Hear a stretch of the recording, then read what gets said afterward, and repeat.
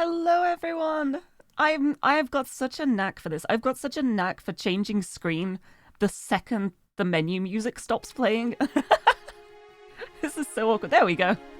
Hello everyone! Welcome back to 428 Shibuya Scramble.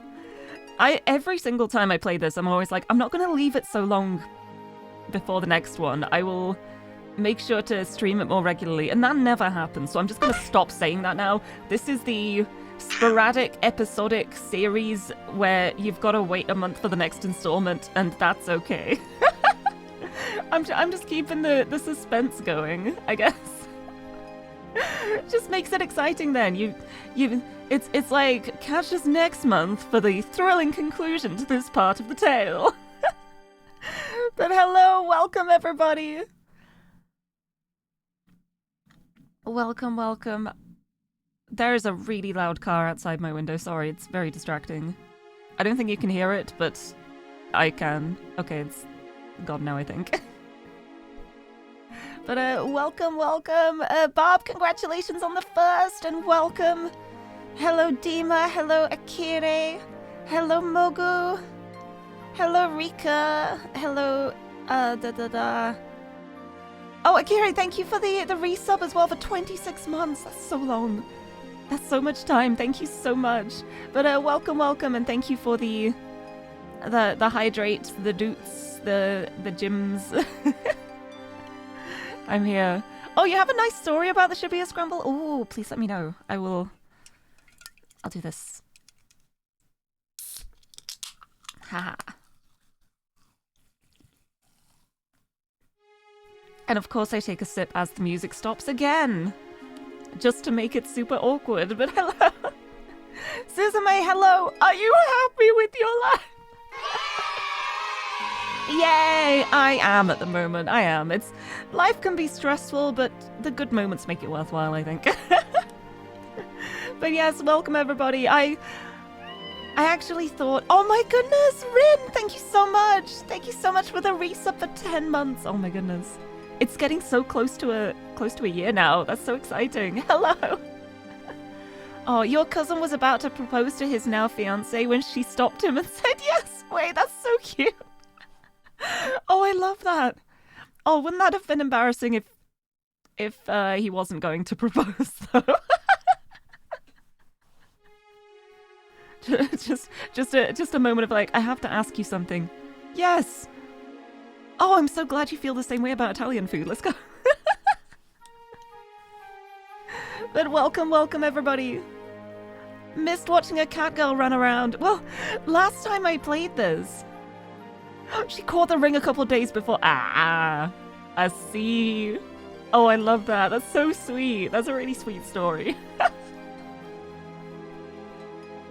And turn the surprise back around. Surprises for everybody. That's really sweet. Missed watching a cat girl run around. Guess you missed Tama-chan. Oh, wait, you mean me? Hi! Yeah, I was about to say, last time we played this, I ended the stream on the biggest possible cliffhanger because Tama had just taken the head off the mascot suit. And we were about to see her face, and then I ended the stream. So it was like the biggest possible cliffhanger I could have left it on, and I was gonna say, I thought I left it like a really, really long time, and I was feeling bad, but it's only actually been like just over a month, so it's not super long. But yeah, I will catch us up when we get to the timelines and stuff. But I think I'm still gonna be keeping everyone in suspense, because we reached the keep out with Tama.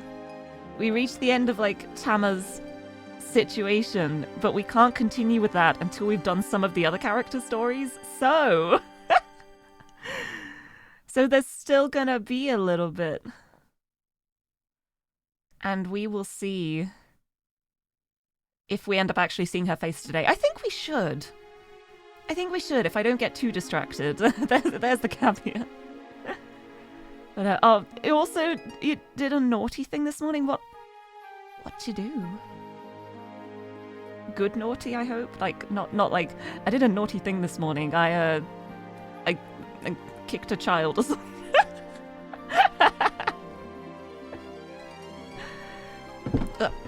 I dropped my phone. It's fine. I don't need it. Barb would never. Yes, you'll find out. Oh, hold on. I'm curious now. I have a Steam gift. What have you done?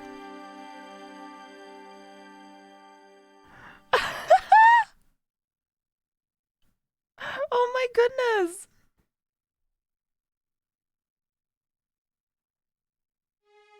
Oh my goodness, thank you! This looks so cute! Bob just gifted me a game pack called Travelin' Cats. And it's just a bunch of games. It's cats hidden in Italy, cats hidden in Bali, cats hidden in Paris. This looks very cute, thank you. Thank you, this is my kind of game. Thank you! Thank you for the surprise! I wonder why I didn't get an alert. Usually when I load up Steam, it has a little pop-up window when I get a gift. It didn't do that this time. Steam, you're letting me down. But thank you so much. Thank you. I will have fun with that, thank you. But yes, anyway, hold on, where's the game? There. Back to loading the game. As you can see, this is the thumbnail for the save file. Tama took her head off, her mascot suit head off, and then I said, I'll see you next time. So, hacker voice, let's try and remember where we were at a month and a half ago. We still got the Tama wiggle for now. Boop, boop, boop. Boop, boop, boop. I love her. Speaking of engagements, you're pretty excited because your sister told you told you this Monday that she got engaged to her girlfriend. That's so sweet. That's so nice. I love that. I love that so much. But yes, I'm ready to do some more of this. I'm gonna check the time chart. Yes, we've gone to a keep out with Tama. It's not the end of the time block, but we need to unlock that from somebody else's path. We've got keep outs everywhere. We've got a keep out for Osawa, we've got a keep out for Tama, we've got a keep out for Achi, bad end for Kano, and I guess we gotta go with Minorikawa for now. We gotta check out Minorikawa's route because everyone else is blocked off. Oh yes! We had what's his face? Making food and Osawa not knowing how to use a microwave. I remember now.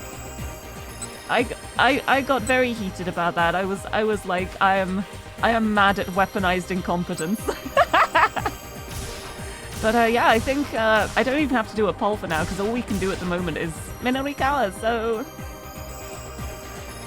yeah, let's see how the demonstration goes when he is there on time and they arrive with the merchandise. Yeah, they used the dinger. You're right. Anyway, in we go. All it is, what if it doesn't start? Let's go from this option. Let's use this as a nice warm-up poll to see if the poll options are working, because it's been a little while. So, new poll. What do be heartbroken, cause a ruckus, go home? Okay, is it working? It's working! Yes, there we go. The poll's working. What are we gonna do?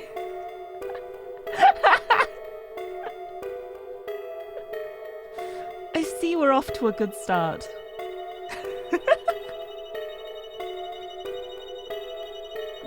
We are starting exactly how I thought we would.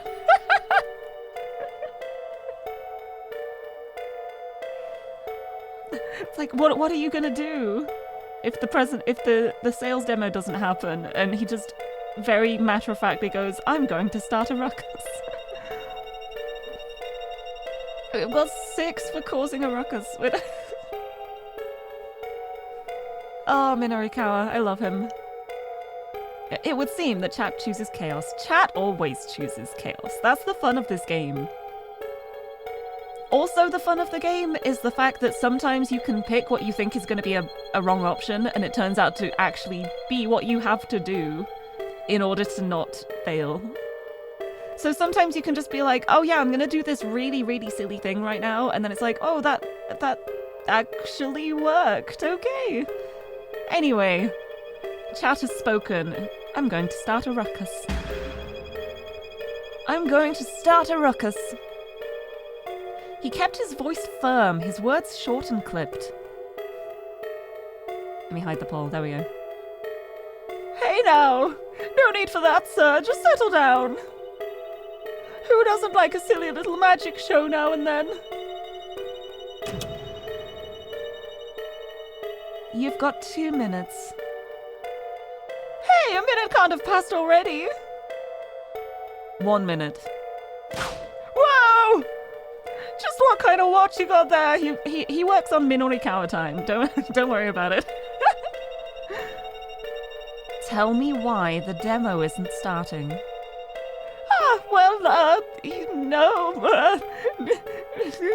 No real reason, really.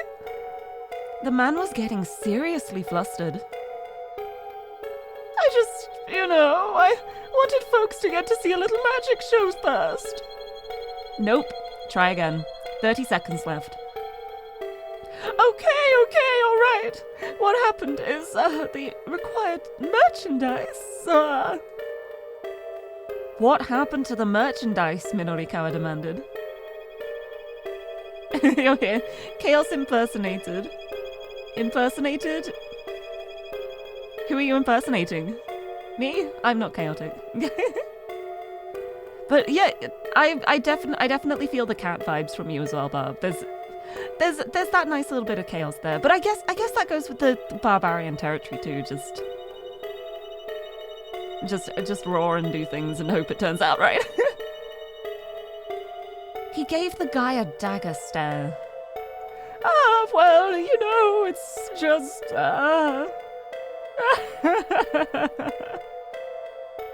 Time's up. What? The man's face went pale. You're kidding me. You're kidding me. You're kidding me. We've got 4 keep outs and a bad end. What? Oh, there's a jump. There's a jump in Tama's. Wait, where is that jump to? We got to check. We got to check. I'm just like, I think this is going to be to unlock Minorikawa's. Okay, I think we're okay. The man. And because we're at that time spot. No, that's 1:35. Hold on.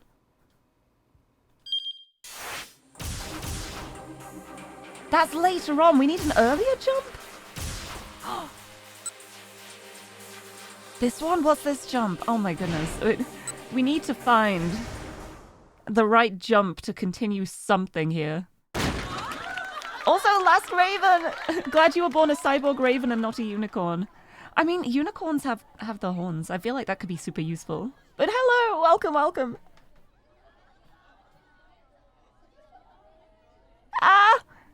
Oops! Sorry to keep you waiting.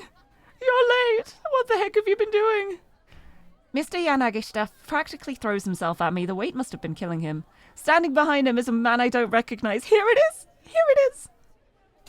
Here's the right jump. We can actually continue with Minorikawa's. And we know we've got another Tama jump as well, so we can keep continuing with Minorikawa's. Oh, there we go. I was so scared then. Just the thought of like 4 keep outs and a bad end. I feel like that sums this game up well. Oh, I just realized too. I think I forgot to do something quickly. Hold on. I had to leave it on it. Hold on. I'm going back to the time chart just so there's some music. Where is it? Where is it?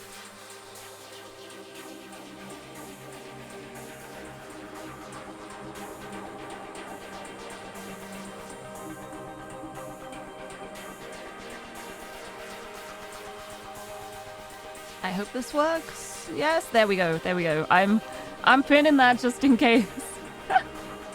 I forgot the content warning. Oh, I usually have my little label as well. I forgot about that too. Where's my label?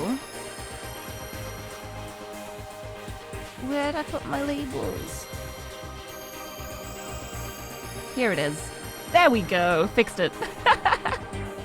Just making sure. Like, we're at a very nice moment at the moment, but this game can get pretty dark, so I'd like to have the warnings there. Okay, we're good. We're good again. Back we go. Here we go. Ah! Oops! Sorry to keep you waiting, a girlish voice exclaimed. A moment later, a furry figure came charging into the demo room. The crowd fell silent at the sight of a young woman in a cat costume.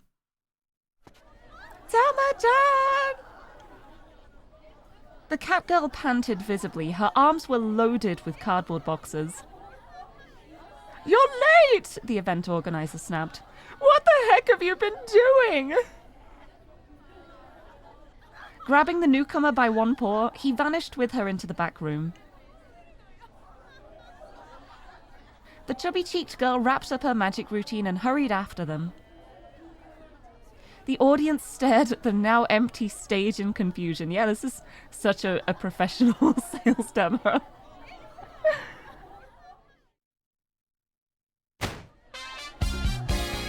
Several minutes passed before the organizer reappeared. Ladies! Terribly sorry to have kept you waiting, he called out. This is so loud, hold on. I swear the music's gotten louder since last time. Hold on.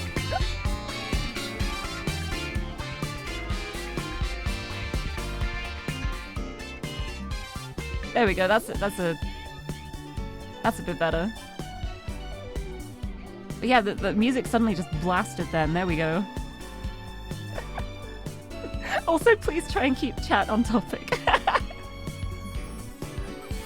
But now, I'm proud to introduce to you the worldwide sensation that is Burning Hammer. They did it! They got him! She got the Burning Hammer in time. And we know how well this sales demo goes from Tama's route last time, so I can't wait to see this from Minorikawa's perspective. He's just gonna see the chaos unravel. At his signal, the young woman and the cat appeared on stage. Allow us... Oh, wait. Oh, no, this is Tama. Allow us to explain just how this revolutionary new diet drink works its magic, the young woman exclaimed cheerily. The cat nodded and threw out her arms. For the first time in human history, you can drink a single bottle and lose a whole kilogram. Just drink and burn that excess weight away. And with that, the sales demo was underway, a good 25 minutes behind schedule. Well, better late than never, right? 5 minutes into the presentation, things began to go awry. An angry clamor filled the room. What the heck are you trying to pull? I can't believe you'd actually try to sell something like this. The outrage had been triggered by something the young woman on stage had said. She'd inadvertently let slip that Burning Hammer was the sort of thing you could buy at a 100 yen shop. The would-be customers were furious to learn that they were about to be played for suckers. Most of them had immediately tried to storm out of the room. This is going well. Now, the organizer, the full-figured young woman, and the girl in the cat costume were at the door, doing their best to hold back the tide. Things had gotten pretty interesting, really. Of course he'd think it's interesting. Minorikawa pulled out his digital camera and started firing off snapshots of the angry crowd. Digital camera! Some modern digital cameras come with the remarkable ability to automatically trigger the shutter when the subject smiles. This function also works if the camera is presented with a TV or photo image of people smiling. There are even cases of cameras recognizing faces in the wood grain of ceilings. After all, if we can make out faces in the wood when we're gazing lazily up at the ceiling, we can't fault a camera for doing the same. I love the tangents these tooltips go on. Unfortunately, their frenzy was so intense that he was soon caught up with the flow and pushed out of the room. Fine, I guess I'll just need to do some interviews instead of getting pictures. That's a great picture. I think you can use that for the article. Excuse Excuse me, he asked one woman. Would you mind if I asked you some... Shut your mouth! Oh. Oh, look at that. He's just getting mugged. He's just getting attacked. Would you mind telling me a little about... Don't you talk to me! Could I get a word on... Unbelievable, just unbelievable! The women were so enraged that Minorikawa couldn't get any of them to give him the time of day. I love that one of him just crushed on the floor.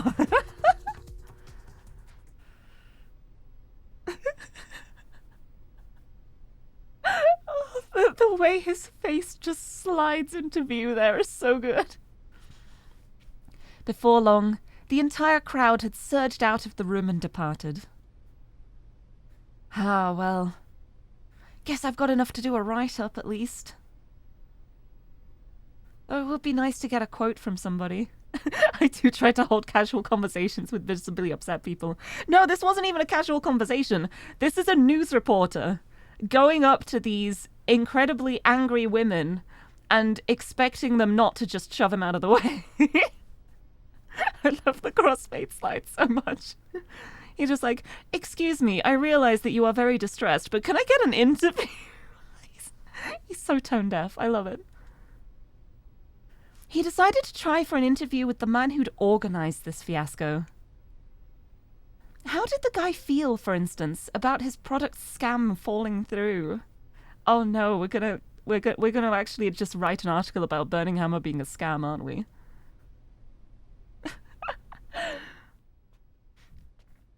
Heading back into the event room, Minorikawa passed by the cat mascot. The cat gave him a tiny nod and walked off without a word. We have our Tama jump. We are 20 minutes into the stream and we already have the Tama jump. We could go back to the moment she takes the cat head off if we wanted. But we are already on Minorikawa's route, so I'm going to be mean and say we're going to keep being Minorikawa for a bit. Keep you in suspense a bit longer. He couldn't see the face of the girl inside the costume, but she seemed genuinely dejected that Burning Hammer had been a bust. Sparrow, hello! Welcome, welcome. This is Tama. It's Tama time. Hi, I've been playing this game on stream for months. We don't know what Tama looks like. She's been stuck in this cat mascot costume the whole time. Last time I played this, she took the head off the mascot costume. We got to keep out. We had to wait until we can get a jump. We still don't know what her face looks like. We don't know who she is. Will we finally see her face? Will we? Is it almost time? I'm keeping us in suspense a bit longer. I could just do that. I could just jump there right now. But I'm a horrible person. Wait, actually, should I do a poll? Let's do a poll. Tama time. Not Tama time. Tama time. Let it not be said that I am merciful. Merciless. I am merciful. Yes, be evil with me. Oh, I'm so proud of you all. Thank you. I thought everyone was going to vote for it to be Tama time, but no, we're sticking with Minorikawa. We've started this journey with him. I want to see how his interview goes. It's going to be horrific, probably. I feel like it's going to be a horrific mess. Oh, I'm so glad. I'm so glad. Thank you all. I think this chat has so many cats. Chaos wins. Chaos wins. Chaos prevails. This is such a chaotic game. It feels so fitting. We're gonna have to wait. I'm keeping you all in suspense a little longer. We're not gonna see who Tama is yet. Something to look forward to. Look at that. It is not Tama time, but it is hydration time. Thank you for the hydrate. And the posture check. I will have a sip. I have a big stretch. Prolonging the suspense even longer. I approve. Thank you for the head pat too. It looks like we're continuing with Minorikawa, which I am so happy about. I love this awful man. I mean, I say awful man. He's not that awful. Thank you for throwing things at me. He's very passionate. He maybe doesn't quite think things through a lot of the time. He's very passionate. He's very stubborn.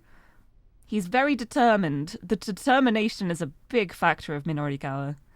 And I hope he gets his magazine done in time. And Frozen Moonsoul, hello, welcome, welcome.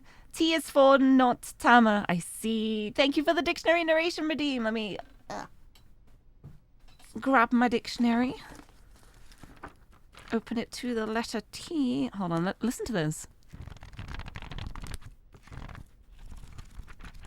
The pages. Nothing beats a physical book. I say that, I don't read physical books anymore, but I still like holding them and turning the pages. Okay. We are at the letter T, and our word for today is... it's tantrum.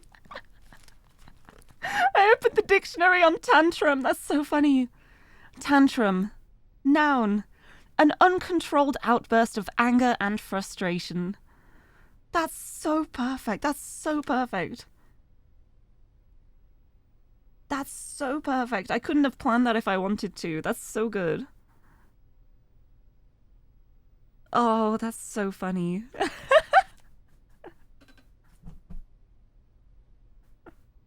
Nothing beats a physical book. You having implemented a mod weapon called Book Beater into a game. Hee hee. Yeah, I also love having physical books. I have, I was going to say I have a very big bookshelf. Technically, I have 2 bookshelves. Because all of my books wouldn't fit on the one bookshelf, so I got a second one.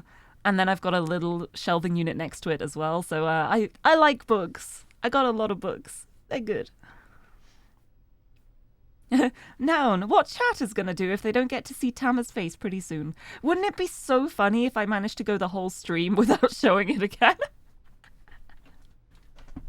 Well, it wouldn't be funny. It would be incredibly mean, but also kind of hilarious. All right.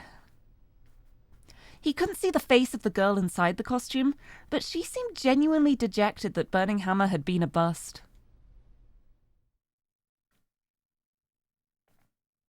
Hey, I'm Minoru Minorikawa, freelance reporter. I was wondering if I could have 5 minutes of your time? The organizer sat alone in the midst of his ruined displays. This is... He looks so pathetic. I almost feel bad for him. I would feel bad for him if he wasn't such a douche. Oh, it's you. The man's voice had lost all of its earlier punch. Here, my credentials. Minorikawa handed him a business card. Look at his little grumpy face. Look at his little pout. I'll break out the... Oh, wait, yes. Oh, that'd be so funny. Tama will finally take off the head and then, boom, censorship axolotl. Oh, I could do that. I could be horrible. I could be terrible. The man introduced himself as Yanagishita, and Minorikawa got right down to business. So, your sales demo is over, Mr. Yanagishita. How do you feel right now? How do I feel? Well, tomorrow is another day, I guess. Minorikawa was impressed by the guy's candor. I'm a little surprised to hear that, he said. I figured you'd be more disappointed. Oh, I'm plenty disappointed. I took a big gamble here to repay my debts and I lost. Yanagishita didn't seem to be trying to hide anything. Debts? Minorikawa asked. There was a girl I was in love with, Yanagishita said. Yanagishita backstory? Hello? I wound up spending everything on her. He stared wistfully into the distance. Ah, interesting, Minorikawa said. You wouldn't be the first man to go to such lengths for a woman. Yeah, Yanagishita said. I suppose not. A rueful smile crossed his lips. This guy didn't strike Minorikawa as some dyed-in-the-wool scam artist. But I decided that it was time to stop feeling sorry for myself, Yanagishita went on. There are plenty of people in the world who have it way worse off. You know? You got that right. Minorikawa nodded in agreement. So I just figure, well, as long as I'm still alive, maybe another opportunity will come my way. A more earnest smile broke through Yanagishita's forlorn expression. Minorikawa wished Toyama could have been there to hear this fellow. I have a friend who's in an incredible amount of debt myself, Minorikawa said. He runs a publishing company, but there was a big mix-up with the scratch cards in his magazine and... Scratch cards? It's not important, Minorikawa said hurriedly. Letting more people know about the whole scratch card fiasco certainly wouldn't do Toyama any favors. Anyhow, debt is a terrible thing. Minorikawa nodded sagely. Oh, by the way, this is unrelated, but... Are you familiar with a group called SOS? Apparently there's some legendary street gang here in Shibuya. SOS? Yanagishita shook his head. No, never heard of them. Guess I'm not gonna get any leads on that case here. Minorikawa wondered if there was anything else worth asking this guy. Ooh. Ooh, should we ask him? What do? Shibuya now. Nah. There are the options. What are we doing? Are we gonna ask him to take the survey? Oh, it's neck and neck. Oh.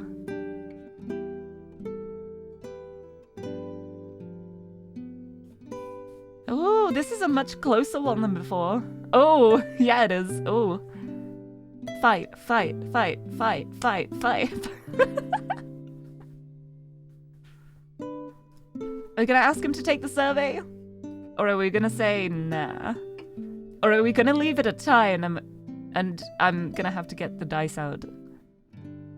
Sarah Cat, hello! Welcome, welcome! We gotta jump to see what Tama looks like. And we're not doing it yet. I'm keeping everyone in suspense. It's gonna be a tie, isn't it? Oh no! Last minute vote! Last minute vote! We're gonna ask him. We're asking him to take the survey. Broke the tie! Yay! Thank you. Thank you. I can roll a die anyway, just to see what it would have been. Let me roll one anyway, just to see what it would have been. A D20? Okay. Where are my dice?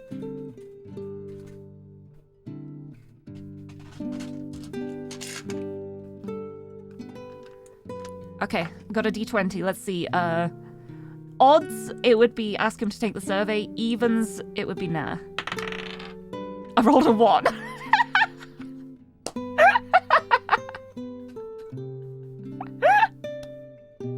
I rolled a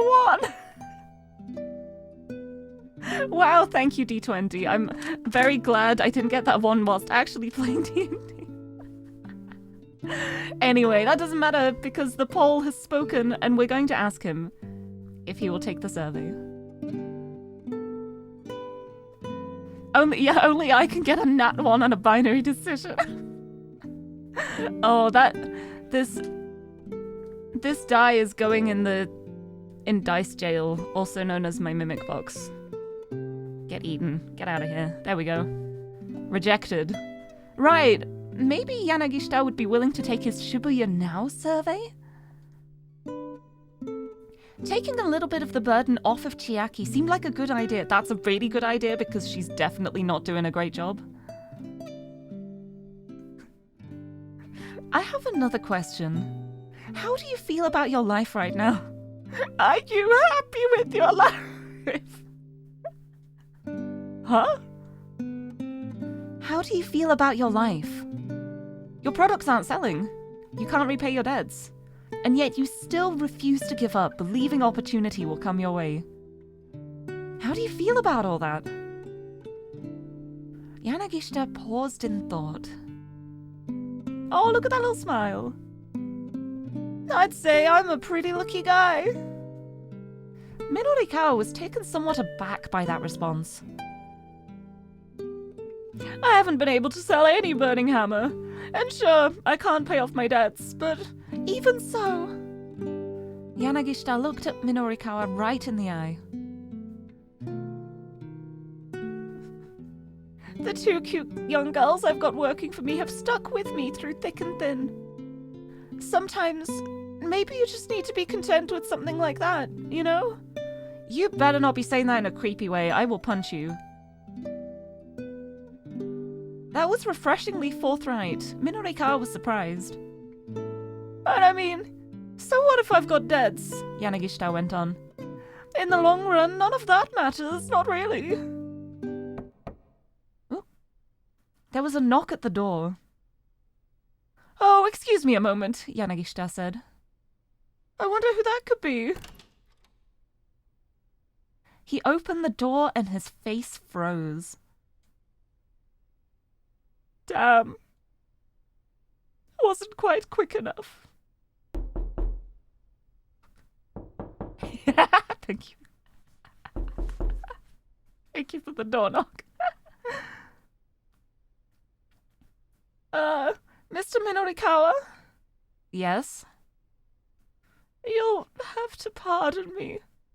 I've had a little something crop up here, so if you don't mind...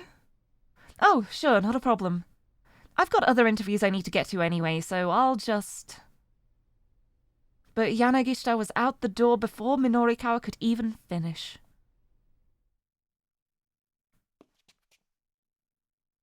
I'm sure he's fine. I'm sure he's fine. I love getting other people with the door knock. I love it so much. Stepping out into the hallway, Minorikawa could faintly hear voices from the adjoining demo room. It sounded like Mr. Yanagishita and two other men. Minorikawa couldn't make out any words, but he could tell they were arguing about something.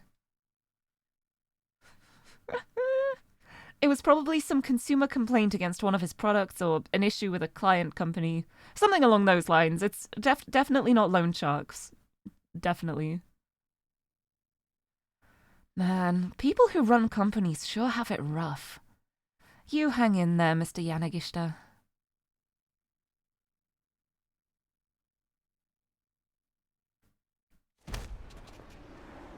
Oh!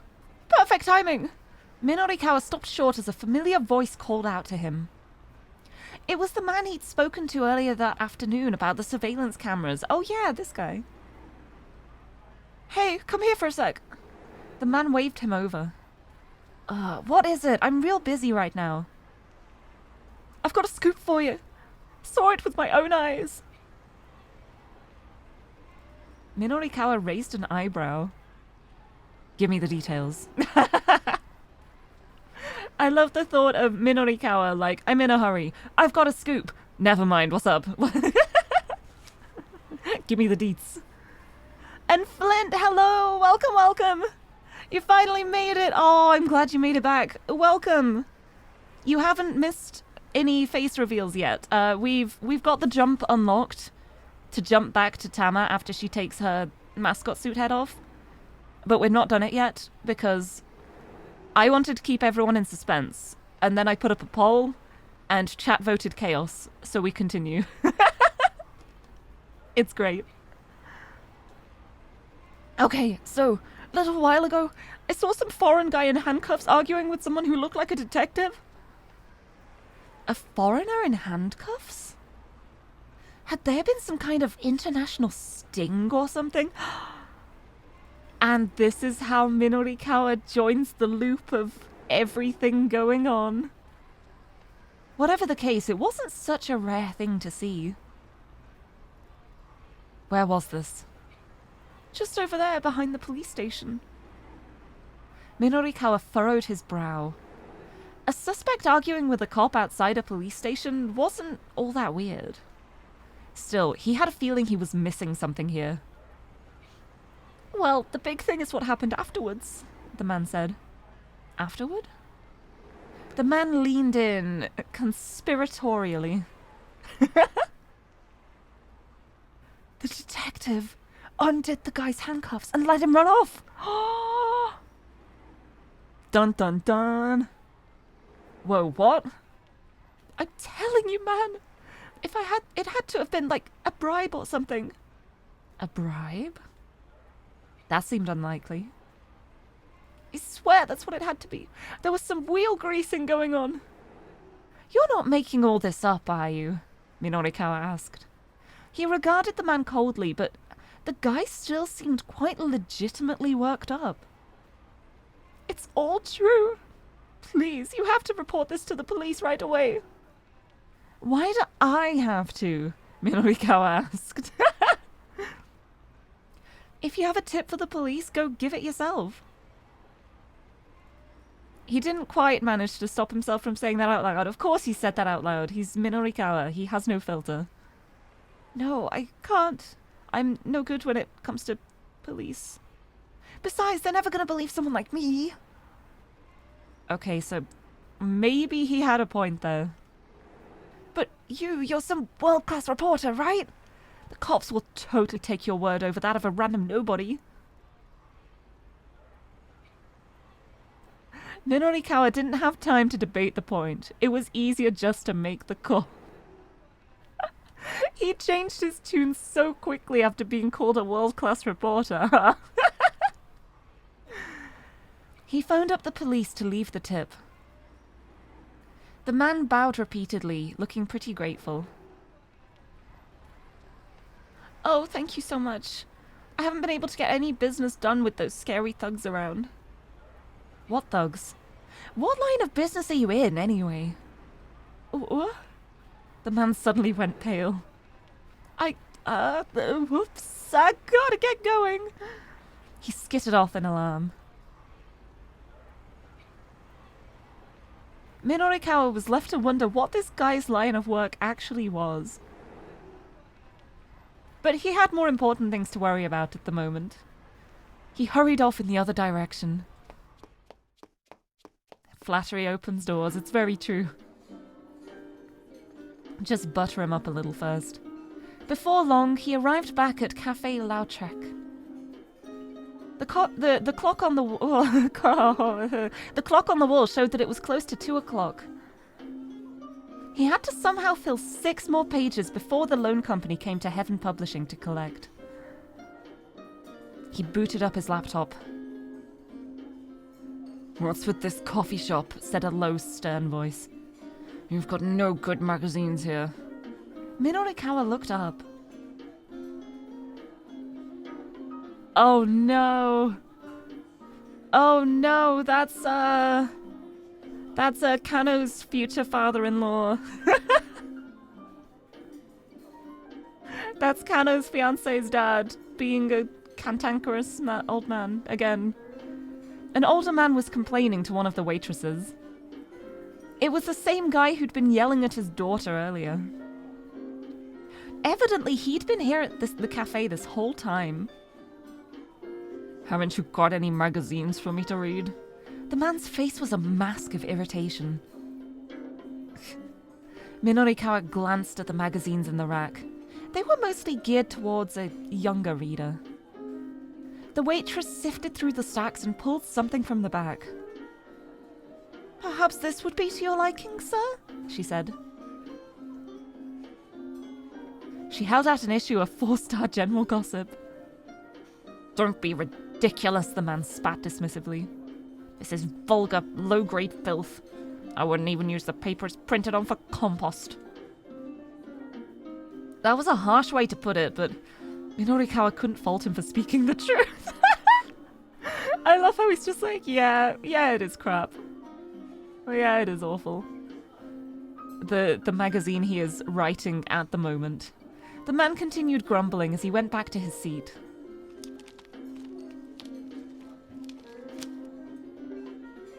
Minorikawa headed over to the magazine rack himself and picked up the gossip. He opened the front cover and found the scratch card still inserted within. If these things were still out there, it was bad news. Toyama might end up even further into debt. Ah! Minorikawa yanked the scratch card out and tore it to bits. Sir, what are you doing? The waitress rushed to stop him, only for the pieces to rain down on her like confetti. You could have just put it in your pocket. You didn't have to make a big show of it. The magazine itself is still perfectly readable, Minorikawa said. There's no problem here. He strode back to his seat and gazed at his laptop screen. It still hadn't finished booting up. In the meantime, he decided to give Chiaki a call. Oh dear, here we go.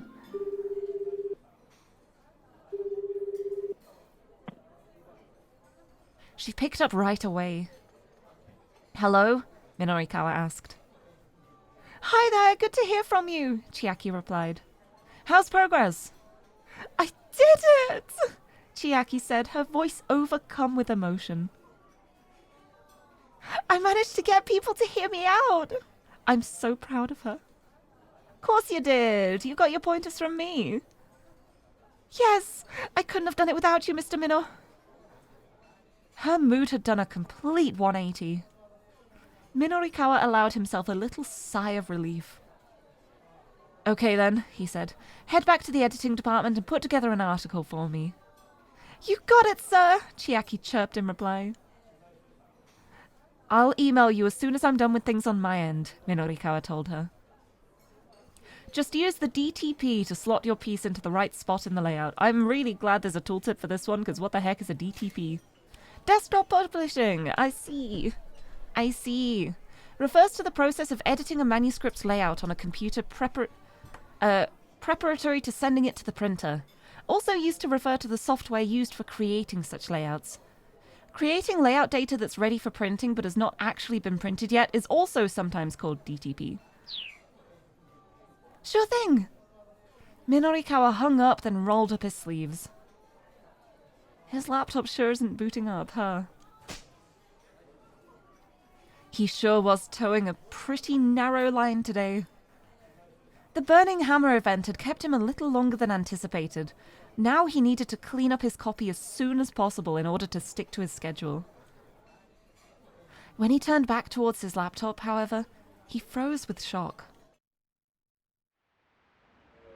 What? His laptop monitor was still a black, empty screen.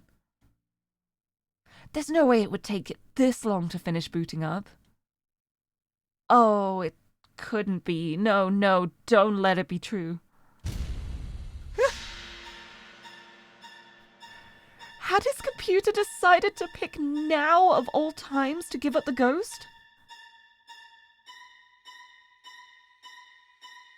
Minorikawa felt the blood drain from his face. I think it's dead.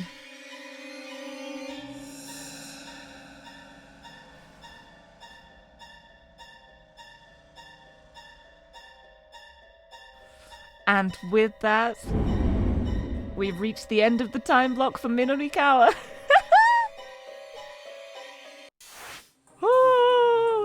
Okay, now what we're going to do is we're going to go and see what jumps we have. There's jump here, but I'm pretty sure we've got everything at this time, so I don't think it's going to be that one. But we still have a bad end for Kano that we need to figure out. We got to keep out for Achi at 110.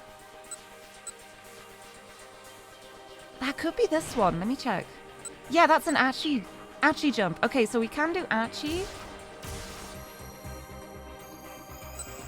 Do we have an Osawa jump? That's right at the end of the time block, so we don't have an Osawa jump.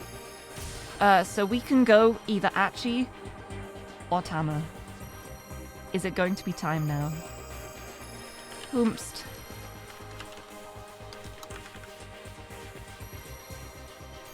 The pole is up.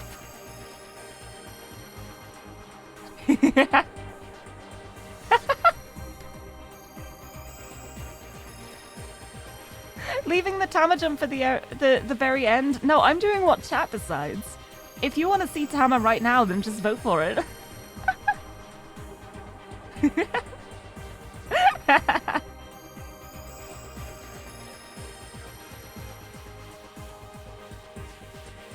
Delay that gratification! Keeping everyone in suspense is gonna make the reveal so much more grand, right? Are you all excited for the moment when it pans over to her and it's just a girl, a regular looking girl? It looks like we're going Achi first. Nice. Maybe we'll get the Osawa jump in Achi's path as well. But yeah, it's still not Tama time. Gluttons for punishment. I love it. Right, so where was that jump? Was that it? I think it was in Tama's. There it is. Okay, here's the jump. Achi won the pole. It's time for our wonderful himbo. God, I love Achi so much. He's so good. He's just such a good guy. He's not the smartest, but he's just really nice. He's just a really good guy. Bum bum bum bum bum.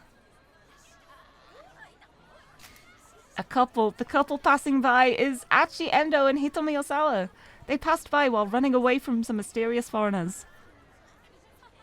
Let's keep going. Continue the chase. Boom. Because, yeah, when we left these two, they are being chased. As luck would have it, they soon found a crowd in their path, backs turned toward them. Excited voices rose up from the throng. Whoa, what's the deal? Is something going on? It's a street fight! A fight, as the name implies, that takes place out on the street, typically using bare hands and no weapons. Even a bare-handed fight can result in serious injuries, though, which is why they're pretty illegal. Achi clutched Hitomi's hand good and tight. Whatever you do, don't let go! Yeah, where are the Street Fighters at? Street Fighter 428, the newest character joining Street Fighter next, DLC of Tama. Without a moment's hesitation, he plowed his way through the crowd.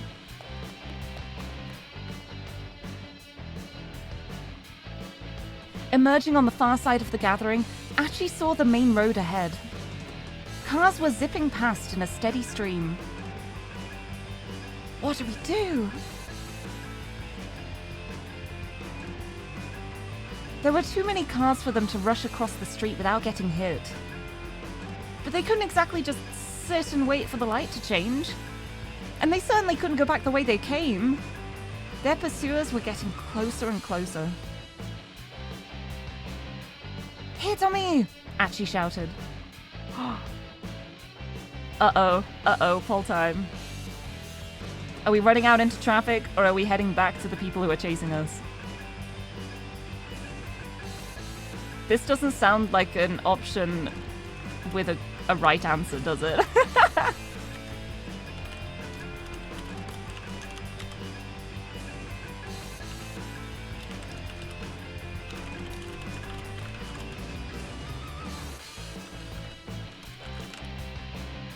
There we go. Another pole. We're getting all the poles out at the moment. What are we doing? Thank you for the hydrate, too.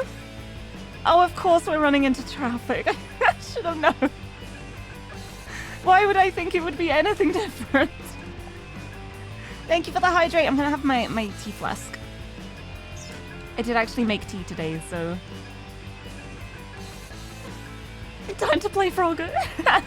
No, it's like we've gone this far. We can't turn around and go back. We gotta push forward, right? I'm having tea for the moment because this game has a lot of reading.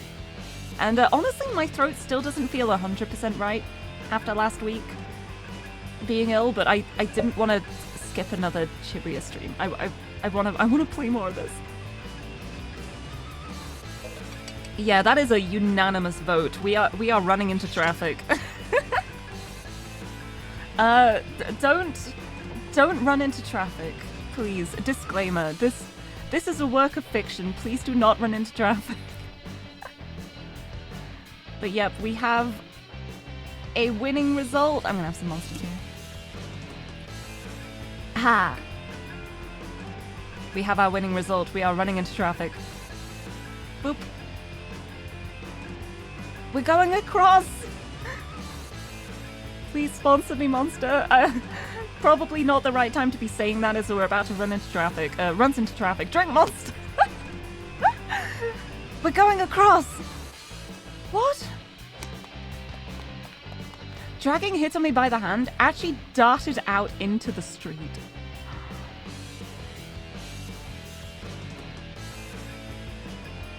Moving purely by instinct, he wove his way through the gaps between the speeding cars. What the heck? Oh! When they were halfway across, a car slammed on its brakes to keep from hitting them, causing several cars behind it to crash into one another. The multi-vehicle pileup plunged the roadway into total chaos. Hey, look at that. Look at that. We got total chaos. But we also have a cano jump. As a result of this chaos, traffic in the nearby area will be at a standstill for a while. While on their way to the Syndicate hideout, Shinya Kano and Jack Stanley have gotten caught in this traffic jam. You know what that means? In a matter of moments, the street was clogged with a long line of stopped vehicles. Achi and Hitomi's pursuers remained on the other side and did not pursue. They are no longer the pursuers. Is this going to be Nat 20 dex saving throws? I think it was for Achi. Not so much for the cars. Okay, that was crazy. Hitomi panted as she caught her breath. Well, you know what they say. Idle feet are the devil's playthings. Hands. It's idle hands. Whatever. At least they've gotten away. I love that he just doesn't know any idioms. He doesn't know anything. I love him. Whatever. At least they've gotten away.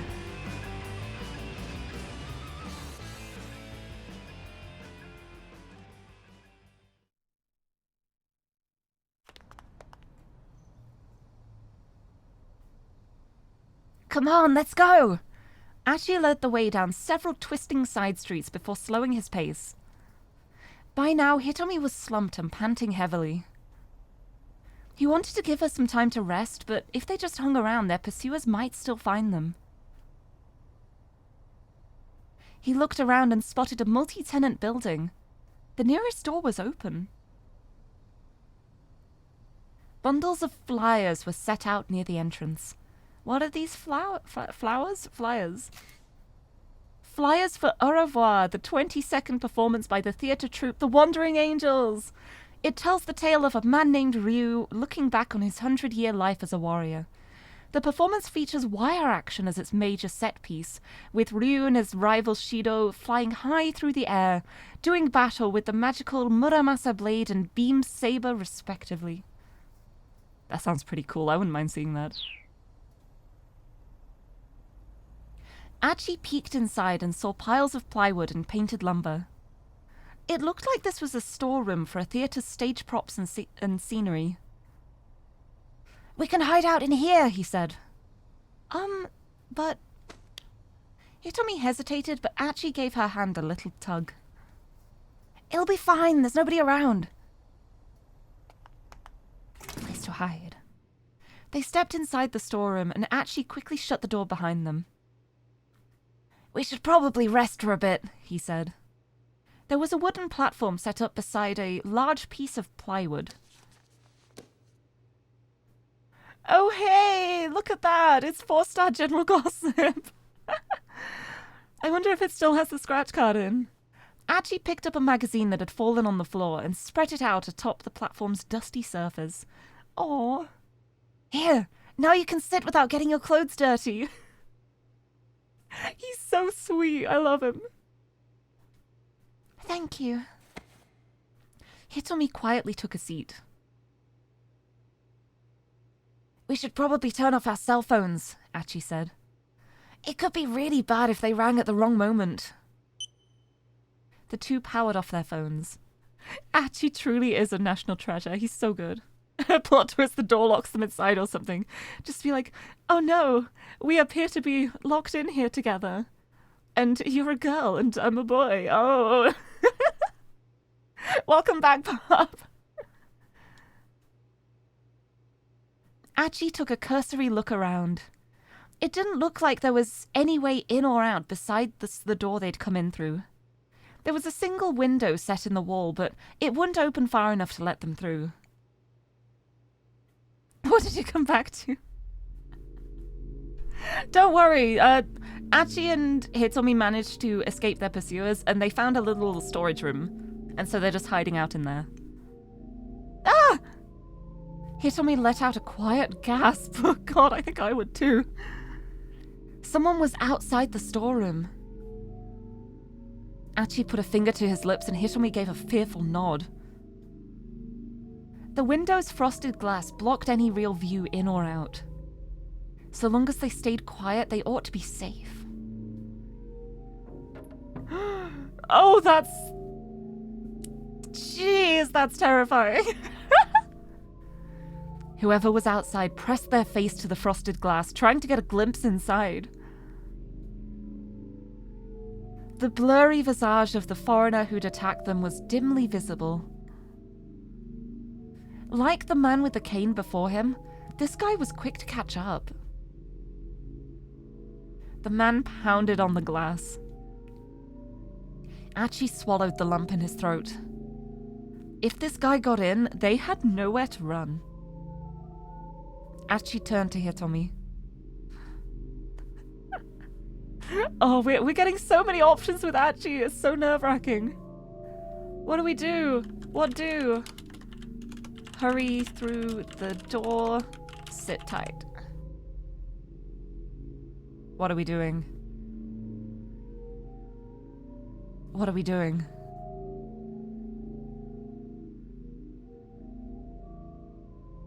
Ta-da! Looks like sit tight's winning at the moment. If they're quiet enough, maybe nothing will happen. You know, with all the chaos, I'm really surprised you guys aren't voting to just go out. I'm surprised you're not voting to just leave. Through the door where he is. Yeah, it looks like we're going to be sitting tight. We're going to be very quiet. We have been running a lot. We've been running a lot. That is very true. And we turned our phones off, so we don't have to worry about that. Oh, that was a really good shout from Achi there. Like, he actually had a brain cell there, and I'm so proud of him. Yep, looks like we're sitting tight. Although I do like the sneaky vote for hurrying out through the door. Okay, we'll be fine. Just sit tight. It's fine. Hitomi clutched onto Achi's arm hard.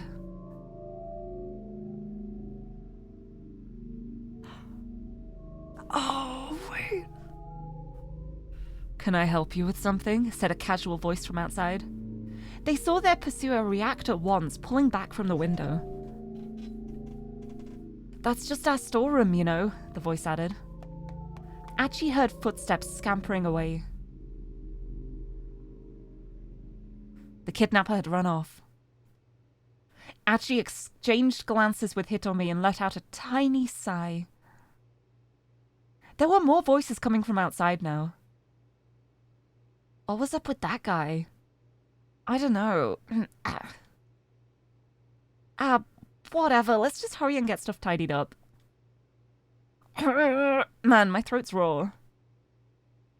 It sounded like a conversation between two men. I feel like that man is probably making disgusting hacking noises right now, like the kind of, hacking up phlegm or something. But I'm not gonna do that. The storeroom opened and the men clomped their way inside. Thank you for the hydrate! I will have a sip before I read this.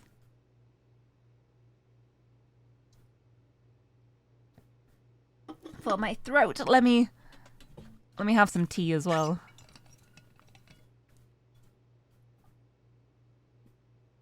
I almost forgot to make my tea flask today. My mum put the kettle on and she asked me if I wanted a drink, and I said no. And then I was like, actually, no, I'm doing a lot of reading today. Yes, I would like a hot drink, thank you. So I got my warm tea and my head pats. Anyway, these two men, it is Tomonari Takaya and Taro Toga, two members of the theatre troupe The Wandering Angels. Takaya is the Wandering Angels' star actor, playing the lead role of Ryu in today's performance of Au revoir, the troupe's 22nd piece. Last night, he slept completely naked and caught a cold, leading to the sore throat he has now. Well, why would you do that? Toga is the stage director, handling things behind the scenes. He's very irritated that Shinichi Bando, in charge of the props, seems to have gone AWOL. So, what are we getting? Let's grab all those folding chairs over there. I'm not doing that. The producer said we're gonna need a lot more seats all of a sudden. Huh? We found Ryu from the street fight, hey! Mr. Oarai said that? Going all out for the troupe's last hurrah, huh? Beats me, man. In no real hurry, the men went about carting the folding chairs away. They didn't notice Achi and Hitomi sitting silently in the shadows. Ugh. Not to change the subject, but how come we're using a dry ice machine and not a smoke machine? Maybe that's why my throat's bothering me. Yeah, it's pretty weird. Nobody's even operating it and it's still drawing a ton of power. Think it's defective? Achi and Hitomi waited for the two men to finish up. If they were spotted, it would probably cause a scene. And worse still, it might alert the men who were hunting them. Once they'd carried off the rest of the folding chairs, the men closed the storeroom door. The foreigner could still be somewhere nearby though, so Achi decided they should hide out in the room a little longer.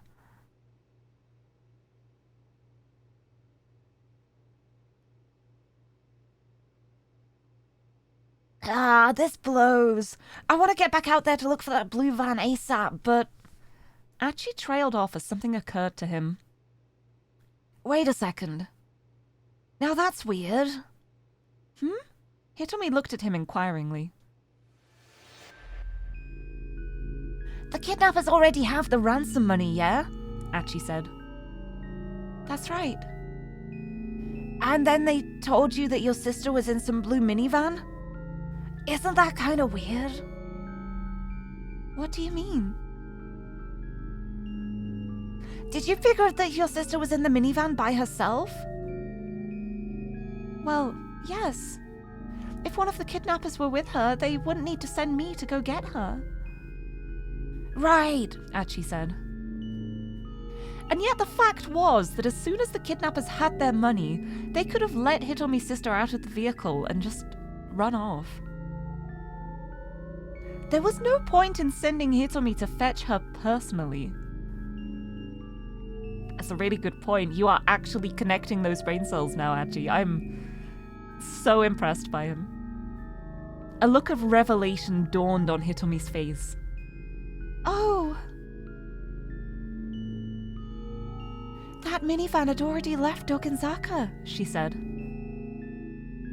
And it came back while we were there waiting for it, Achi finished.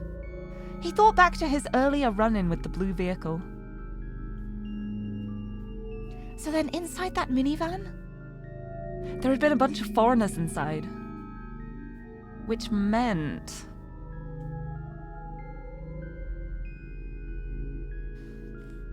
the kidnappers had been trying to ambush Hitomi, or the kidnappers didn't have any intention of giving her sister back. I feel like it's both, but... Let's do a little poll. What do we got? Ambushing Hitomi, not giving sister back. Poll time. I feel like this is probably one of those choices that doesn't matter, but we're all about the democracy here. We got the votes going. It's basically just like one long sentence where both parts make sense. But yeah, I think that's the conclusion that makes the most sense to say at the moment. Like, if it was just full of foreigners who jumped out, they were trying to ambush Hitomi, quite clearly. But I think the second one is also true.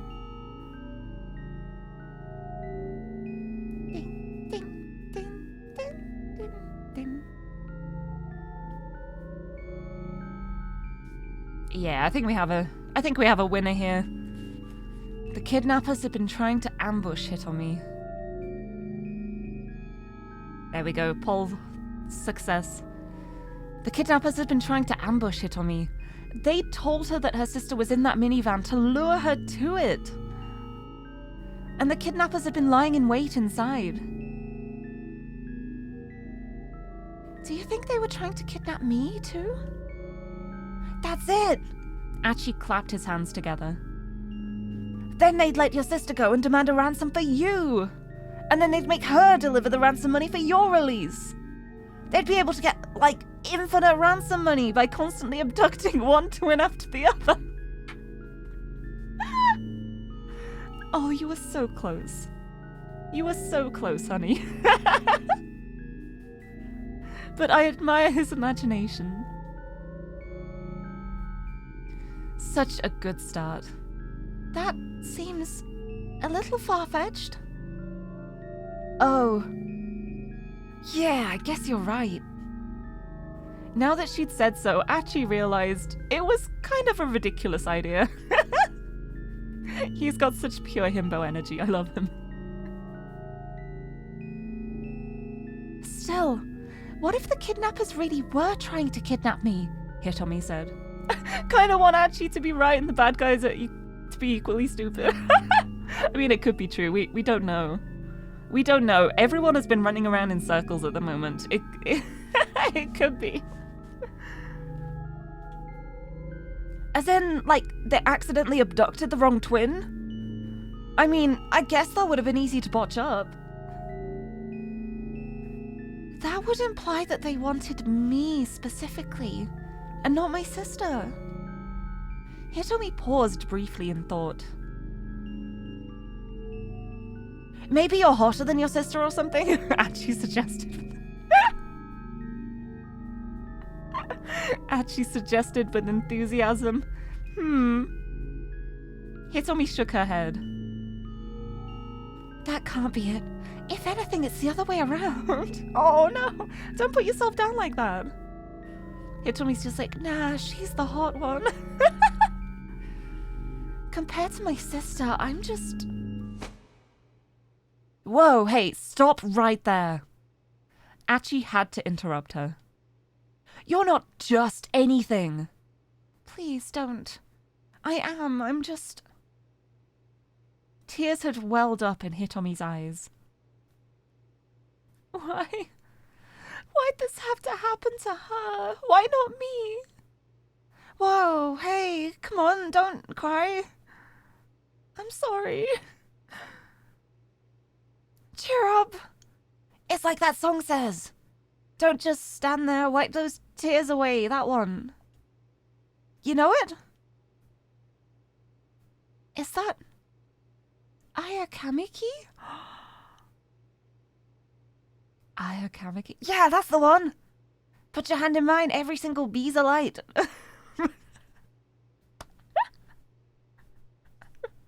Like, I know it's like the translation of the lyrics. I don't think Achi's quite got the right lyrics here. Possibly.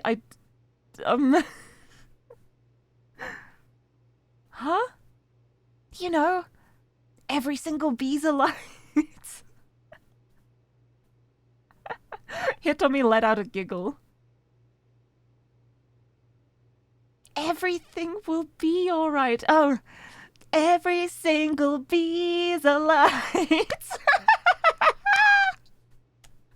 Oh no, I love that. Every single bee's a light. I could actually understand how he would mishear it as that. I love that. Oh, this is beautiful. You've got the lyrics wrong. It's everything will be alright. Ah, right. Yeah, I guess that makes more sense. I guess. Achi's mouth curled into a sheepish smile. Oh, I love that. I'm so happy. Every time I hear that song now, I'm just gonna hear, every single bee's a light. I'm just, oh no. All right, I think we've laid low long enough, Achi said at last. Think we should be on our way? He was about to get to his feet when he heard voices outside the storeroom again. Yikes, that was pretty careless of us. Yeah, we definitely gotta watch it. The theatre guys from earlier had returned, and they sounded a bit panicked. Theatre guys, Tomonari Takaya and Taro Toga, 2 members of the theatre troupe The Wandering Angels.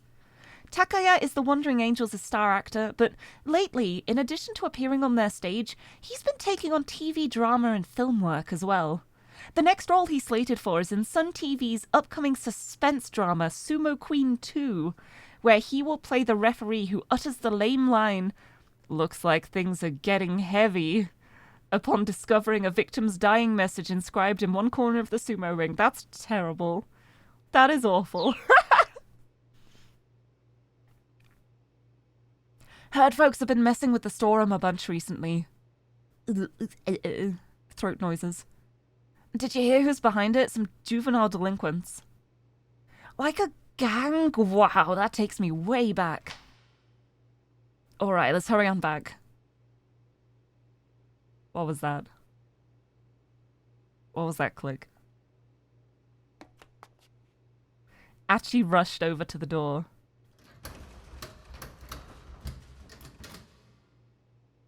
He tried turning the knob, but the door wouldn't budge.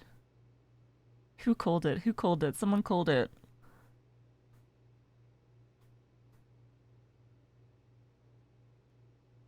Who called it? Hold on, I'm scrolling. Rin, you called it. Plot twist, the door locks them in. They're locked in. We knew it. He tried turning the knob, but the door wouldn't budge. Oh, come on, are you freaking kidding me? He paced frantically around the room, pulling at his hair. We're locked in! I think we all saw it coming, didn't we? I think we all saw it coming. And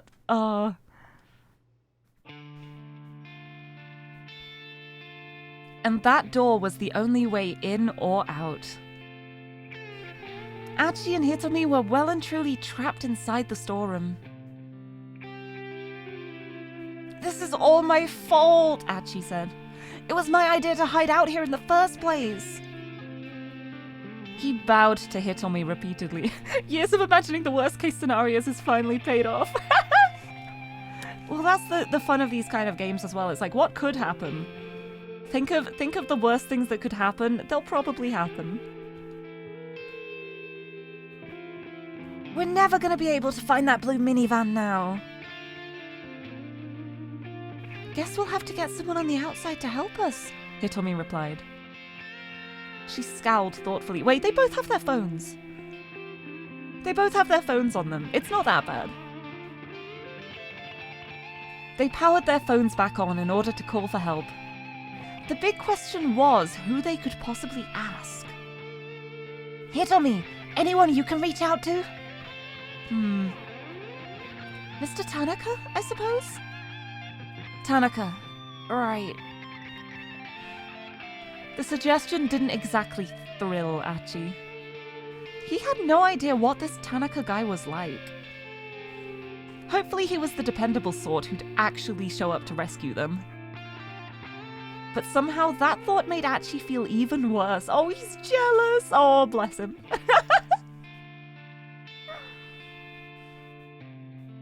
Achi had someone he figured he could call, but he hesitated, uncertain. There had been a time when he'd trusted this guy more than anyone. They'd bailed each other out of countless jams. Nowadays, though, things were different. Hitomi gave Achi a puzzled look as he sat, lost in thought. Right. Guess I don't have much of a choice. Achi scrolled through the contacts list on his cell phone. He found a name he had thought he'd never call again. Susumu.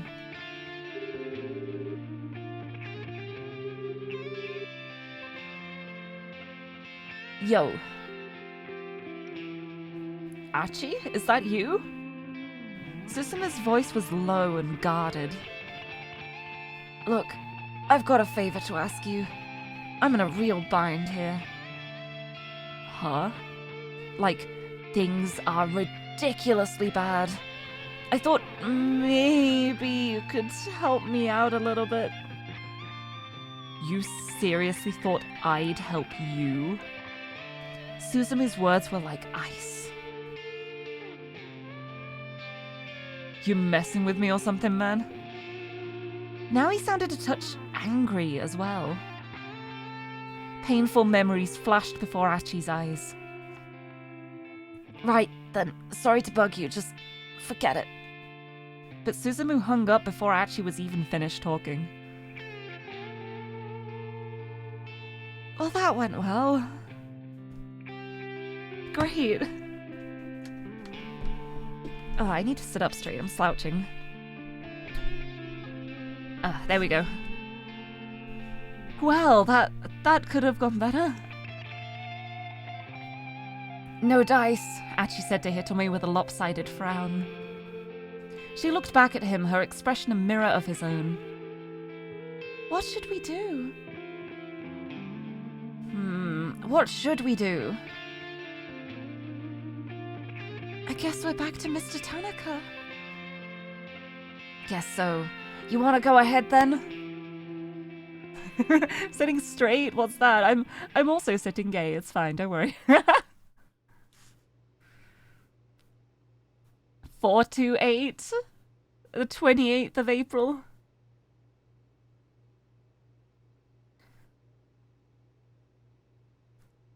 Imagine doing anything straight. Haha. Hitomi tried calling him repeatedly, but Tanaka didn't pick up. What could have happened? She muttered under her breath. Do you think maybe the kidnappers found out that Mr. Tanaka and I have been in contact? Achi shrugged. It looked like they were just going to need to find some way out of here on their own, and then maybe look for the minivan themselves. Achi strode over to the door and grabbed hold of the knob. Is his plan to just brute force a locked door? Oh, that's so silly. And Water, hello! Welcome, welcome! Nice to see you. You're never too late. If I am still streaming, you are never late. We are easygoing here. Welcome, welcome! I hope you're doing well. He tried giving it a good sturdy pull. No good. The thing won't even budge. That door opens outward. So not only is he pulling at a locked door, he's pulling at a locked push door. Oh, I love him.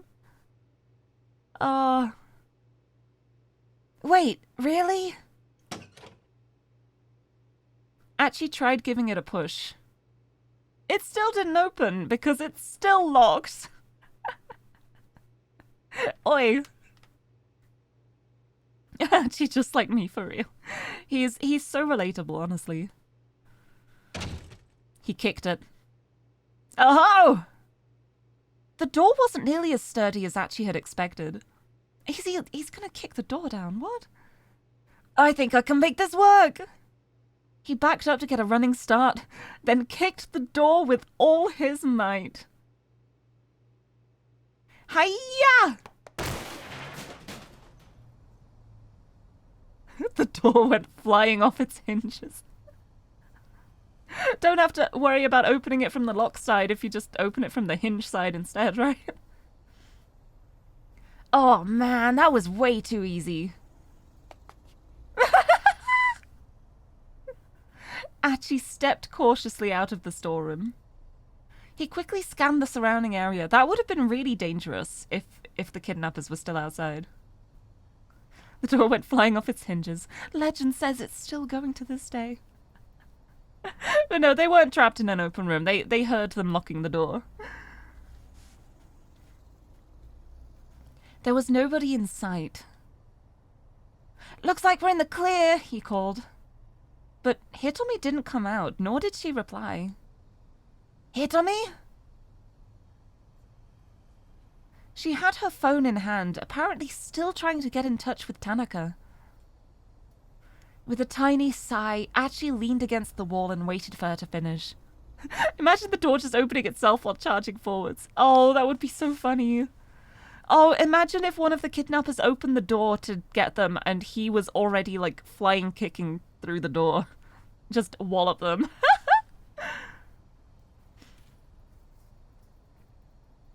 Well, doesn't look like I'm going to have any luck, she said.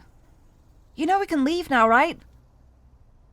Are you still holding out hope for your Mr. Tanaka? It's not that. I'm just a little worried. Oh, yeah? Okie dokie, then I'll just, wait around out here. Okay, I'll be right with you. Uh-huh. Archie shuffled his way back outside. He's so awkward.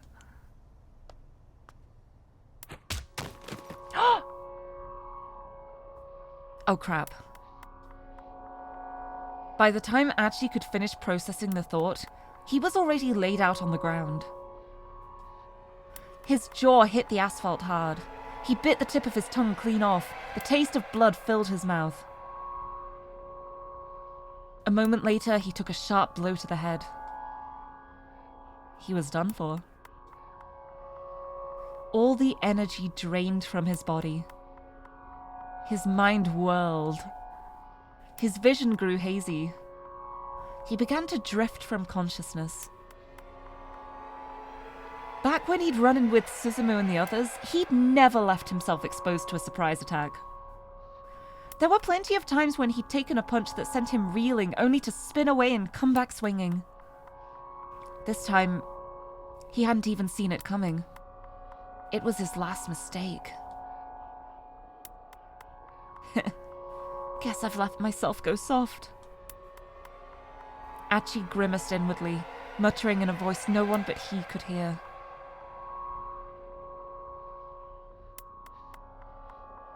Hitomi, I'm so sorry. Ba-ba-ba-ba! That was very sudden.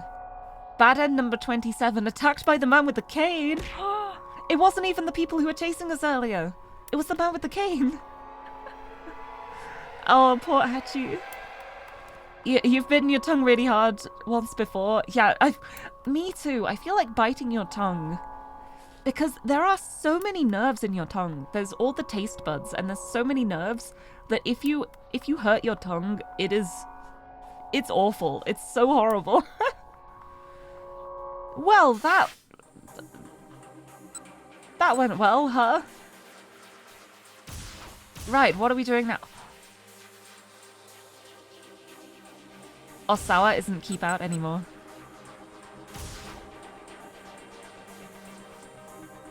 Osawa's path has changed. Oh. And so's Kano's. Oh, so many parts have changed just from doing Archie's. Oh, this is so exciting. Alright, I think it's poll time. Whomst. Are we gonna go Kano? Are we gonna go Osawa? Or is it going to finally be Tama time? The choice is yours. Get your votes in. Get your votes in. Oh, I hope you have a good trip home.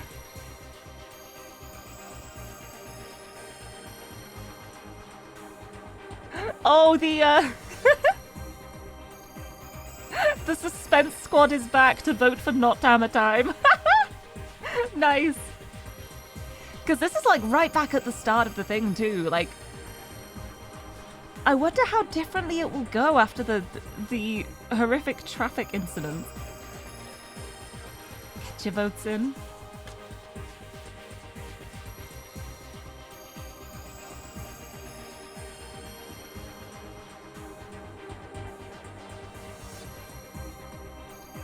Now sipping my drinks while I wait for the poll to run. It looks like we're going for Kano. We're checking out Kano's path and the traffic incident that means they're not going to be able to get to the place that ended up killing them before. So this is gonna be interesting. Oh, thank you for the posture check too. I will have big stretch.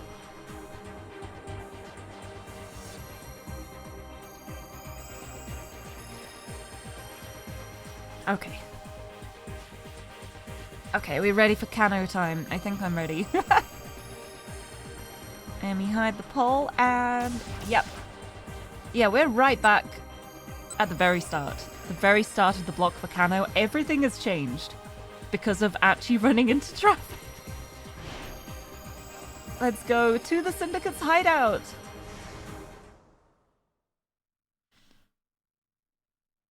I think some of this will be the same as before. Maybe not. I don't have a skip option. Never mind. The car moved at a glacial pace toward the Crime Syndicate's hangout. Beep beep. Stanley pounded his fists on the steering wheel in frustration. They had no sooner set out than the traffic slowed to a near standstill. Despite the occasional lurch, it never crept above a crawl. Kano stewed in the passenger seat. The case was rapidly getting out of hand. Now he had to worry about the safety of both Maria and her sister Hitomi. Never mind the fact that Detective Tateno had also gone missing. Detective Tateno just murdered Achi. Dude!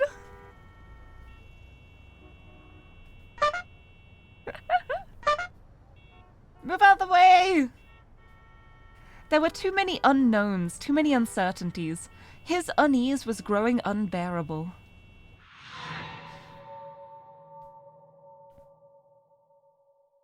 Also, Tatsuno hasn't radioed in and, like, we can't reach him from our end either. Kuze's words kept echoing inside Kano's head. What could have caused Tatsuno to drop out of contact? Someone had gone after Hitomi while Kano and the others were busy trailing the attaché case. Could Tatsuno have been... No, it couldn't be. Kano was sure Tatsuno would have done whatever was necessary to keep Hitomi safe. Stanley broke the long silence. What's on your mind? Still thinking about that call from Kuze? I'm so sorry, I can't do an American accent, but I'm trying. Kano didn't answer. Look, if you're worrying about that other detective, the guy couldn't even protect one girl. Stanley continued. This is so bad, I'm sorry. Not exactly a ringing endorsement. Don't you talk about Detective Tateno that way. I'm concerned about Hitomi Osawa, but the missing attaché case needs to come first. Stanley's expression remained stone cold. Kano flashed him a sidelong glare, then went back to staring out the window. A moment later, a flurry of motion in a nearby alley caught his eye. With a start, he recognized Sasayama, our partner. His fellow detective was caught up in an altercation with a man in dark clothes. Kano sprang into action, his body moving almost before his mind registered the situation. This is new. This wouldn't have happened if Achi hadn't caused a traffic collision. Sasayama! Flinging the door open, he leapt out of the car. Hey, wait! Stanley called after him. But Kano was already sprinting toward the fight. Ugh. Hold on, I have a sound for this.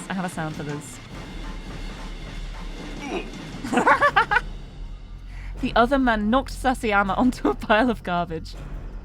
As Sasayama struggled to get back to his feet, his opponent looked down at him with a triumphant sneer.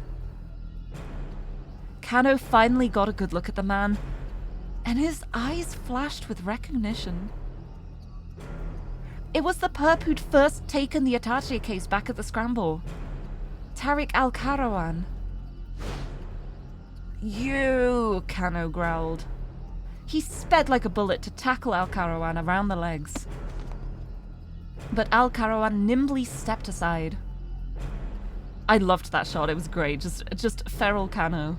Kano's arms closed on nothing but air. Oh, look at that one! At the same moment, Al-Karawan deftly wrapped an arm around Kano's neck. Kano felt a vice-like pressure on his carotid artery. A move known as the front choke sleeper hold. Constricting the carotid artery stops blood flow to the brain, causing the opponent to lose consciousness. Also known as a guillotine choke that... Oh no. Oh no, the scrambling begins. His consciousness quickly began to slip away. Oh no, you don't, you bastard, he snarled. Lowering his center of gravity, he got hold of one of Al-Karawan's legs and used his shoulder as a fulcrum against it. Arrgh! Despite the arm still crushing his neck, Kano managed to lift his opponent high into the air. What the heck? What the heck, Kano? Oh my days. He continued the movement to heave Al-Karawan up and over himself, slamming him upside down into the heap of trash.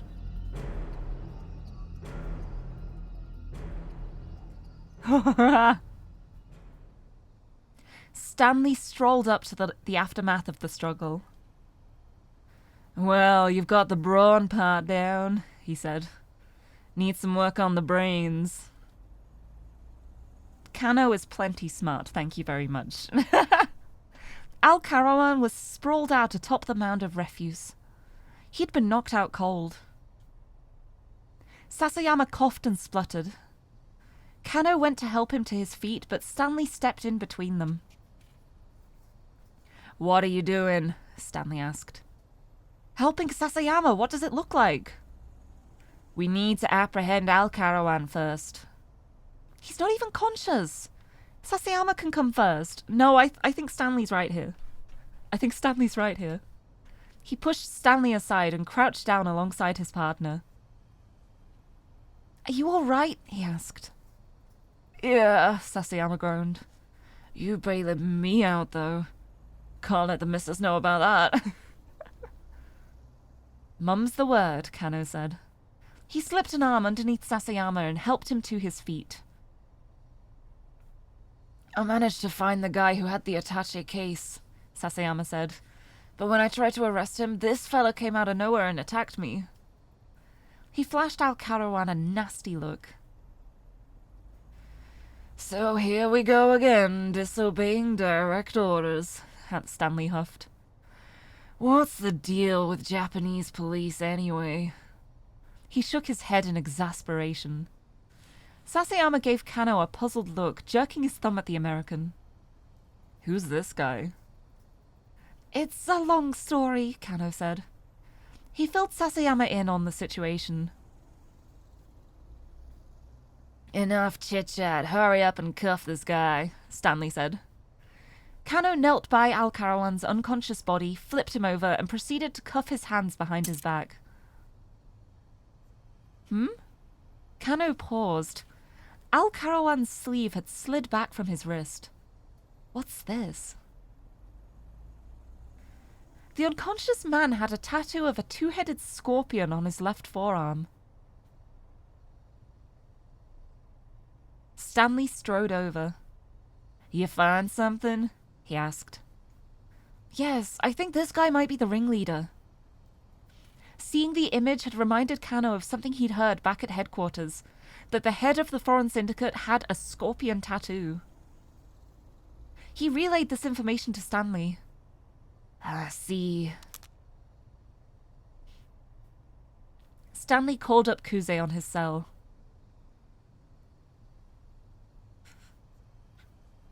He'll be happy to know that the guy with the attaché case is still at large, he said.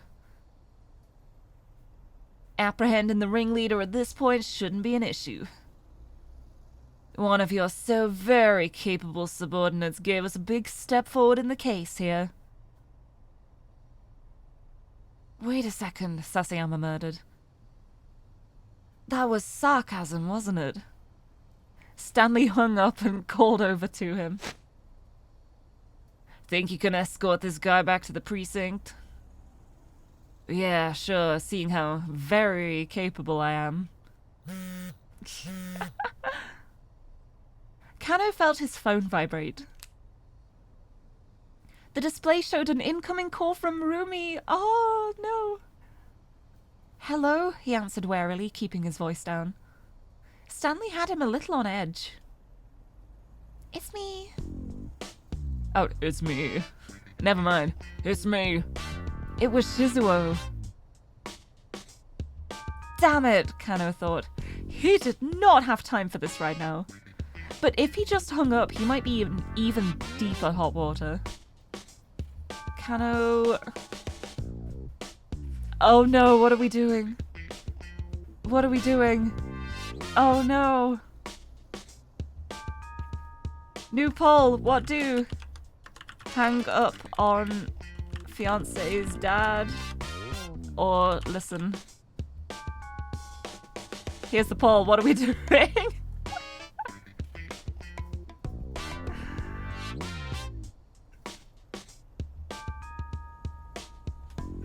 Oh, pretty even.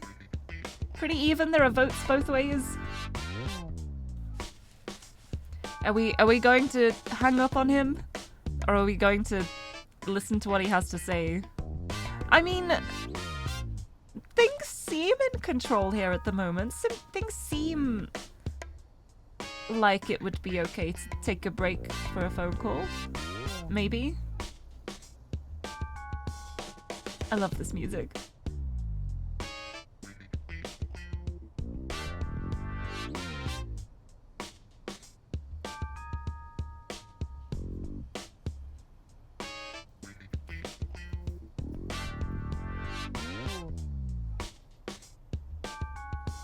For some reason, when I was moving from side to side there, it was like my mouth opening. My mouth was not opening every time I leaned to the side there. That was funny. Okay, I guess we're hanging up on him. Oh boy. Oh boy. Oh dear. I don't know how things are gonna end up with Rumi now. Just, Kano decided he'd have to take that risk. He hung up the phone. There's like one level-headed person and the rest of us want to see the world burn. It's so true. The voice of reason is begging us to do the right thing. And everyone else is just like, hang up the phone. Don't listen to him. Kano decided he'd have to take that risk. He hung up. Kano hung up the phone. It's you, the voice of questionable reason. I approve. Yeah, this isn't really a game of reason. This is a game of... I don't usually swear on stream, but I feel like it's like this is a game of fuck around and find out. It's the whole game. It's the whole game and it's great. Kano hung up the phone. It promptly rang again, however. Sorry, father-in-law, I really can't talk. I'm in the middle of work right now. I'm not your father-in-law. Ah, sorry. Anyway, bye. No. Oh no. Oh, that's true. Last time we stopped for a phone call, we got tackled. That is true as well. Kano bowed politely to his mental image of Rumi's irate father as he hung up at once more. Oh no. Oh no. The phone rang yet again. Sir, I'm sorry. I really am in the... Mr. Endo, this is Dr. Saeki calling from Shibuya Central Hospital. Huh? This wasn't Shizuo. Kano didn't recognize the voice at all. Mr. Endo, are you there? Ah, sorry. I think you have the wrong number. Oh, my apologies. I'm in a bit of a hurry. I must have misdialed. The caller hung up. Who the heck was that? It was the hospital. You know who that was. They introduced themselves. Oh, see, your logic is the game is insane. If you do the same thing, you're most likely to get the weirdest result. It's great. Yeah, that's one of the things I really love about this game. It's so unhinged that sometimes you do have to do the wrong thing to progress forward in the story. And I love it. And sometimes you'll be like, well, this is clearly the best thing to do here, and then you just die. It's so good. I can't wait until we're done with the story and I can go back and unlock all of the bad endings as well, because I want to unlock every bad end. I think it'll be really fun to go back and be like, right, okay, let's get this bad end next. Who the heck was that?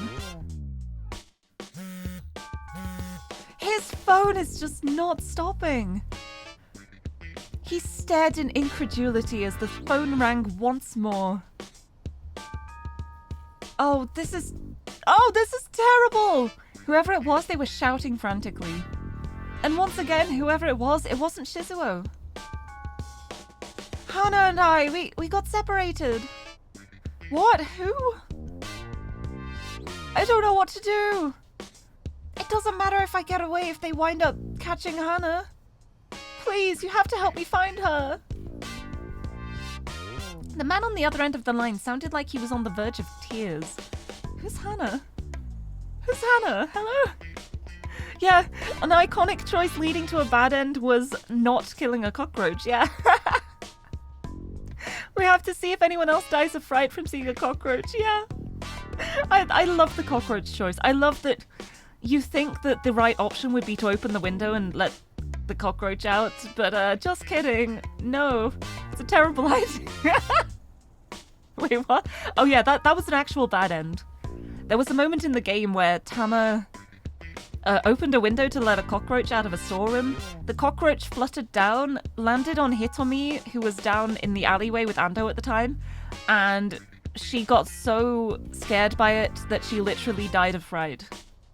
And it was a bad end. Oh, it's so good. Anyway, the man on the other end of the line sounded like he was on the verge of tears. Kano wasn't sure what it was all about, but the guy was clearly in a pretty bad way. Please, Midorikawa, I'm begging you. Wait, oh no, wait. Hana's the little girl. Hana's Toyama's daughter. Oh no, hold on. Back in the log. He got separated with Hana. Oh, why? How is Kano getting everyone's wrong numbers at the moment? Everyone's misdials. So there's been a call for Achi, there's been a call for Minorikawa. Is he gonna get a call for Tama next? Please, Minorikawa, I'm begging you. Huh? I'm sorry, sir, I think you have the wrong person. But by the time Kano had gotten the words out, the man had already hung up. Hey, come on, let's go. Hey, come on, let's go. Stanley's voice snapped Kano out of his daze. Ugh. Grimly, he followed the American back to the car.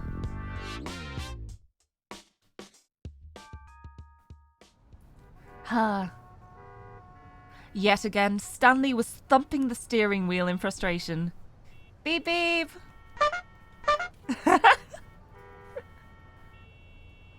Traffic hadn't let up one bit.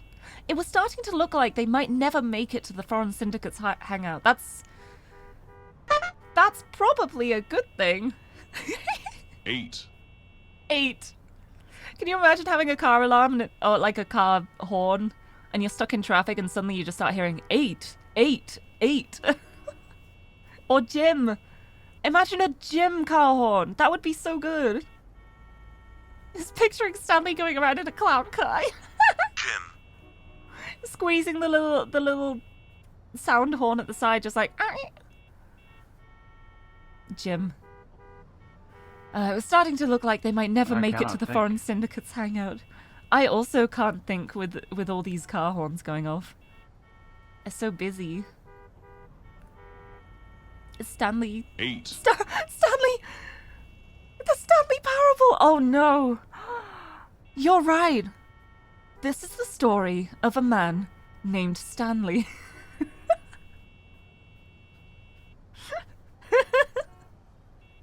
Oh my goodness, I didn't even think about that. That's so funny. How's it taken me this long? Stanley. His name is Stanley. This is the story of a man named Stanley.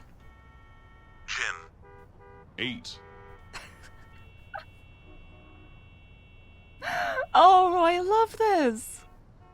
I love this. Oh, goodness. Okay, let's continue our story of a man named Stanley. Kano saw... I can't read. Oh my goodness, hold on. I'm just gonna down this monster. Stanley? I mean, with the amount of fights that have been happening in this, there may be superpowers somewhere. It wouldn't surprise me. Kano caught sight of a girl in a hoodie weaving her way between the stopped cars on foot. He rolled down the window and called out to her. Girl in a hoodie? It's Miku! It's Miku! Oh! Miku Morita was a fighter at the cosplay fighting pub Bride, but just decided to retire after losing to Tama the cat in a street fight. She's thinking about what to do with herself now. Maybe she'll go back to bonsai. Maybe she'll start doing bonsai arrangements again. Excuse me, miss? Did something happen? Huh? What do you mean? With the road, I mean. What's with all the traffic? Oh, right. Apparently there was some big accident over by the train station. That's probably what's causing it. Really? Yeah, I don't think you guys are going to be going anywhere for quite a while. She smiled and went on her way. Stanley gave the steering wheel another punch. Oh. Oh, he angry. Well, I guess they did say this wasn't just some typical ransom case, he muttered. Kano saw an opportunity. If they're not after the money, then what are they after? Stanley kept his eyes forward, acting as if he hadn't heard. Look, Kano said, I can't help you if you keep me out of the loop. After a few moments of thought, Stanley replied with a single monosyllable. Drugs. Oh. Oh, and there is the tie to Mr. Osawa. He works for a pharmaceutical company. Ah. What? Maria's father, Kenji Osawa. I assume you're aware he works for Okoshi Pharmaceutical.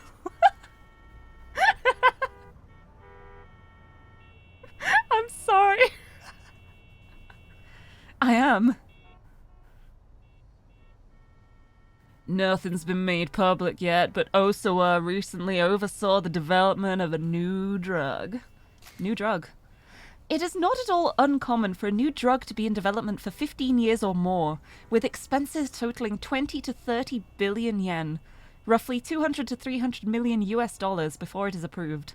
Worldwide demand and sensational profits can be expected if a groundbreaking medicine is developed. Nonetheless, pharmaceutical companies are often under major pressure due to the tremendous costs of labor and equipment. You know what? I am really curious if that exchange rate is still right. Like, this game came out in, like, 2009? Was it 2009? It's late 2000s, either way.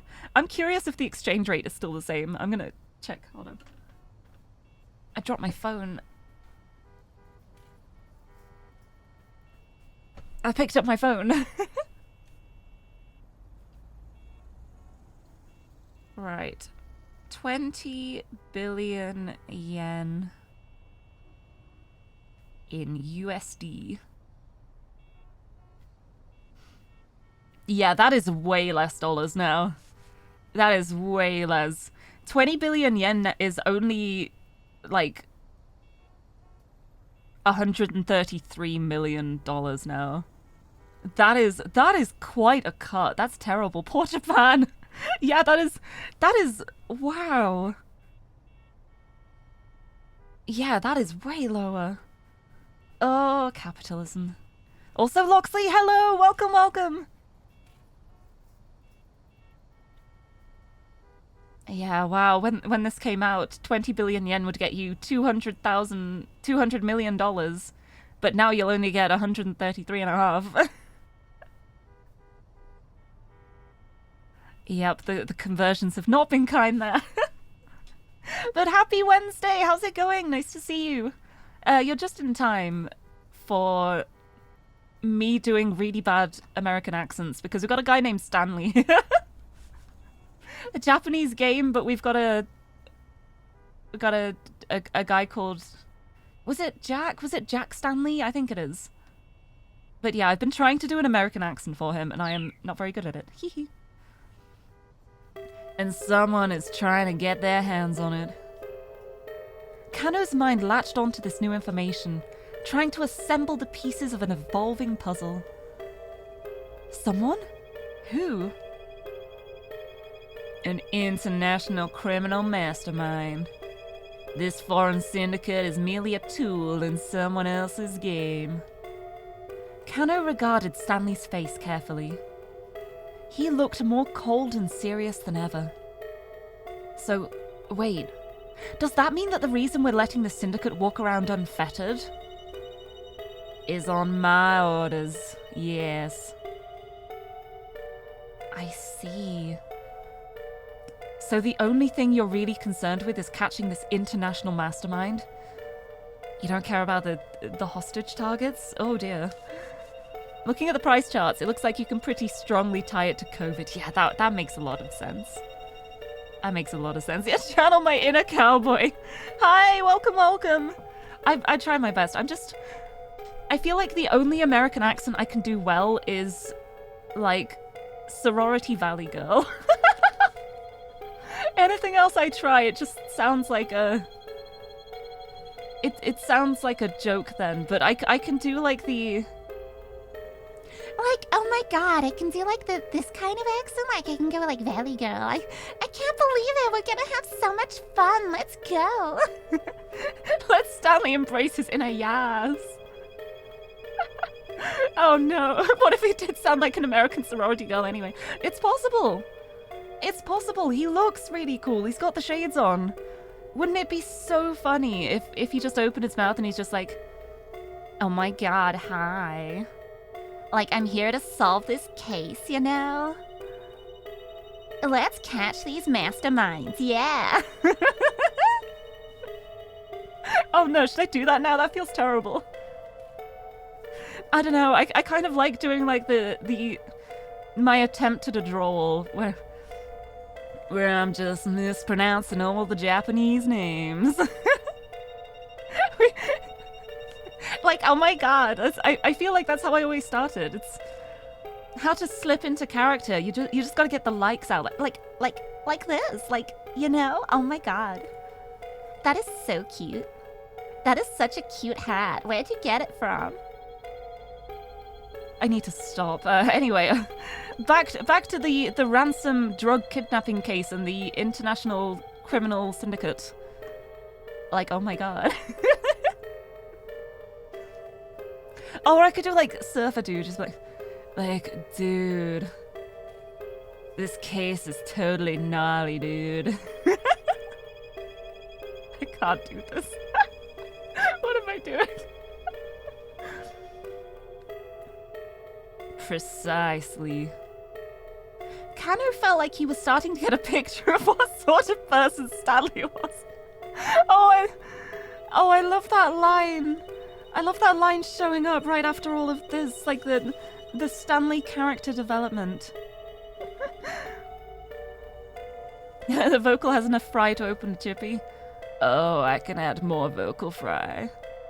Like, dude, how's it going? I'm so wasted, dude. Anyway, so you don't really care what happens to the girl who's been abducted, do you? That's a fierce accusation to just say, Kano. Not particularly, no. Why, do you have a problem with that? Kano clenched his fist. His hand was shaking with anger.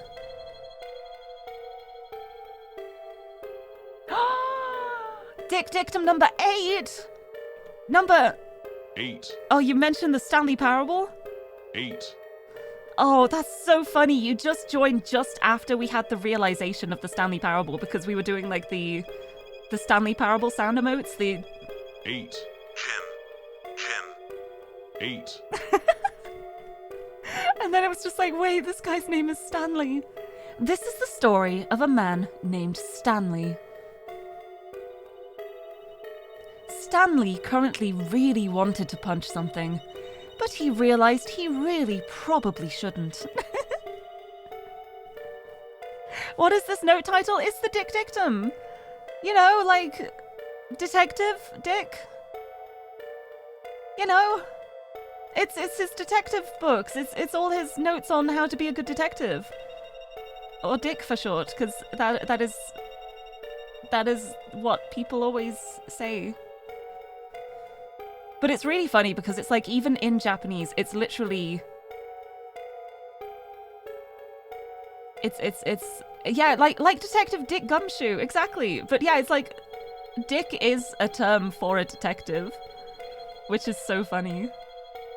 But yeah, it's like, Kano has this whole little booklet. It's called the Dick Dictum. It's where he keeps all of his notes on how to be a good detective. And so this is number 8. When you really want to punch something, you really probably shouldn't. That is good advice. It's very good advice to have. But Zarok, welcome as well, hi. Yeah, you joined at a good time. I was just doing Valley Girl voices, and now we have a Dick Dictum. But welcome, anyway. Feel like you could just call it a dictum and have done with it. Wait, that's great, yeah. But I kind of like the alliteration, though. The Dick Dictum, there's something about it. Dick Dictum. I need to stop saying Dick Dictum now. Your Death Note may be powerful, but it is no match for my Dick Dictum. Flips it open to a random page. And don't do crimes.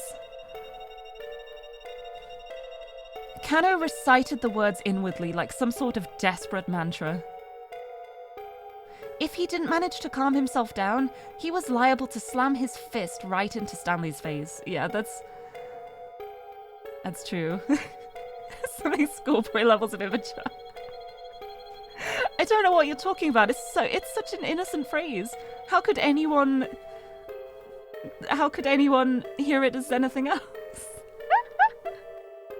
But yeah, no, saying it over and over again, it kind of loses its effect a little bit. Can't wait to read Dick Dictum number 3. That's a little spicy, but I'll let it pass. You get VIP privileges. Yeah, nothing funny about a dick dictum. It's very serious. They are very important notes. And it's helping Kano not punch Stanley in the face right now, so it is a very, very good book. Yep, they are not moving. At least they have plenty of fuel, look at that. Outside the car, the traffic remained at a standstill. Kano chafed against a feeling of utter futility. One after another, his uncertainties came to nag at him. Was Maria still safe? What had happened to Hitomi and Tateno, her bodyguard? And now, on top of all this, it struck Kano as rather careless to send Sasayama away with Al-Karawan without any backup, now that Jack had alerted him to the presence of a dangerous international mastermind still on the loose. Yeah, why did they just leave him to go on his own? That seems like a terrible idea. I didn't realize they left him. Yeah, good mileage on this car. I think it's probably a rental car. Because of Jack Stanley being here for this case, he's probably got a rental car, which would explain why it's got a lot of miles. Or it might belong to, like, the police. Fighting back his fit of pique, Kano got out his cell phone, fit of pique, to do something impulsively out of irritation, resentment, or the like. Similar to doing something in a huff. I love the phrase in a huff. It's like my favorite phrase. I say in a huff all the time. I still remember the first time someone was like, what do you mean by a huff? And I was like, I don't know actually, just in a huff. You know, like when you're just in a huff. It's when you're a bit disgruntled. It is very British, I think. But oh, Zarek, thank you for the posture check and hydrate. I will have a sip of my drink. And a big stretch. And hello, Jack! Welcome! We've got a character called Jack. His name is Jack Stanley. He's American, and he doesn't care about the hostages. He just wants to find the criminals. But yeah, I love In a Huff. Good word. Ooh! Oh! Oh, yeah! Yeah, In a Huff, In a Knock, got a cob on. I also really like miffed as a word. Like, if someone's miffed, then they're really, like, disgruntled and not happy with something. They're in a huff. I have no clue what's going on here and it's late. That is absolutely fine. We are very far into a very convoluted story at the moment, so it makes a lot of sense that it's a little confusing. But I hope you rest well. I hope you have some good sleep. I'm glad you could stay in. Yeah, the Stanley Parable narrator gets very miffed. I like peeved. Oh, peeved is a good word too. He's getting pretty peeved. But yeah, I really love the word miffed. Mardy's a good one. Mardy's more of like an immature kind of huff, I think. It's like... Oh, and having a strop as well, I like. Someone's having a strop, they're just having a little tantrum. How did we get here? You notice dim is underused, so you substitute dark with dim as much as you can. Yeah, I like using dim when lighting is involved. When the lights are dim. Anyway, we have a choice here. I need to make a poll in Dim Souls. So yeah. It's the Dim Souls of games. Great, now you have Arctic Monkeys in your head. You are welcome. Every time someone mentions Arctic Monkeys to me, my brain immediately just goes, what a scummy man. Just give him half a chance, I bet he'll rob you if he can. I think I've done an Arctic Monkeys song in karaoke once. I think it may have actually been that one. Was it that one? I think it was.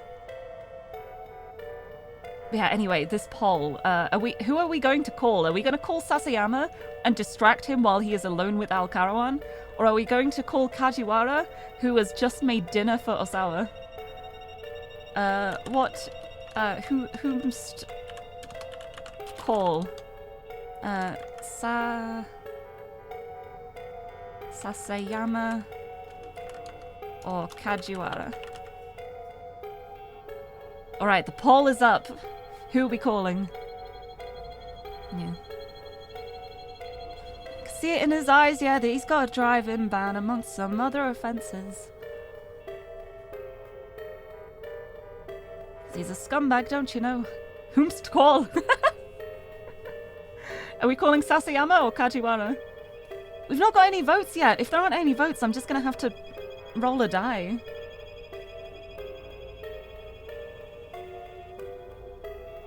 There's no votes. This is so funny.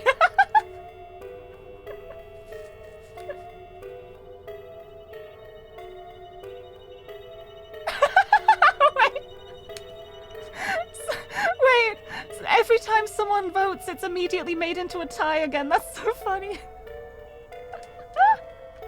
Oh, it looks like Kajiwara's winning.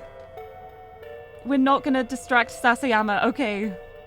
Okay, that is a Kajiwara win. I thought it was gonna go the whole poll with no votes then. That would have been so funny.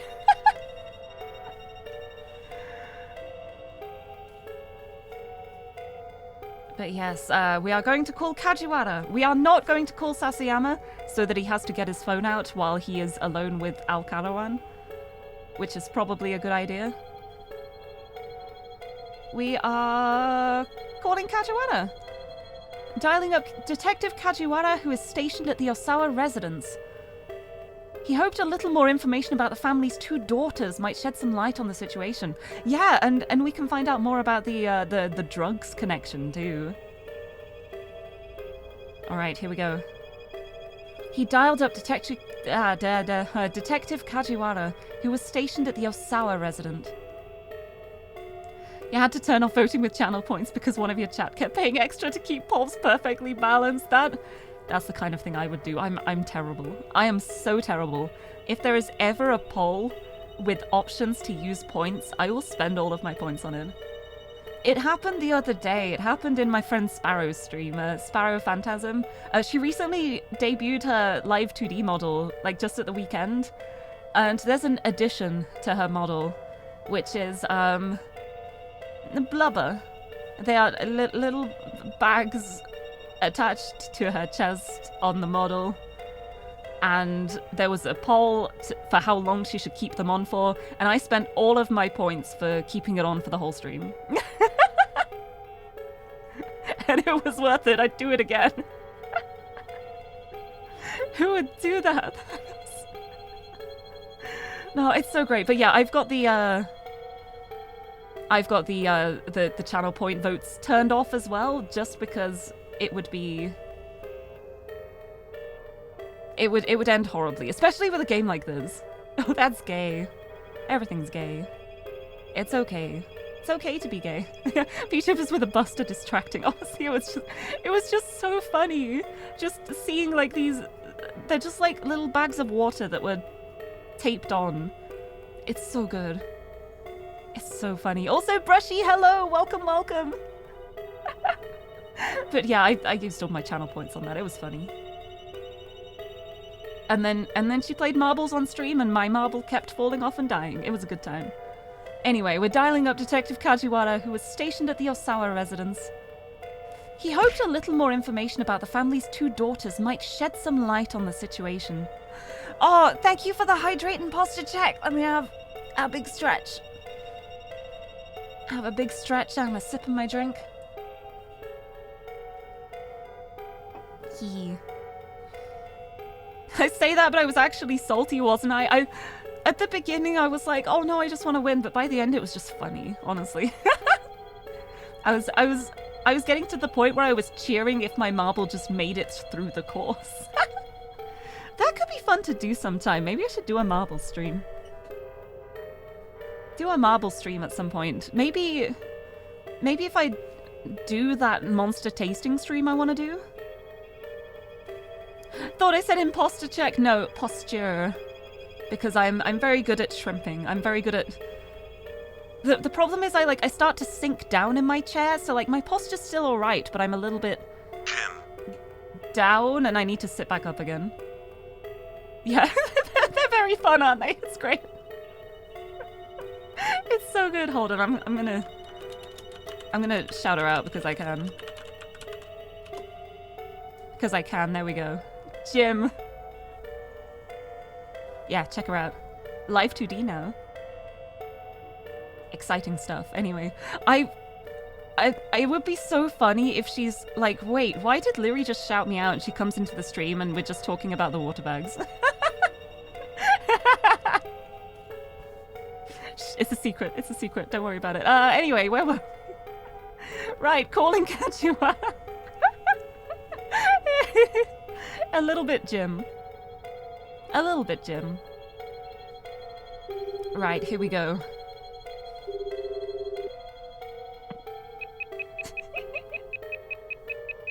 The detective answered promptly. Oh, we can hear the bug checker going off.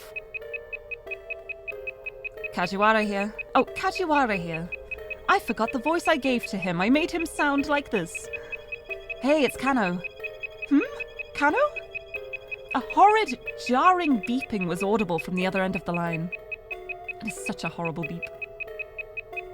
What's that noise? Kano asked.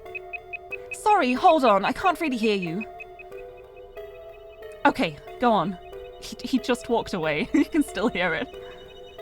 It sounded like Kajiwara had moved away from the source of the noise, though Kano could still hear it faintly in the background. He explained that he was looking for more info on the Osawa girls. Honestly, Detective Kano, I thought you were more mature than this, Kajiwara said disapprovingly. What does he think we want to know? Come again? Kano said, bewildered. What's with the attitude all of a sudden? You've got a little crush, don't you? Kajiwara told him. Absolutely not. He has a fiancé. What? No, Detective, that isn't why. You mustn't let yourself get personally attached to an investigation. Still, I was young and impulsive myself once. I guess I can tell you one thing. Kano kept his cell phone pressed tight against his ear. The two girls, they look exactly alike. Kajiwara kept his voice low, as if he were revealing a major secret. We already know they are identical twins. That is the most useless information. But Kano knew this already. Everyone assigned to the investigation had been informed that the girls were twins at the previous night's briefing. However, Kajiwara continued, still sottovoce. I'm guessing that's like a low voice? Sottovoce. I wanna look that up now. Hold on. I still have my Google open on my phone on the depressing exchange rate.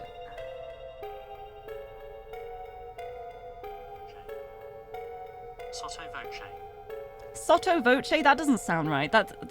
This is the pronunciation Google is giving me. Sottovoce. That is the most British voice I've ever heard. But yeah, it's like in a quiet voice as not to be overheard. It's like very, very quietly.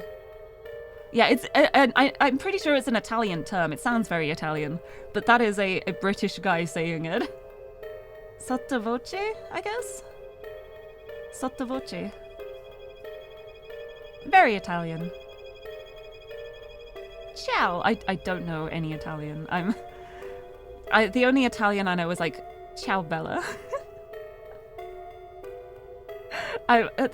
Most other languages I know at least a few phrases, but I don't know any Spanish except no hablo español. And I don't know Italian. It's like I could speak a little bit of French, a little bit of German, a little bit of Japanese. What other languages? I don't actually know that many. I actually know a few phrases in Russian because I studied that in school for a while. But I've forgotten most of it. But yeah, it's like I know it's used a lot in music. There are a lot of Italian terms in music for like speeding up, slowing down, volume. No, I said most other languages. I lied. I meant like a handful. You used no hablo español to get out of a Spanish conversation and it didn't work. Oh no. See, that's why you say it in a really bad accent too. You go, no hablo español. and and then they're like, oh no, let's leave this person alone. Thank you for throwing something at me too. But yeah, I actually learnt Russian in school for a couple of years, but none of it sunk in. I know like, Здравствуйте. Как тебя зовут? Меня зовут Lirie. And как дела is like, how are you? And хорошо is good. Yeah, I don't know much. I know яблоко is apple. I will never forget that Yabloko is Russian for apple. I don't know why that's like the one word my brain has absorbed, but but it's there now. Anyway, does he have more to say though? More useful information than their twins? Their personalities are pretty different. The younger sister Hitomi is quiet and reserved, but Maria is apparently more of a busybody. Oh, that is interesting. And that would explain why Hitomi seemed so insecure earlier as well. Like, if she's the quiet one and her sister's, like, the outgoing popular one. Ah, I see. Kano thought back on Hitomi, standing in front of the statue of Hachiko. She had indeed seemed like an introvert, though Kano had also sensed her intense commitment to helping her sister. Perhaps she was less demonstrative, but her heart certainly seemed to be in the right place.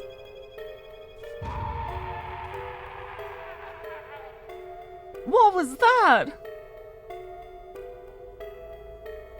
Why? Kano heard someone shouting in the background wherever Kajiwara was. Oh, is that Osawa? What was that just now? He asked. Mr. Osawa, the girl's father. I think something might have happened. Kajiwara's voice was laced with concern. I should go see what this is all about. Yeah, probably. But Kano, tell me. Yes? Which one is it? Which one do you have a crush on? Kano hung up. Yeah, that's fair. The only appropriate answer to that, just like, no. You're so wrong, not even dignifying you with an answer. Oh, those sounds are so weird. At long last, traffic began to move again. Almost as soon as it did, however, Stanley had to slam on the brakes. The abrupt stop made Kano smack his head against the windshield. Hey, what gives? Look, Stanley said. He gestured with his chin.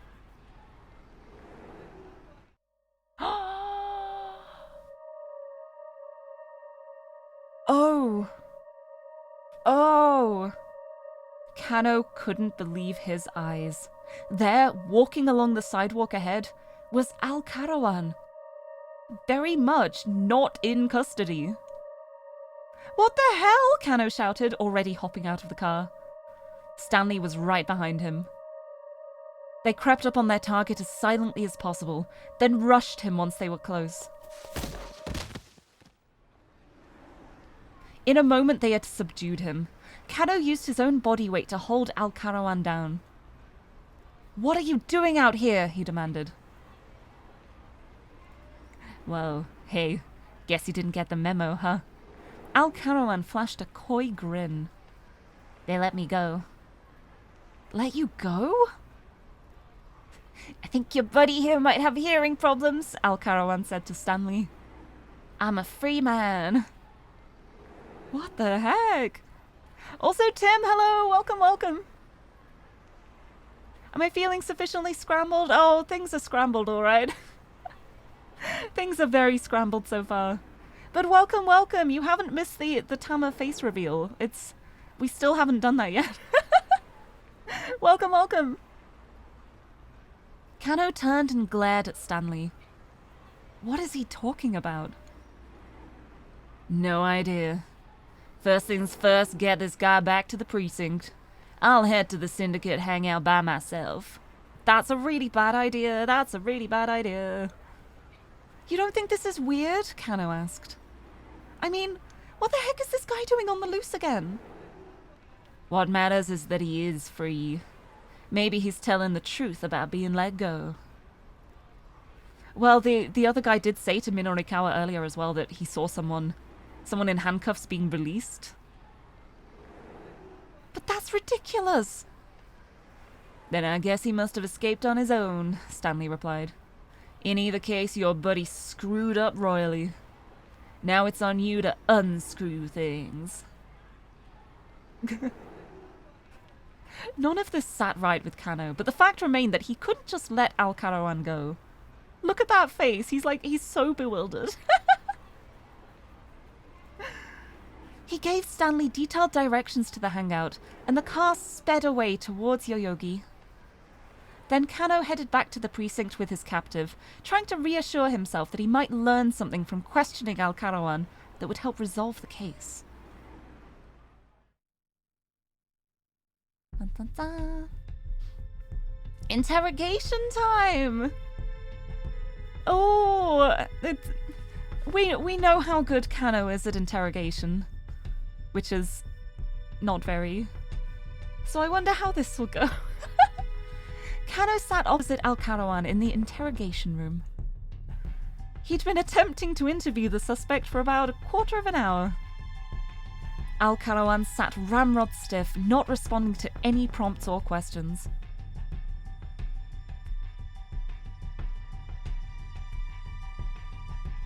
What time is it right now? He asked. Sorry, I was trying to figure out who was saying that. It's Al-Karawan.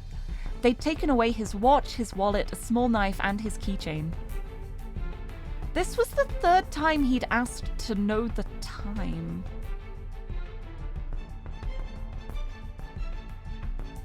Why are you so concerned with what time it is? Kano asked. Al-Karawan gave no reply. This is worrying. Are you waiting on something? Again, the suspect was staunchly silent. Kano wasn't sure what to make of this, but he took a look at his watch. It's around 2 o'clock, he said. What time exactly? It's 2:18. 2:18 in how many seconds? Look, just cut the crap. Kano grabbed the prisoner by the collar. No, don't do it. Don't fall for police brutality. Think of the dictum. Be strong. What the hell are you people after? Al-Karawan merely repeated his question. What time is it right now? With a growl of aggravation, Kano shoved his wristwatch in Al-Karawan's face. 2:20 and 9 seconds. Ah, it's 2:20, Al-Karawan said. Okay then, that should do it. What? What does that mean?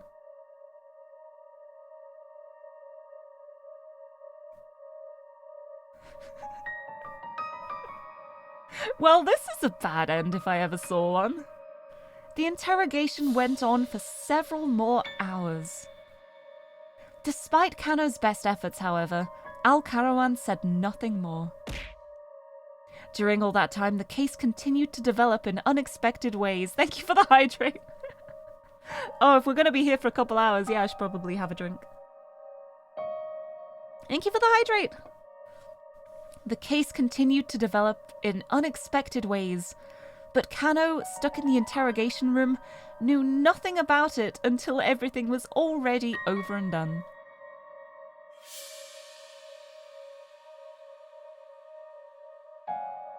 Hey! Bad end. Questioning Al-Karawan. Well, that went well. We went from one bad end with Kano to another bad end with Kano. Okay, where are we at? We've got to be continued with Minorikawa. We've got... Oh, bad end with Achi.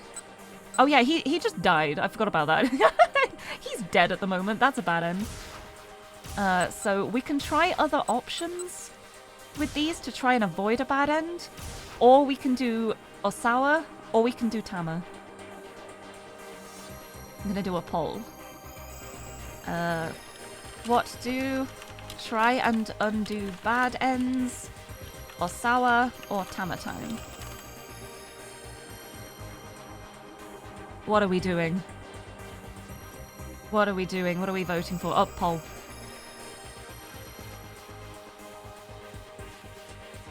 The vote is down to you. Is it actually going to be Tama time now? It's been... How long has it been? It's been 2 hours. It's been 2 hours since we unlocked the option to continue with Tamas. Is it finally actually going to be Tama time? Is it going to be down to a die roll? Am I going to be getting my dice out to see if we actually have Tama time? Oh... Yeah, it looks like it's staying tied. Unless people are just waiting for the last second to vote. To get the vote in, like, right as it ends. You'd say not if you have a say in it, but you've had your say already. Time's nearly up. Yep, it's a tie! It's a tie, which means it is time for me to get the D20 out. Okay. Odds... We're gonna go back and try and fix the bad ends. Evens, it's Tama time. Come on. Come on, what do I get? That's a 12! Oh my god, it's Tama time. It's actually Tama time. The suspense has been dragged out long enough. It's finally time. We're finally gonna see Tama's face. Oh my goodness. 2 hours. 2.5 hours into the stream. 2 hours since we unlocked the option. We're finally going to do the jump at 140. Which one was it? Was it Minorikawa's? Yes. We're doing it. It's finally Tama time. Bum bum bum. Minorikawa passed by the cat mascot. Tama time. Tama time. Tama time. Meow. Out in the hallway, I passed by the man I'd noticed earlier, the one I didn't recognize. Oh wait, we've got jumps either way here. That's so funny. Odd. The sales demo's over. I wonder why he's still here. I give him a faint nod, and he nods back before slipping into the demo room.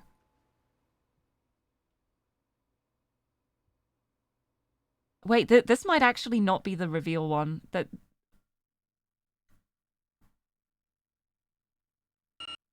This might actually not be the reveal one.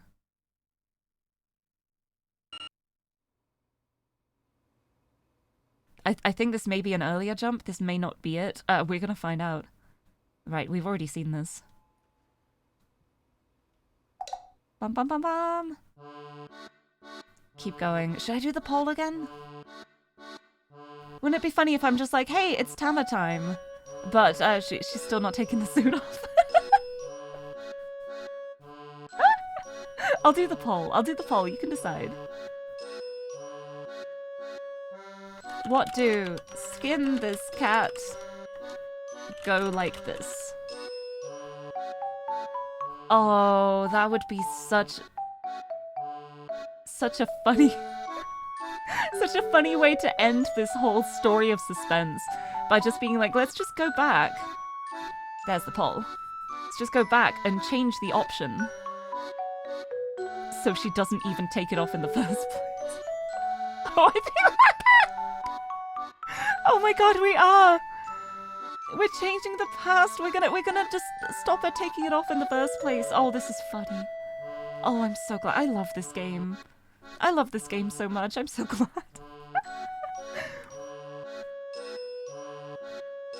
Oh, it's even. It's tied. Oh. Oh no. Oh no, we are taking it off. Oh my goodness. Oh, the tension. Oh, it's so thrilling. What are we doing? We're taking it off. We're taking it off. Okay. The poll has spoken. As hilarious as it would be to just be like, yeah, we're not taking it off. We'll do what we already did. There's more than one vote to skin a cat. Did you vote for that on purpose just so you could make that pun? Because if you did, I love that. Bum bum bum bum. Yep, there we go. She's taking it off. The head is removed! Oh, you voted against it. I see. There we go. Is it still a keep out? I think it may actually... It's not actually Tama time, sorry. I got everyone's hopes up. But, yeah, the jump we need one for 140. And I don't think we have anything at 140 yet. Except for, like, bad ends. It would be some genuine commitment to the bit, though. Well, if that's the case, then I guess we're going to try and undo the bad ends. And I think the easiest way to do that might be Achi? Because we waited out in the storage room and then got locked in there. So maybe if we try not getting locked in there. Right, which option was that? That's just the question that didn't matter. Let's try this. Who knows? We could just get another bad end. We're trying different options. Let's hurry out through the door. Oh yeah, because the guy who was chasing them is right outside the storage room. But there's only one way in or out of the storage room. So they are going to burst out through the door and hopefully catch him by surprise and get away?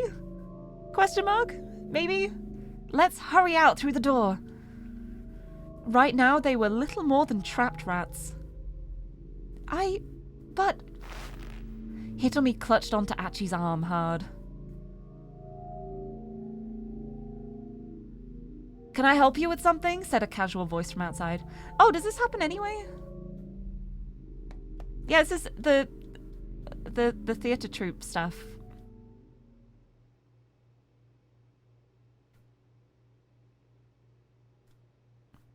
Maybe they'll actually leave this time, though, before getting locked in here. Yeah? Yeah?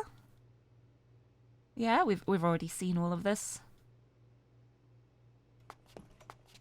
Bum, bum, bum, bum.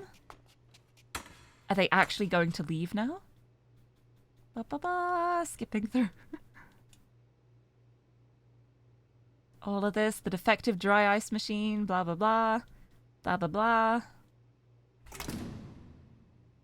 Wait for them to finish. Okay, no, they just stay hiding out. Okay! So it doesn't actually matter what I pick there. They're still going to get locked in here. Great. Wonderful. Okay, let's try fix the other bad end. Okay, let's try and fix Kano's... How can we fix Kano's bad end? What was this option? Oh, Oh. What if we do call Sasayama now that we've had the bad end and we know that Al Karawan was released? What if we call Sasayama instead? Okay. Okay, here we go. Get some information from Sasayama. He dialed up Sasayama. He wanted to make sure his partner had gotten Al Karawan back to the precinct safely. At which point we may find out he was released? Question mark? He dialed up Sasayama. He wanted to make sure his partner had gotten Al Karawan back to the precinct safely. Ring ring. Sasayama picked up almost right away. Kano, what's up? How are things on your end? Any problems getting Al Karawan back? Nah, I've got Tatano taking care of him. Wait, what? Kano could hardly believe his ears. You were in touch with Tatano? He asked.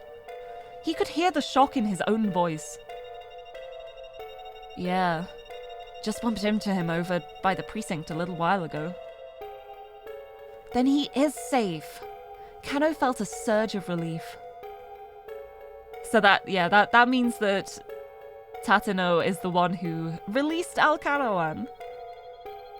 And we also know he's the man with the cane, who has also been chasing after Hitomi, so... What about Hitomi, then? Stanley glanced over at him, curious. Tatano says he lost track of her somehow. And then he got called back to the precinct, apparently. But the precinct said they hadn't been in touch with him. Tateno had lost track of her? That's not like him, Kano thought. Since he was heading back there anyway, I handed our guy over to him, Sasayama said. I see. Kano was glad to hear that Tateno was alright, but his relief was tempered by a surge of anger at the thought of what had happened to Hitomi. Now I'm back to tailing the attaché case, Sasayama continued. Today's my wife's birthday, you know. My plan is to wrap this thing up ASAP so we can celebrate tonight. I've already got a present and everything. I envy you, man. Closing his eyes, Kano took a moment to picture Rumi. But Shizuo's face popped into his mind eye right alongside her. Well, just hang in there, buddy. Even if your girlfriend is just a picture of Masami Nagahama. Masami Nagahama, Midoriyama Academy graduate and national celebrity. Her popularity shows no signs of slowing down after she played the female lead in such films as The Beast That Hoarded Gold at the Heart of the World and The Swidden Fortress. There is another nationally famous actress with the same name, but it is a nationally known fact that the two are completely separate people. You know, it's nationally known. Ha ha ha ha. Still snickering, Sasayama hung up. Kano bit his lip and slipped his phone back into his pocket. Yeah, I wonder if this is going to go differently now then. Right, this is the same as before. No, it's still the same bad end. That's so interesting. It's still the bad end. It's still the same bad end, but we have more information this time. And we know that Tateno is the one who set him free. For some reason, your brain read it as currently different people. Like, they're different people at the moment. But who knows? Right, what else are we doing? Right, what jump was that? Oh, that is the man. Yeah, we've jumped back to there. We jumped back to here. Right, what the heck do we do now? Oh, this path has changed again. Wait, how did this one change again?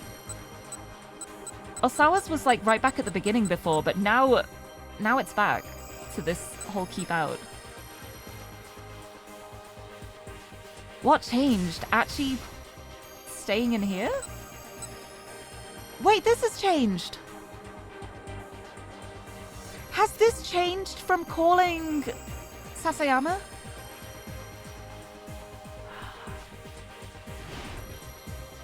We can continue with Achi. The sealed in situation has changed slightly. Ooh, okay.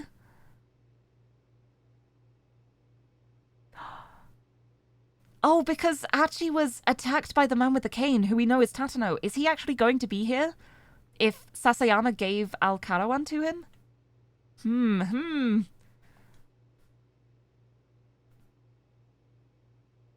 Alright, here we go. This is the same. Alright, we go back to here. Yeah, this is all my fault. It was my idea to hide out here in the first place. We're never gonna find the blue minivan now. Okay, getting someone on the outside to help us. Doing it.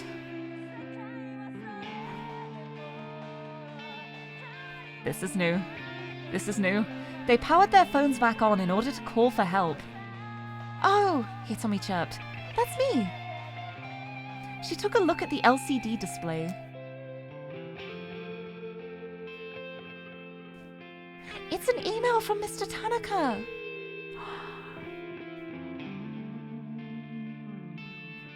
Is that because we... I don't think it's because we called Sasayama. I think it's because we didn't call Kajiwara. Oh, this is so... Oh, yeah, this is why I love this game. It's an email from Mr. Tanaka.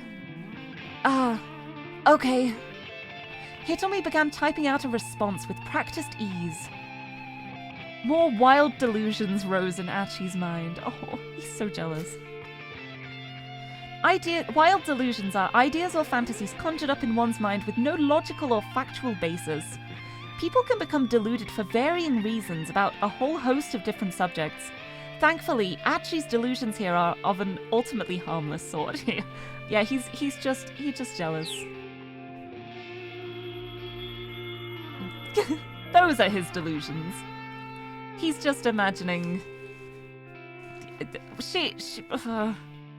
The way she's looking at her phone, though, that is kind of... maybe. Stealing a quick glance at Hitomi, he noticed her gazing happily at her phone's screen. His delusions ran even more wild.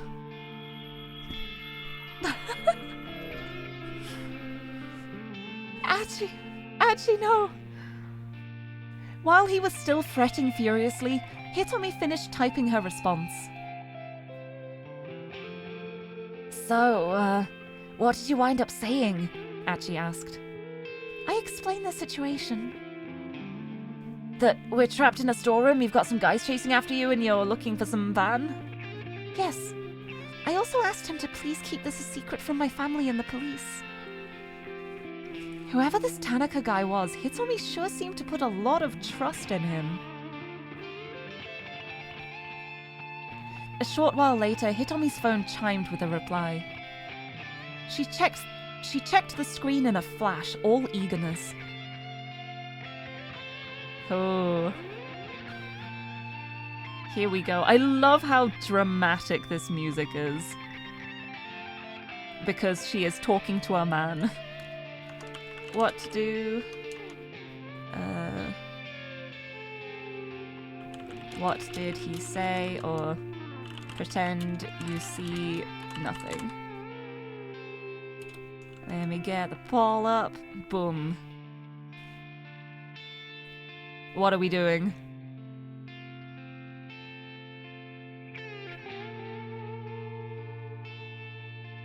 Okay, we have 2 votes, 3 votes for... What did he have to say? The curiosity? Honestly, it's probably good to ask. If he just like doesn't notice, I feel like his delusions are gonna start getting out of control.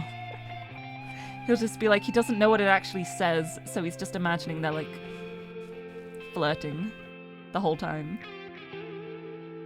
Bum bum bum bum. Okay, we've got 1 vote for trying to pretend he doesn't notice. But I think the curiosity is going to win out here. Oh, unless... Only a few seconds left.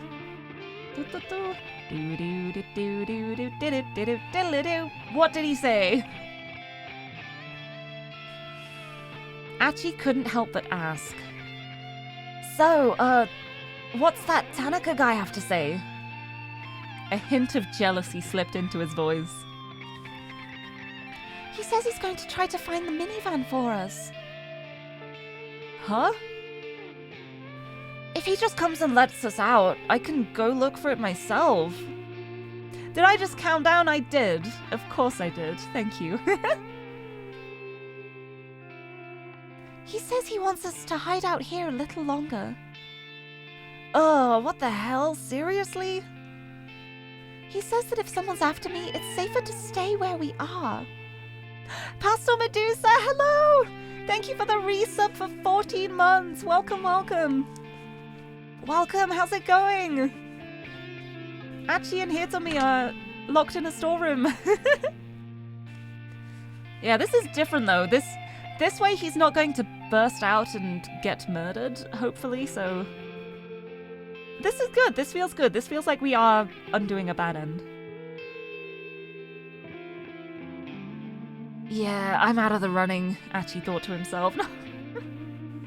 This Tanaka was clearly pretty concerned for her. And there was really only one reason a middle-aged man would think like that. No, that's...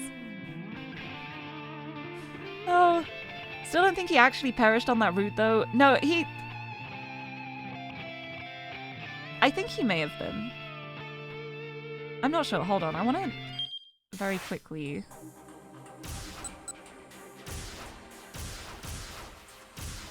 Oh, I can't check it from here. Hold on.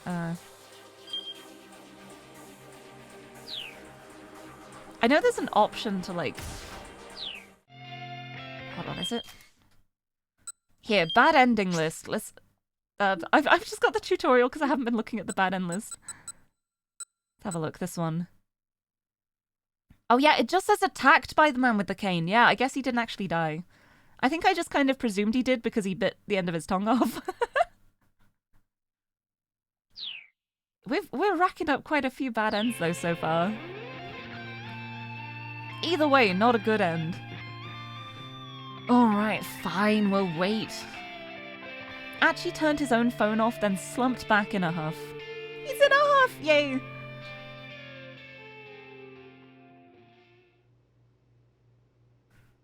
And... okay. After 20 more minutes in the storeroom, the two were sitting in silence. Achi had run out of things to talk about. Do you think you'll ever be friends again? You and that one guy, Susumu, I think it was? Hitomi's question caught Achi off guard. He stammered, unsure how to respond. Hitomi shook her head. I'm so sorry. I barely know you. That was insensitive of me. No, it's all right. I mean, sometimes I wish things could go back to the way they used to be, Achi said. He let out a tiny sigh. What that Kiryu guy said was the truth. I was the guy who founded SOS. Do you know what I mean by that? She knows what founded means, Achi. I realize you may not, but she does. Hitomi gave a slight nod. I mean, I never wanted to be in charge of a gang or anything. But I knew that if I left, SOS would just fall apart. And I didn't want everyone else to get all caught up over who would take my place, you know? So I thought long and hard about it. Looking for a way for folks to stay friends even after I was gone.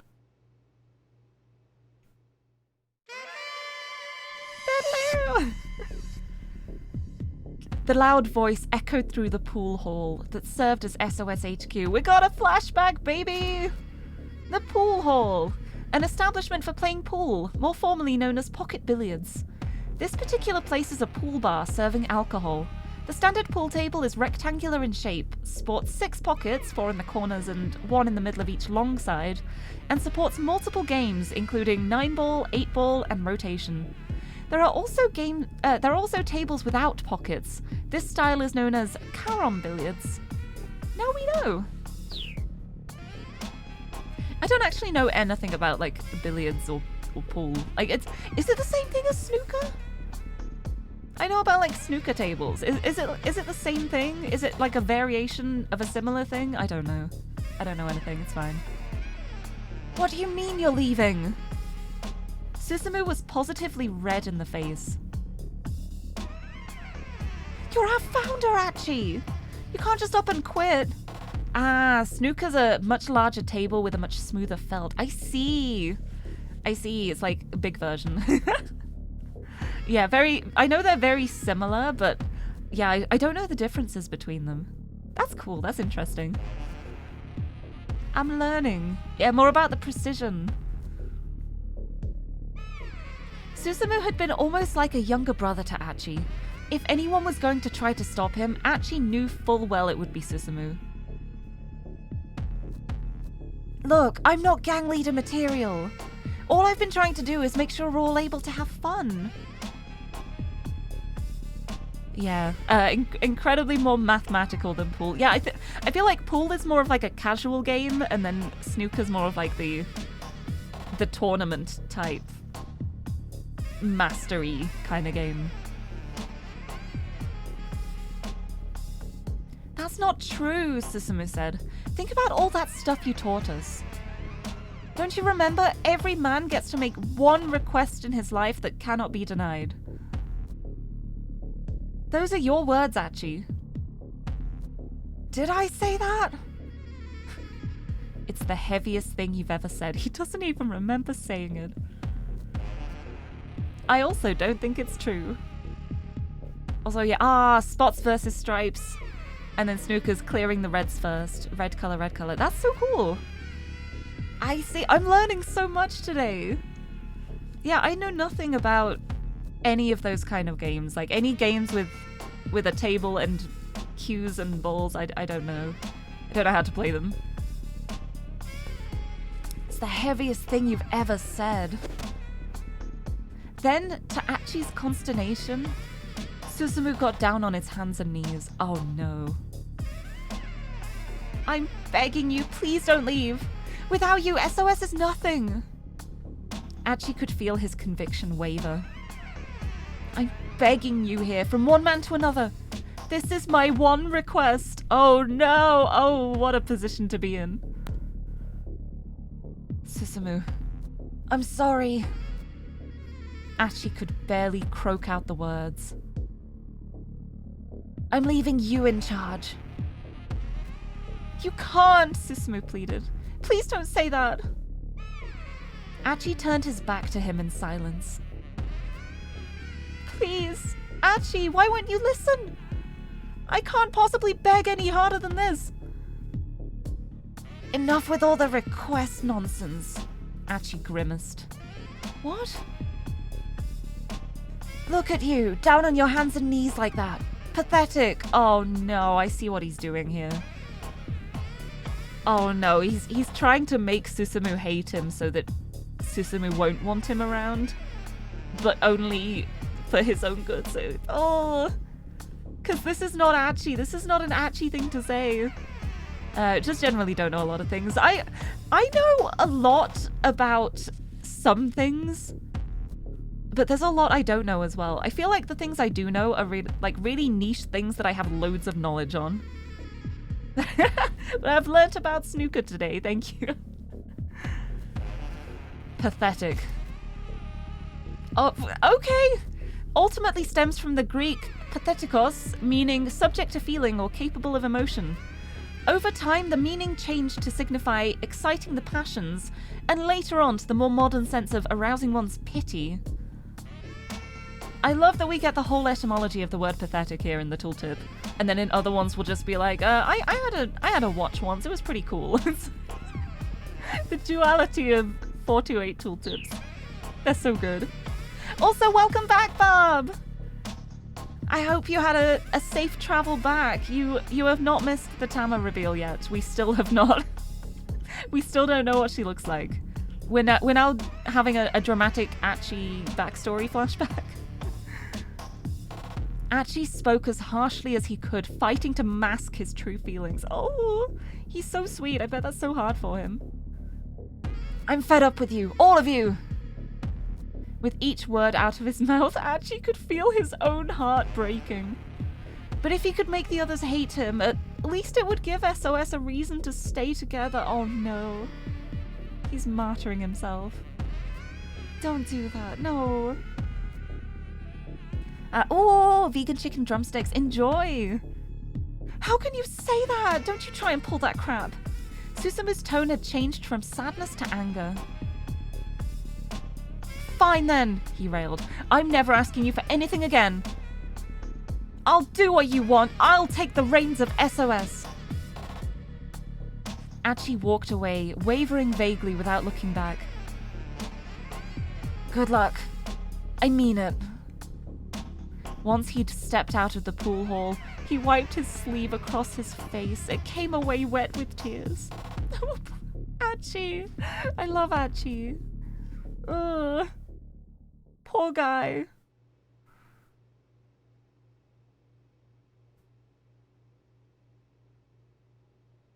Sometimes I think that maybe I could apologize to those guys and we could go back to the good old days again. But that's never gonna happen. Not unless Suzune gets better. Suzune? He stared into the distance at nothing in particular. At least he'd sorted out how he felt about his former pals. Is there nothing that can help your sister? Hitomi asked. She needs a heart transplant. And the problem with heart transplants is that the timing is tricky. Heart transplants!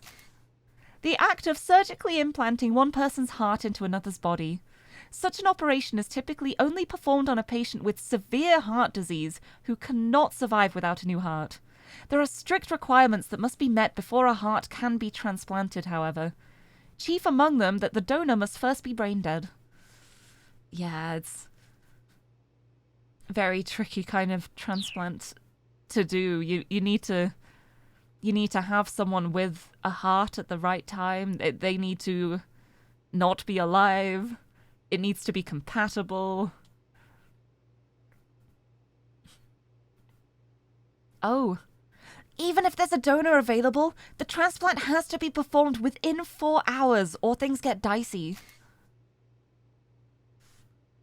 Within 4 hours.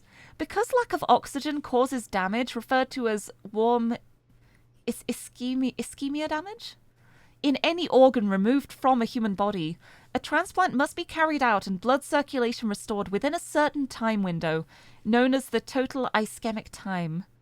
Ischemic? Maybe. In the case of a heart transplant, total ischemic time is only 4 hours. Helicopters and charter jets are frequently used to rapidly transport hearts for such operations. Yeah, and brain dead. If you're dead, you are also brain dead, I guess. So yeah, it's true. I think if you're dead, you're not going to be brain alive. Although I don't know. I feel like there's evidence to show that like the brain keeps going a tiny bit after you die. I don't know. It's been a while since I looked into stuff. Anyway, within 4 hours. Oh wow, I didn't realize. Someone with a heart that's a match for Suzune would need to die somewhere near her. Somewhere they could perform the surgery within that 4-hour window. The odds of that happening are so small it would almost be a miracle. Which is what my sister's been waiting for.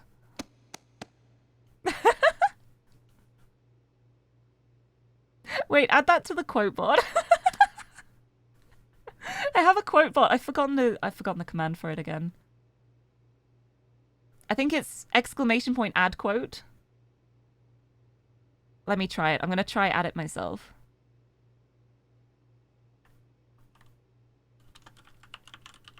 Let's see if it works. Oh, there we go. There we go. Quote added. Oh, you didn't need to do the quotation marks, but I can just remove those afterwards. Why is that a quote? Why was that added as a quote? That's... I don't know. I need to go through the quotes list afterwards. Anyway, where were we? Archie thumped the left side of his chest. If my heart would do the trick, I'd gladly let her have it. That. I feel like I'm being framed now. I didn't say that. Did I say that? I clearly did say that, but I also didn't say that. If my heart would do the trick, I'd gladly let her have it. Damn it! And I've got a strong heart, too. He thumped himself on the chest again and again. He didn't mention it to Hitomi, but Suzune's blood type made finding her a heart transplant even more difficult. She had Bombay blood. Oh. A type of blood that does not correspond to the more common types of A, B, O, or AB. In some instances, a standard blood typing yields a result of O in such individuals. First discovered in the city of Bombay, now Mumbai, on India's west coast, the blood type takes its name from that city due to its relatively high incidence rate amongst the inhabitants. Ah, so not only does she need a heart transplant, she also has a really rare blood type. Oh dear. Was one of the rarest blood types in the world. Apparently there were only a few dozen people in all of Japan who had it. Rare blood types such as Bombay are scarce enough that even nationwide blood centers seldom have them in sufficient supply. For this reason, when such blood types are discovered in everyday testing, samples are quickly taken to be frozen and stored at temperatures lower than 80 degrees below centigrade. Very, very cold. Frozen. Had a thought about the 4 hours thing, but don't want to risk spoilers. This is a game that I have played. I've already played this game before. It was several years ago now, but if you want to theorize, I do allow theorizing. Like, so long as you're not posting stuff that you know about the game, like if you've looked it up and you know things. If you want to theorize about things, that is totally fine. It's made for some really fun conversations. I think my favorite theorizing was, I wonder if that cockroach will be a problem later on. The most beautiful moment. If Suzune were ever to receive a heart transplant, it would need to be from someone who also had Bombay blood. Gonna say, if everything happens in a 4-hour window, that's why the guy would be teasing about the time. That's true, yeah. He was very focused on what time it was. It is very interesting. There's a lot of many time incidents, like, in this game as well. Like, just from the beginning, every single chapter of the game takes part in, like, an hour time slot, and then it moves on to the next hour.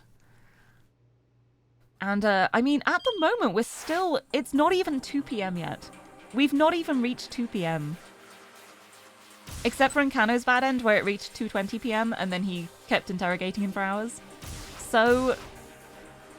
I'm sure nothing's gonna happen at 2:20 p.m. in the next time slot. I'm sure there's nothing happening. Anyway. Achi? Hitomi sounded like she was on the verge of tears. Wow, she must really feel bad for Suzune. Kind of reminds you of a Spike Chunsoft game. I've got a fun fact for you. Guess who made this game?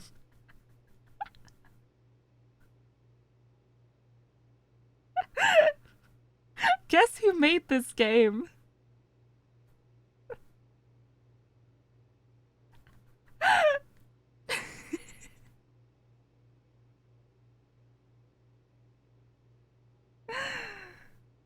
Bamco, you're right. Yeah, clearly. But yeah, this is a Chunsoft game. This is actually like before they merged with Spike. It's one of the earlier games in the time span. But yeah, this is a Chunsoft game. And then I'm pretty sure it got ported by Spike. Like when they started like merging and then becoming Spike Chunsoft, yeah. Yeah, I just had to quickly Google it because I didn't want to get it the wrong way around, but yeah, it's funny you should say that it feels like that kind of game because... Surprise. Anyway, wow, she must really feel bad for Suzune. If you did manage to find a heart for your sister, what would you do? What do you mean? Say, if you happened across someone who was a donor match? I would do anything. Anything? Yeah, whatever it took. I'd risk my own life if it meant helping Suzune. I mean, at that point, I'd assume God had granted me a miracle or something, you know?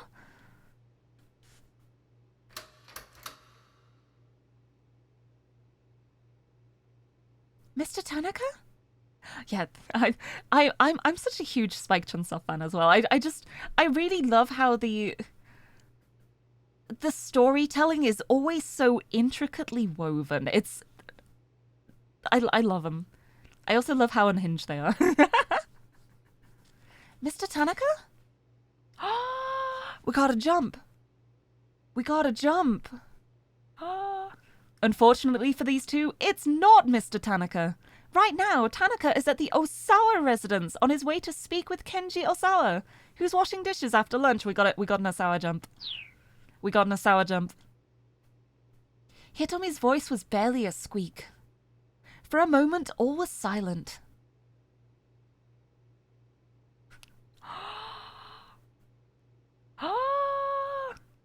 Maybe it's just a cat, Achi suggested. Or not. It's the 140 jump. Is 140 the one we needed? Is that the jump we needed? Yes, that's the jump we need. That's the jump we need. But we're carrying on with Achi. Until the end. We're getting so close here. Like, we're already at, like, 150. This is gonna be the end of Achi's path in a second. But I think I know what we're doing next. Alright, back. Let's keep going. Who is it? The doorknob rattled ominously. You really think that's Tanaka? Achi asked. I'm not sure. If it were him, I think he'd probably say something. Achi grabbed Hitomi's hand. We better hide. The two of them slipped behind a large piece of plywood stage dressing.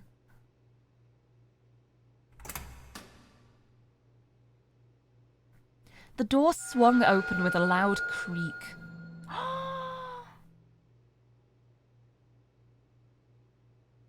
In stepped a cat.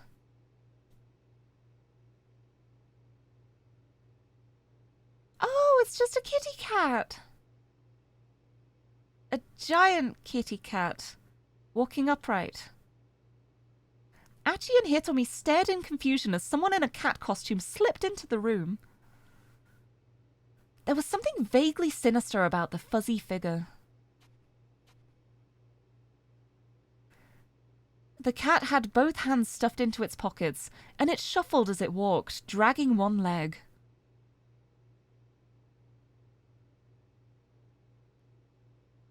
You think that's someone with the theatre troupe? Achi whispered. Maybe? The two huddled in the shadows, pressed almost cheek to cheek. They watched as the cat rifled around inside one of its pockets and then pulled something out. It was a bundle of keys. No doubt the ones it had used to get inside. Achi's eyes fixed onto the furry mitt that held them.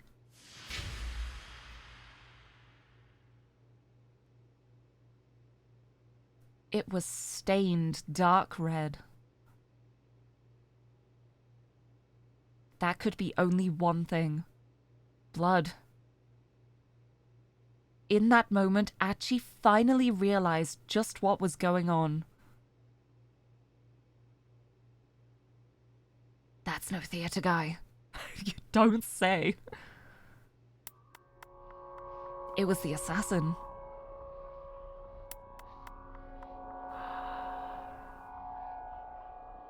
He'd used the cat suit to slip past the theater people and had somehow gotten his hands on the storeroom keys. Now he tossed the keys away, then delicately adjusted the costume's wobbly head. Hitomi, we gotta run. Huh? Hitomi seemed frozen, mesmerized. What happened to Tama? What?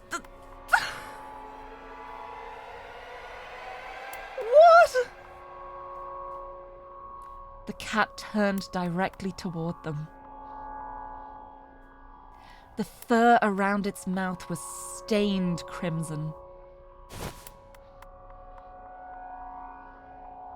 Hitomi let out a high-pitched cry of shock. The cat drew its other hand out of its pocket.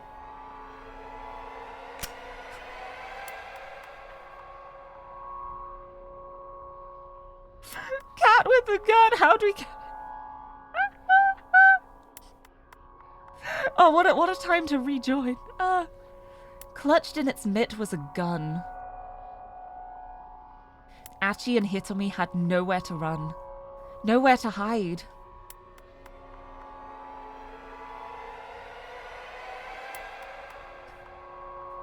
Bad end.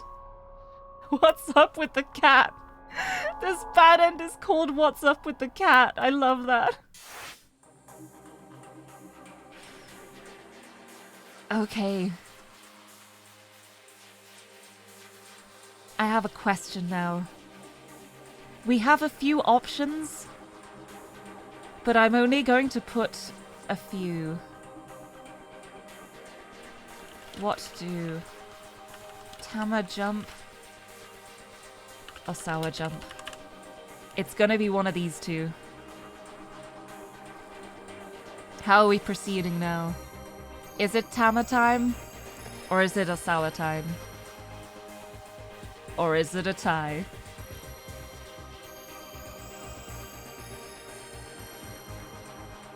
I think after that situation, I'm not surprised.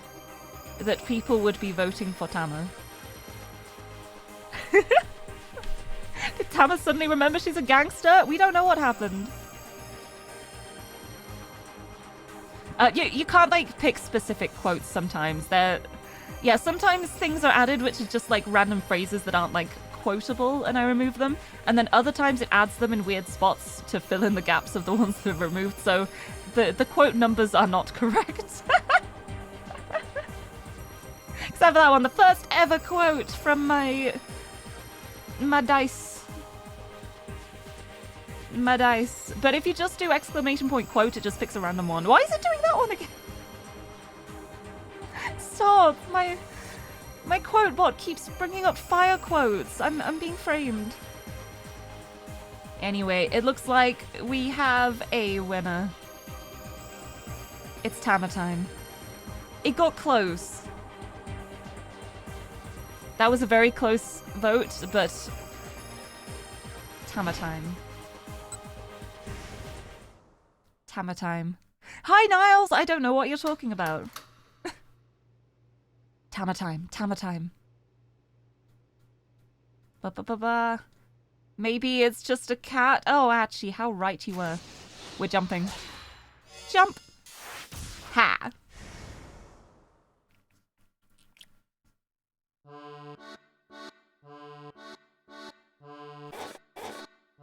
Here we go. Here we go. Here we go. Ah! It comes off! I did it. I slip out of the rest of the cat costume and gleefully abandon it as I head for the knick-knack shop.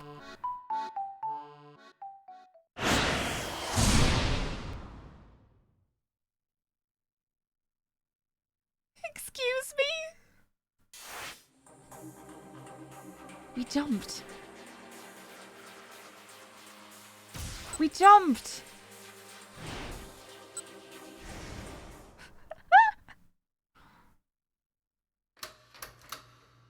What other path would that be?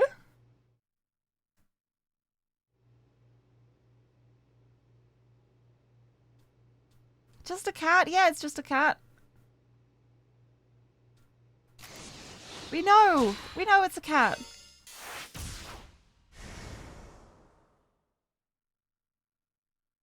So we need one at 1:45?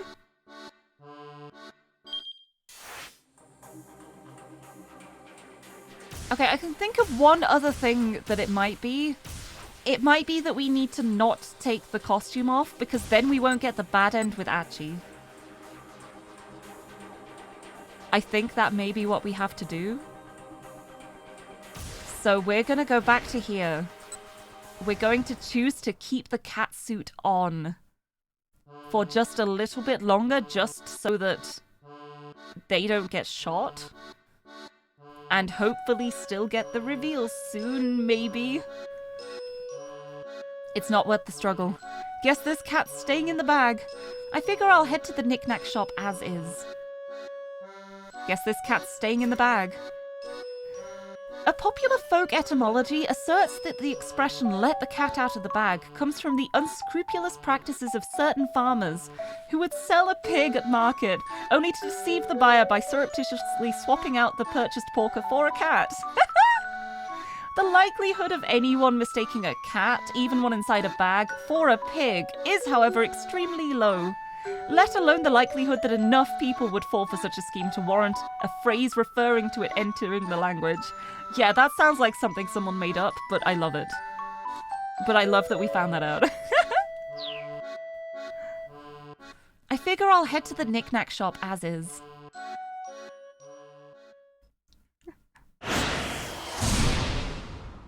It's still a keep out, but now we can go back to Achi? Achi's not dead now. Okay, here we go. Thought you missed the reveal? No, don't worry. We still have not gotten the reveal.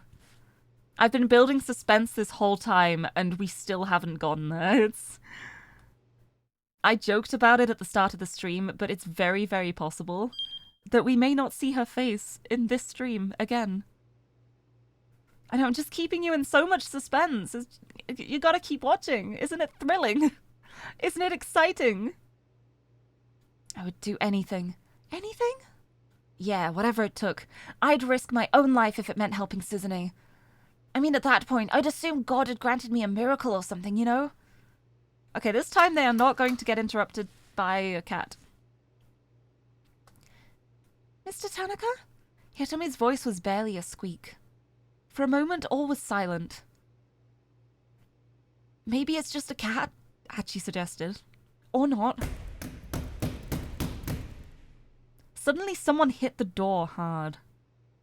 It sounded like they were trying to break the lock. Maybe he couldn't get the keys this time because he couldn't sneak past in the cat costume. You really think that's Tanaka? Achi asked. I'm not sure. If it were him, I think he'd probably say something. Achi grabbed Hitomi's hand. We better hide. The two of them slipped behind a large piece of plywood stage dressing. No, he still got the keys, never mind. Hey, what do you know? It's the man with the cane. We've got our lovely Tatano over here. The door swung open with a loud creak. In stepped the man with the cane. What the heck? Achi whispered. What's he doing here? Gun drawn, the assassin prowled slowly around the storeroom. Achi and Hitomi crouched behind the plywood prop, trying not to make a sound. The man moved out of their line of sight. Achi gazed longingly at the door. Achi risked a peek around the corner of the plywood. He still couldn't see the man with the cane. The door was maybe 5 meters away. What should they do? What should they do? I don't know. What should they do? What do? Run! Wait! What are we doing?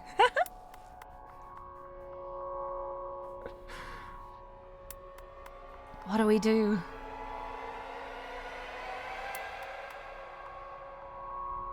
Achi's already been beaten up by this guy once. And we can't see where he is at the moment, so... What are we gonna do? Are we gonna make a run for it? Or are we gonna wait? The poll options are tied at the moment. We've got a vote for run and a vote for wait. Okay, we've got 2 votes for run now. I don't see how this can go wrong. Oh, it's tied again.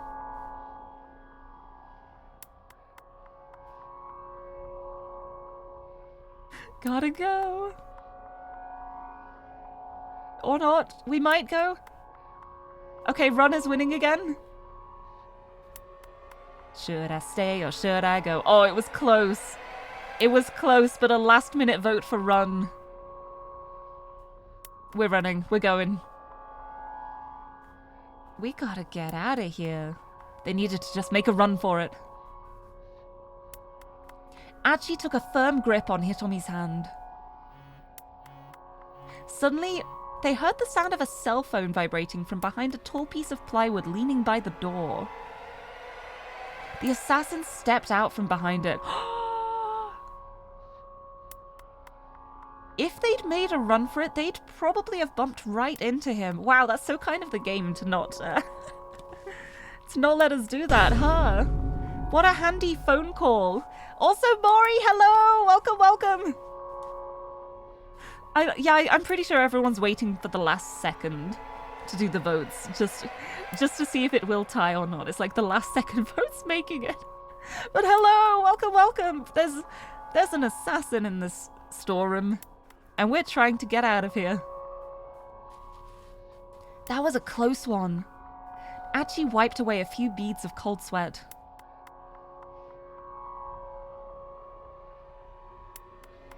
I'm sure this is the place. His voice was low and confident. Uh-oh. Did he have friends? It's like, uh-oh, does he have friends? Well, probably. Still clutching his phone, the assassin wandered deeper into the storeroom. Achi and Hitomi took the opportunity to slip out the door. They ran through the alleyways back toward the main road. Before they reached it, however, they suddenly found their path cut off by one of the foreigners who'd chased them earlier, the accomplice of the man with the pipe. He stood waiting for them, holding a knife in one hand. Out of the frying pan and into the fire. If they turned back, Achi knew the man with the cane might catch up with them, and he had a gun. Achi slipped off his sleeveless jacket and wrapped it around his left arm. He was going to have to use his left arm to guard against the knife while punching with his right hand. He clenched his fist and braced himself. And then, suddenly, he froze. Huh? A small dark silhouette dropped from somewhere up above. Hello? Landing deftly, the newcomer lunged toward the man with the knife, closing the gap between them in the blink of an eye. Ugh. The figure delivered a swift chop to the back of the man's neck. Who dat? Deftly another cat? He dropped to the pavement like a dead man, finally giving an Achi, just the one, finally giving an Achi a clear view of the shadow behind him.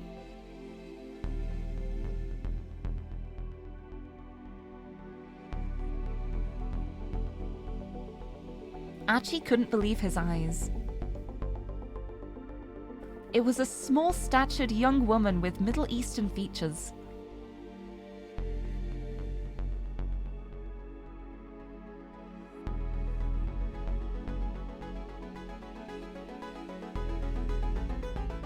Hitomi let out a little gasp.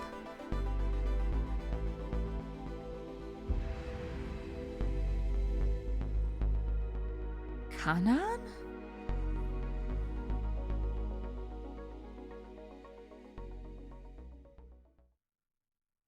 To be continued.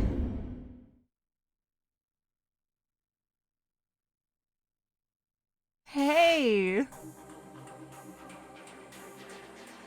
New character, hello?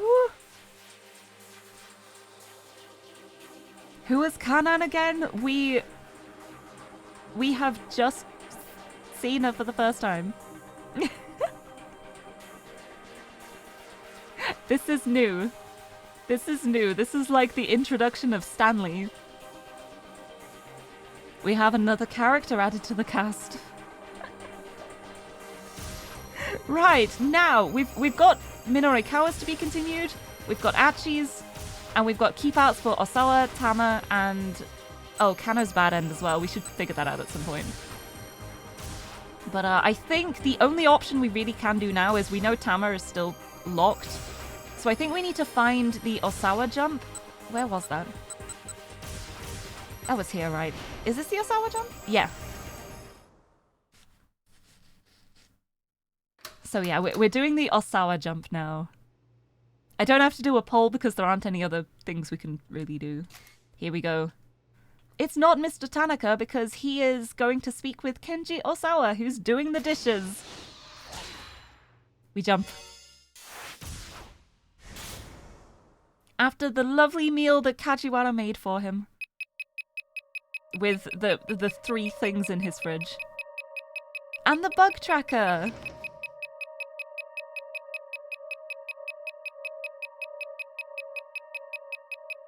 Director, if you have a moment.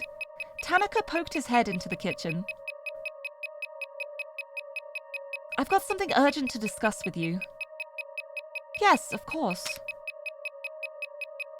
Osawa took the bug tracker from his pocket and handed it back to Kajiwara. I won't be needing this anymore.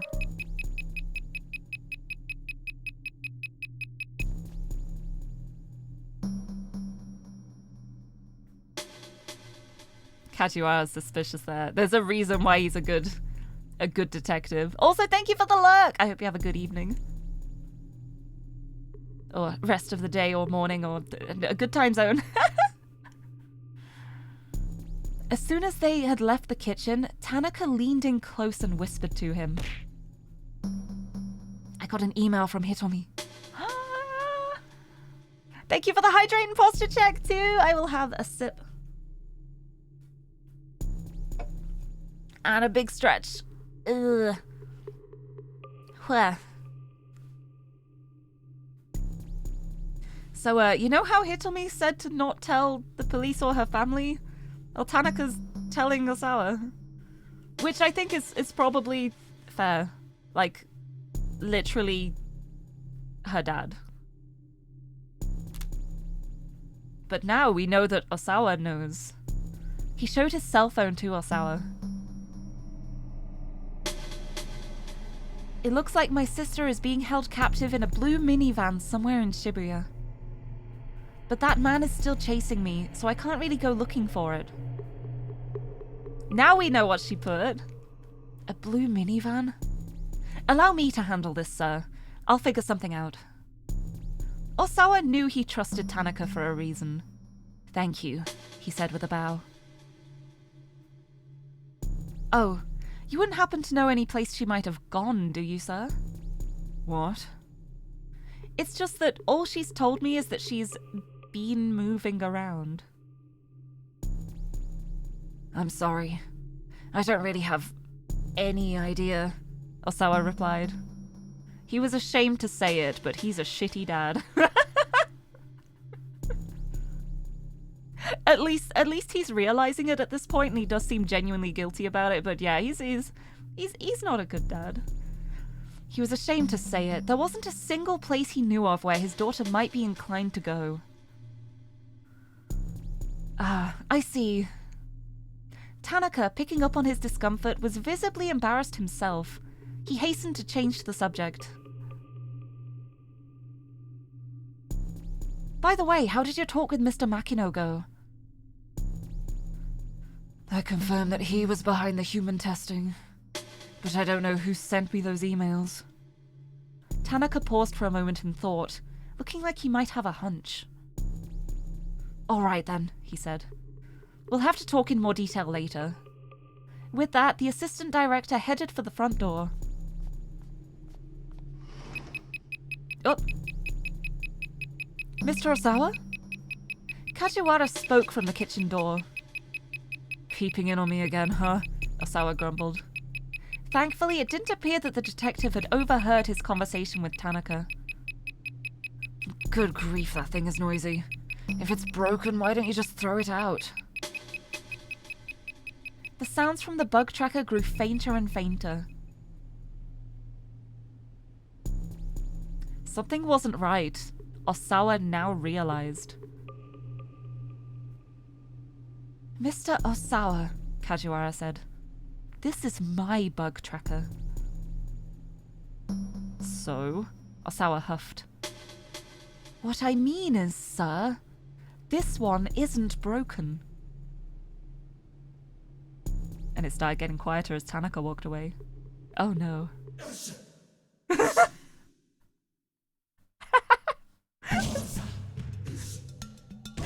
music! The music! What? A chill ran up Osawa's spine. He swallowed audibly. I've pinpointed the source of the signal, Kajiwara said. Wow. Wow. It's coming from Mr. Tanaka. This is really dramatic music for something like this. But no, it is a dramatic moment. This is a really dramatic moment. No, Osawa thought. I must have misheard that. Hold on. Say that again? I've located the source of the signal. It's coming from Mr. Tanaka, the detective repeated. This time, Osawa heard him crystal clear. I'm certain of it. Mr. Tanaka has a listening device on him.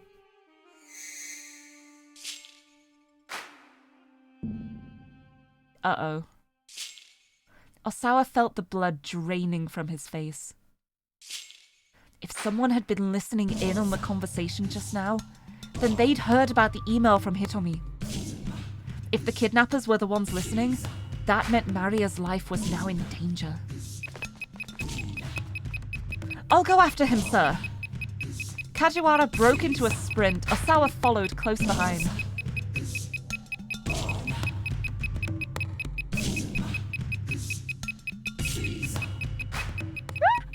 We got the Osawa to be continued.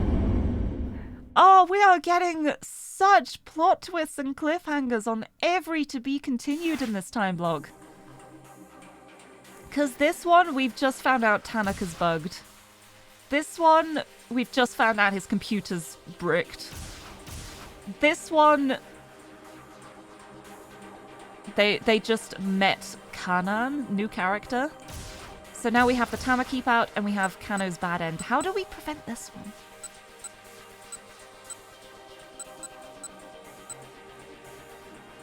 Right, you know what I'm going to do? I am going to press the wrong button. I'm going to actually go to this bad end and check the hints. Let's have a look at the hints for this one. Here we go. While Kano performed admirably in recapturing Tariq Al-Karawan, ironically his action actually disrupted the investigation. Maybe letting the syndicate run free for the time being really was the right call.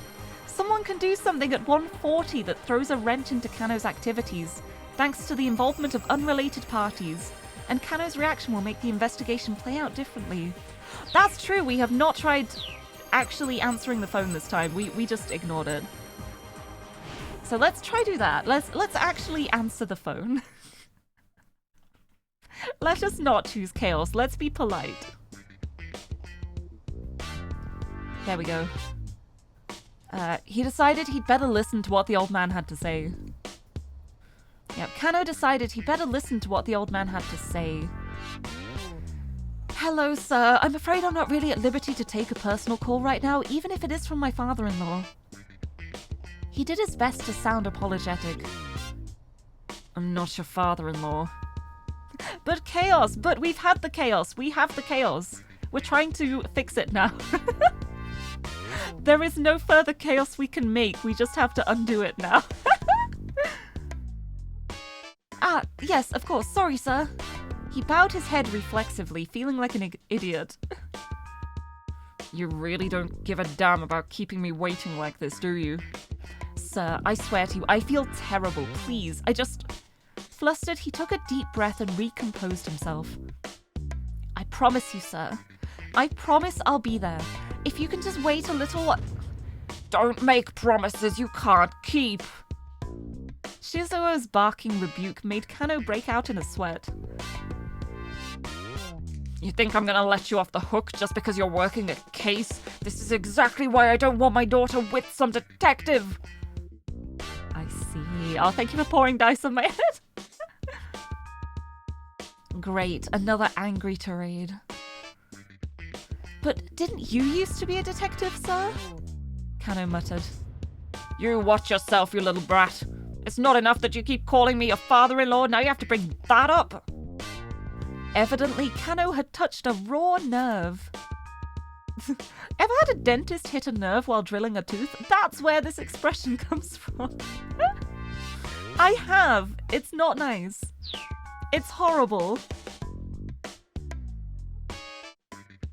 It seemed like anything he said only made matters worse. Well, you're not off the hook, Shizuo continued. I am never letting my daughter marry the likes of you.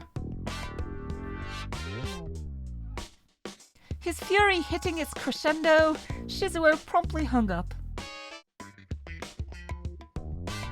Well, that went well. I feel like it went better than the ignoring, though. Why on earth did Shizuo hold such intense malice toward police detectives when he'd been one himself? Kano had become a detective for Rumi's sake in the first place, and now it was the biggest thing holding him back. Hey, come on, let's go. Hey, come on, let's go. Stanley's voice snapped Kano out of his daze. Grimly, he followed the American back to the car.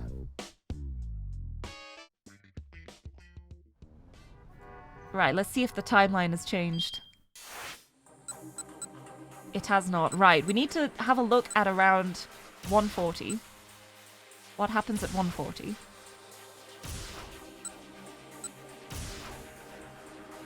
Minorikawa does something at 140.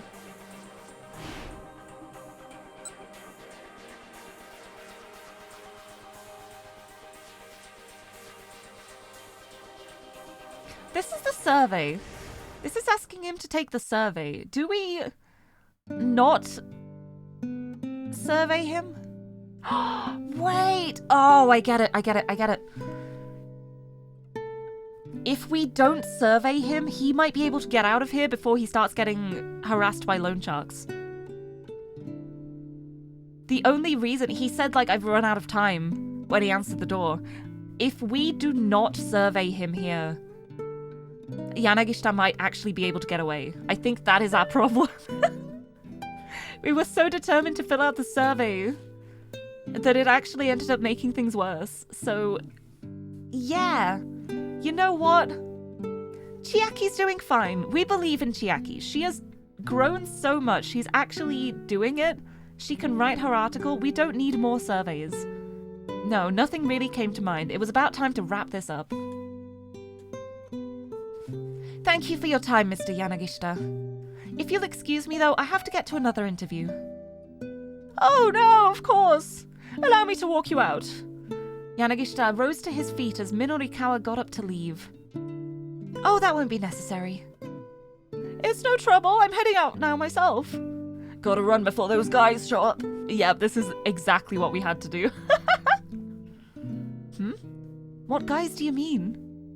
Oh, nobody. Just a personal thing is all. They parted ways outside the building, and Minorikawa headed off to the cafe to put his article together. What do you know? And with that, these are still the same, but Kano's timeline has changed. Here we go. Finally, some movement. At long last, the traffic began to move again. Almost as soon as it did, however, Stanley had to slam on the brakes.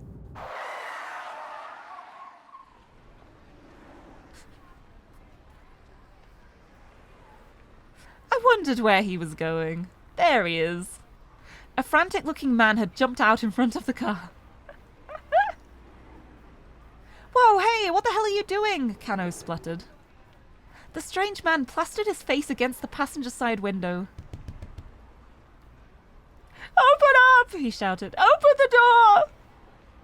The guy showed every sign of total panic.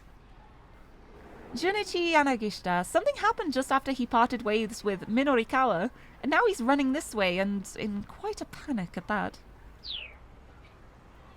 He is a literal cartoon man. I love him. I hate him. He's terrible, but I love his character. Don't do it, Stanley warned. Kano hesitated. It wasn't like they could just drive off with this fellow clinging to the car. Look at that!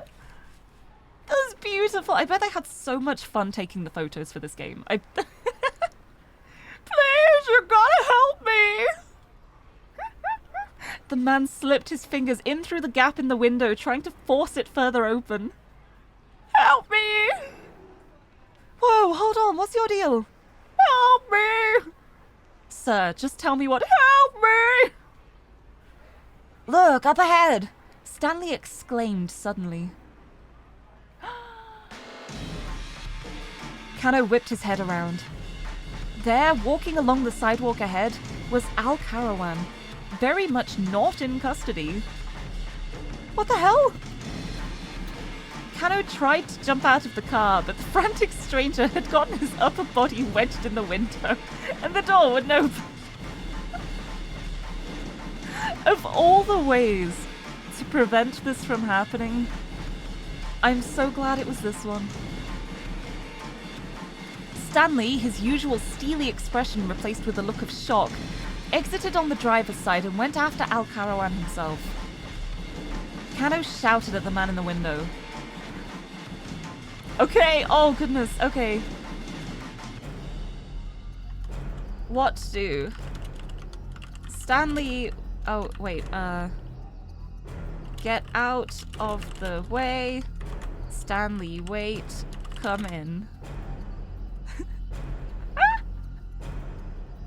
Oh.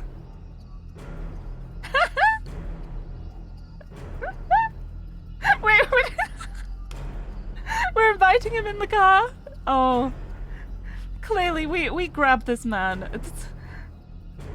This is our man now. We've claimed him. Oh, I love the boats. He needs help. He does clearly need help. Who cares about the criminal mastermind walking free on the streets? We've got to help this random guy who smushed his face at the window. Clearly. He's just a scared baby boy.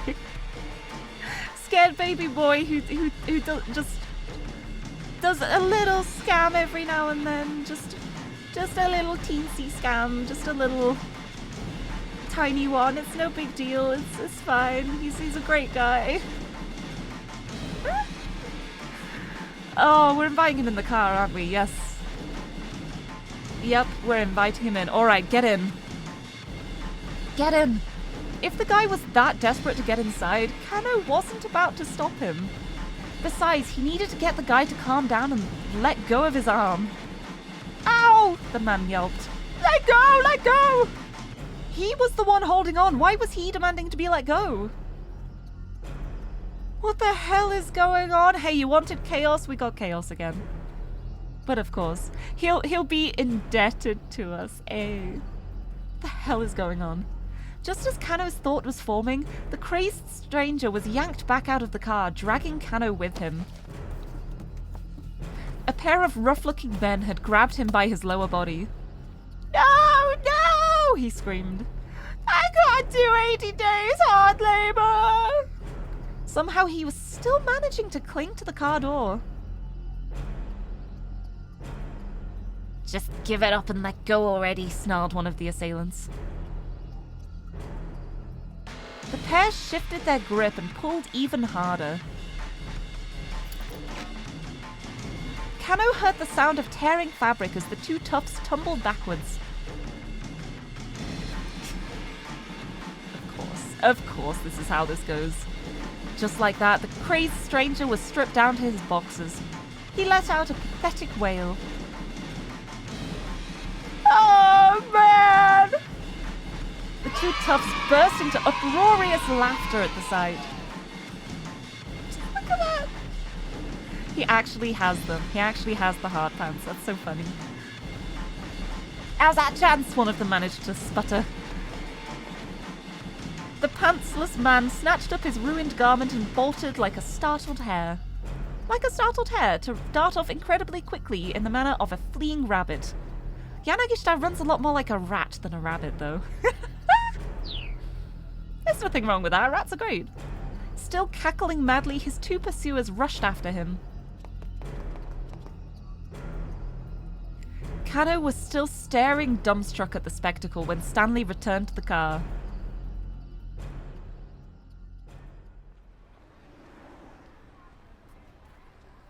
No luck. I lost track of him. This doesn't make sense, Kano said, forcing himself to refocus on the case. Al-Karawan was taken back to the precinct. What's he doing walking free? Stanley gave him a dubious look. Have you seriously not figured it out? He asked. Or is this some kind of strange Japanese joke I'm not getting? What are you talking about? Kano replied. Do you know something I don't? Evidently I do. Your detective, Tateno, let him go on purpose. That's the only explanation. Enraged at the suggestion, Kano took a swing at him, but Stanley coolly caught his fist. It's not me you should be punching, the American warned. It's Tadano.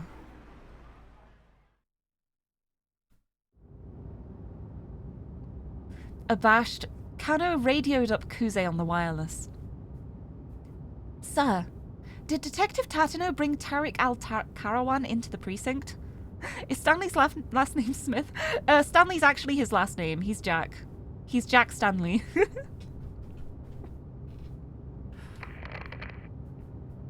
It would appear that, Detective Tatano has gone rogue, Kuze replied with chagrin. He what? Surely Kano had misheard? We've received an eyewitness account. Someone saw him allowing the suspect to go free. I'm so glad that Minorikawa made that report. I'm doing excellently on the butchery of the Japanese names. Oh, someone trying to pronounce Kaeda as Katie. I can understand it if you don't know much about Japanese, but it's like... It's also so funny with names like Maria, like it's pronounced Maria in Japanese, but it's just like Maria. No, it can't be. We currently do not know Detective Tatano's whereabouts, or just what the hell is going on with him.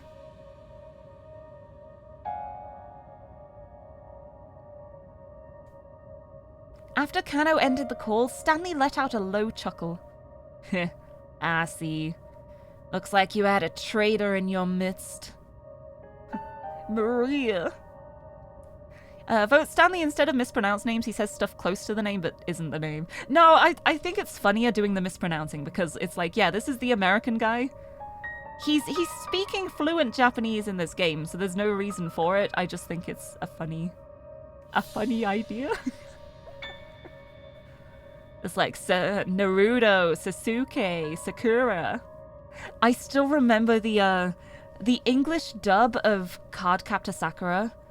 It was just called Cardcaptors, and the whole dub was just like Sakura Avalon, and it's so funny to look back on now. Like, as a grown adult who knows more about Japanese, looking back at it, I'm just like, oh dear, okay, that you did that, all right. Kano grabbed him by the collar. Stanley snorted. What are you trying to pull here? Tell me what you know, Kano snapped. All I did is state the facts. Look, I watched that man risk his life to talk down a would-be arsonist. He's a dyed-in-the-wool detective. He'd never betray anybody. I see, Stanley muttered. Then he's the real deal. Kano stared in surprise. He'd expected an argument. I feel like that's probably sarcasm. Good, he said. I'm glad we're on the same page. Tatena risked his life in order to get people to trust him. He's a dyed-in-the-wool spy is what he is. Kano didn't have the words. His clenched fist trembling once more, he fumbled for his cell phone again. Did I ever see the BBC dub of Lemon Fade? Oh, there's so many bad dubs. There's a lot of bad dubs out there. I find them so funny.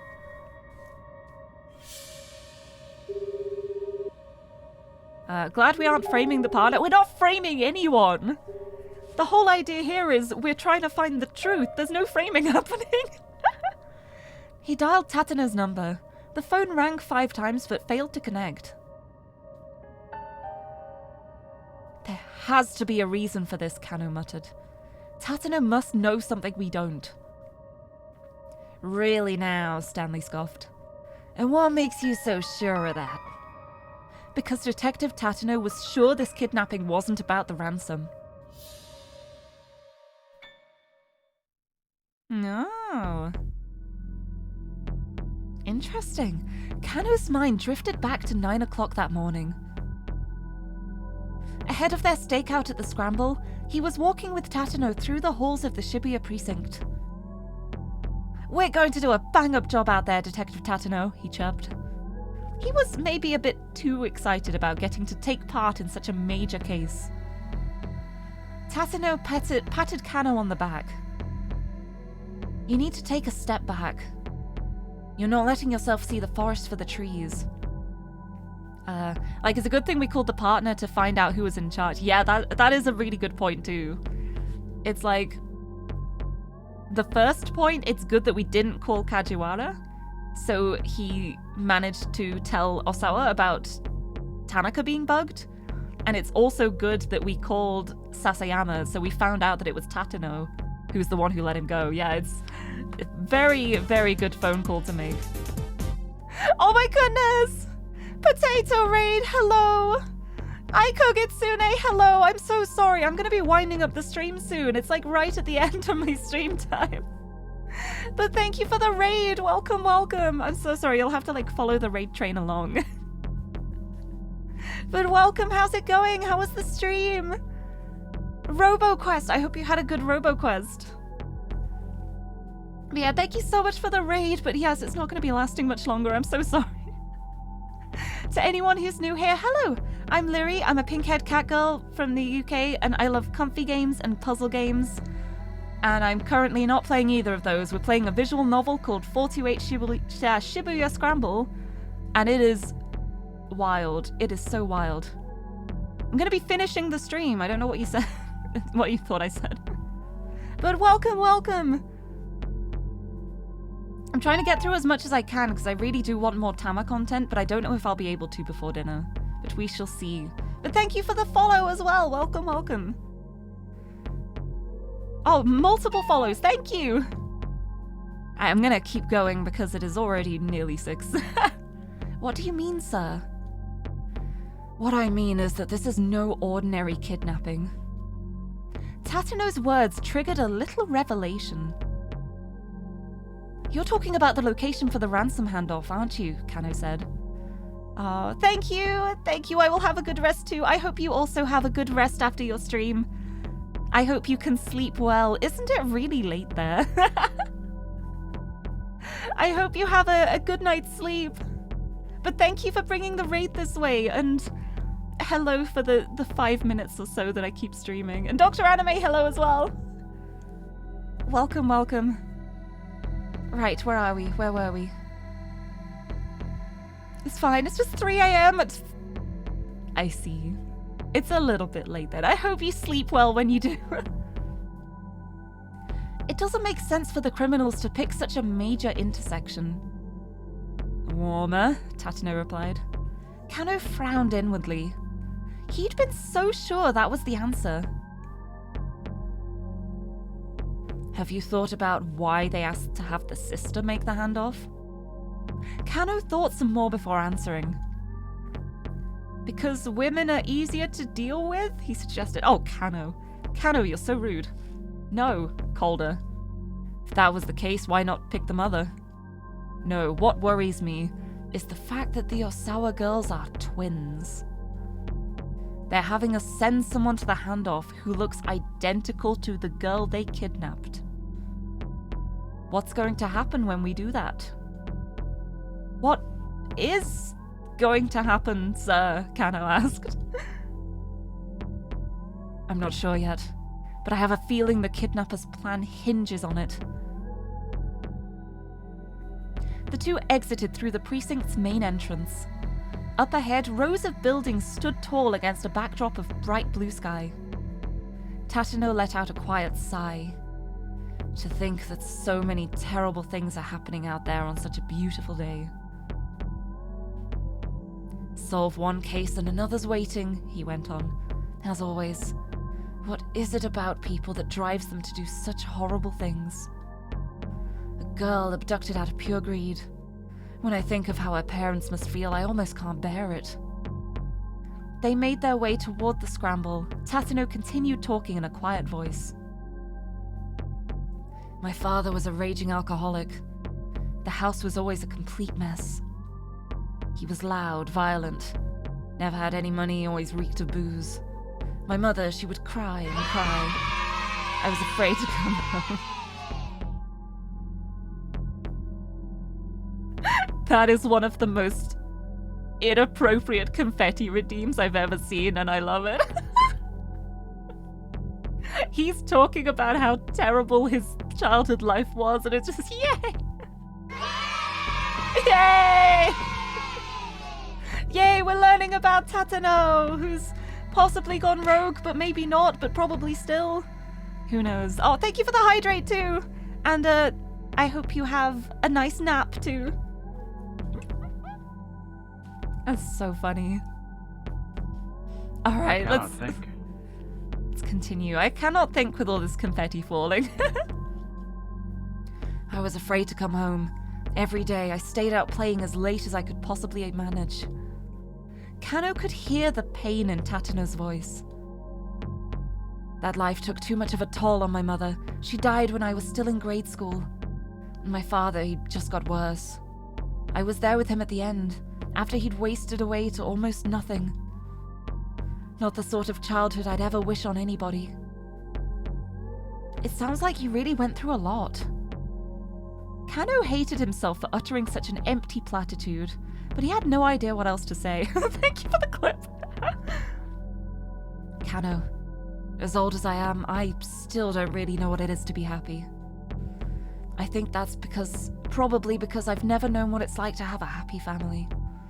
Tatano sounded so forlorn. The only happiness I know how to protect is other people's happiness. Kano heard in those words the soul of a true detective. Oh. I just hope you're ready. Kano did his best to keep his voice as calm and level as he could, lifting up his clenched fist.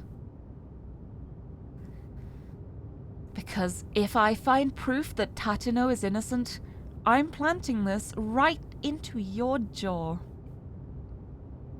Stanley just cracked a wry smile. Yay! You got the gym one earlier, yay, I'm glad.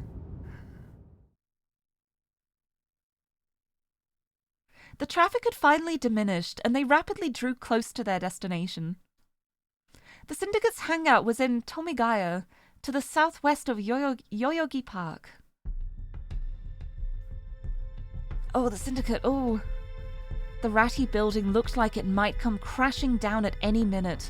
The Black Lodge sign out front looked deliberately ominous. Okay, we're at the point we were before, where they ended up dying, but this time it's much later in the day. So, will the assassin have left? Kano knew the place as a bar frequented by expats from various countries, as well as a hotbed of criminal activity. I'll take point, Stanley said. You back me up. He pulled a handgun from his suit pocket. It was a compact Glock, a model frequently used by the FBI or CIA. We already read these earlier, we're good. Is this all the same? Nope, I can't skip, okay. Kano drew his own gun and the two cautiously made their way inside. At the end of the hallway was a wooden door. Stanley signaled with his eyes. Kano gave a tiny nod and Stanley kicked the door in. The stench of blood hit them as soon as they stepped inside. Kano let out a startled gasp. There were nearly a dozen bodies sprawled out across the floor. He recognized them all. They were men who'd participated in the repeated attaché case handoffs. Each appeared to have been stabbed to death. Stanley took a closer look. The blood's not fully dried. These guys weren't killed that long ago. Kano quickly scanned the bar high and low, but there was no sign of a killer in hiding. There was no trace of Maria either. One of the fallen men let out a faint, strained groan. Hey! Kano called out. Stay with us! He hunched down beside the wounded man. Ugh. A brief gurgle rose from the man's throat. He was clearly struggling to say something, but his voice was too garbled, too indistinct for Kano to make out any coherent words.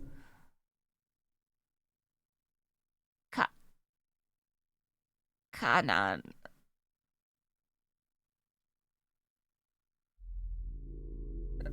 What was that? But there was no more. The dying man went limp and still. Kanan? Hey? The plot thickens. And with that, we have to be continued. Right, and I know it's past 6 o'clock now, and I need to stop, I need to finish, but we are stuck with this keep out for Tama, and I don't know where it is. That's a Minorikawa one. That jumps us back too far. That's an earlier jump. There aren't any jumps here. How do we continue with Tama? I don't remember how to do this. What if we do it again now? Maybe it'll change. It's like the main problem is in this jump. It specifies 140, and 140 is when there's like...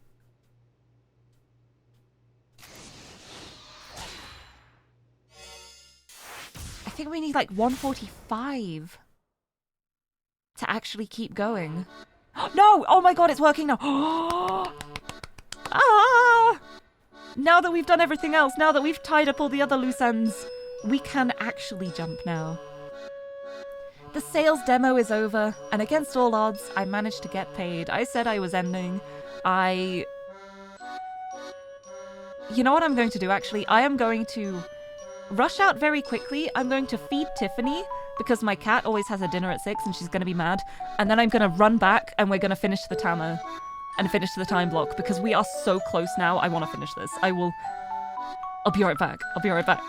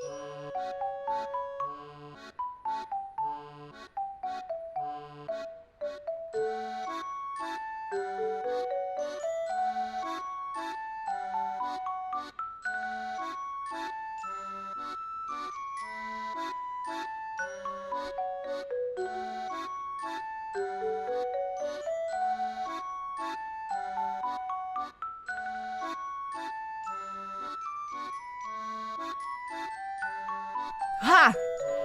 The cat has been fed. Not me.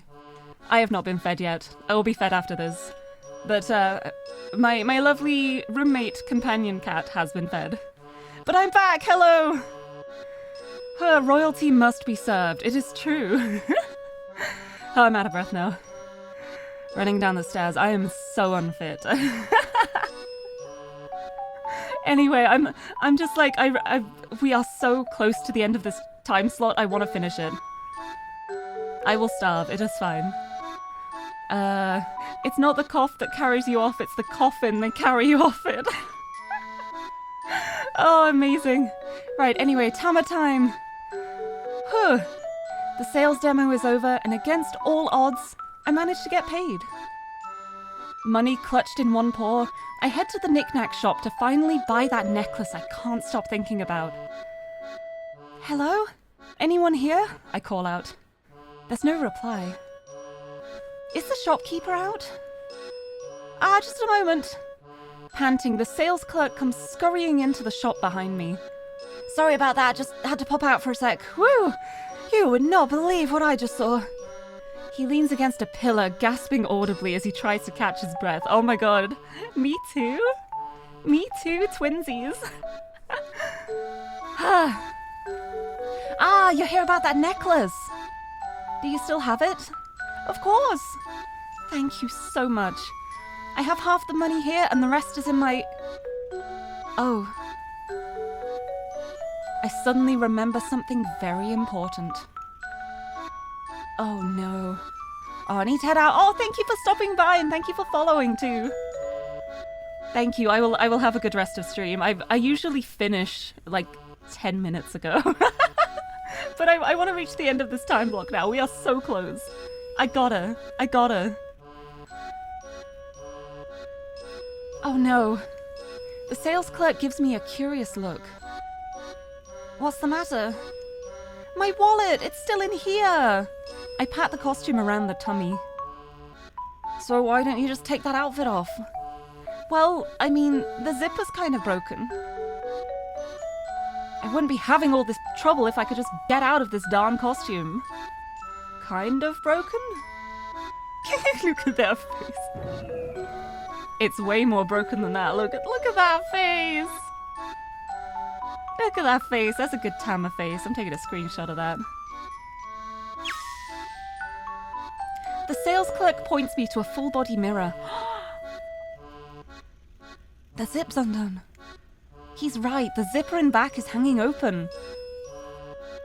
Taking this thing off will be a cinch now. Oh, thank you. I give him a bow. I'm not sure you need to be thanking me, he says. No, I do. If you hadn't pointed that out, I might have let myself stay stuck in here forever. So, really, thank you so much. I bow again and again.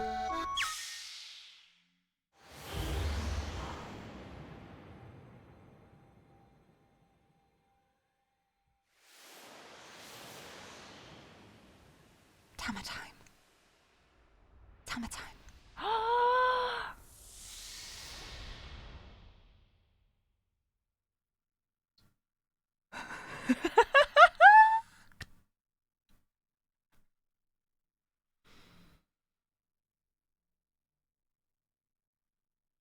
Well.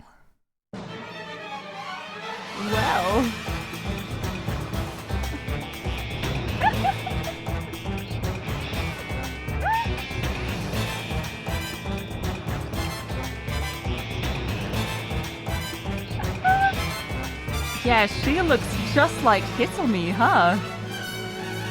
Isn't that suspicious? Who are you calling Flim Flam? I love the little trailers before every chapter. They're so good. She's taking the costume off, look!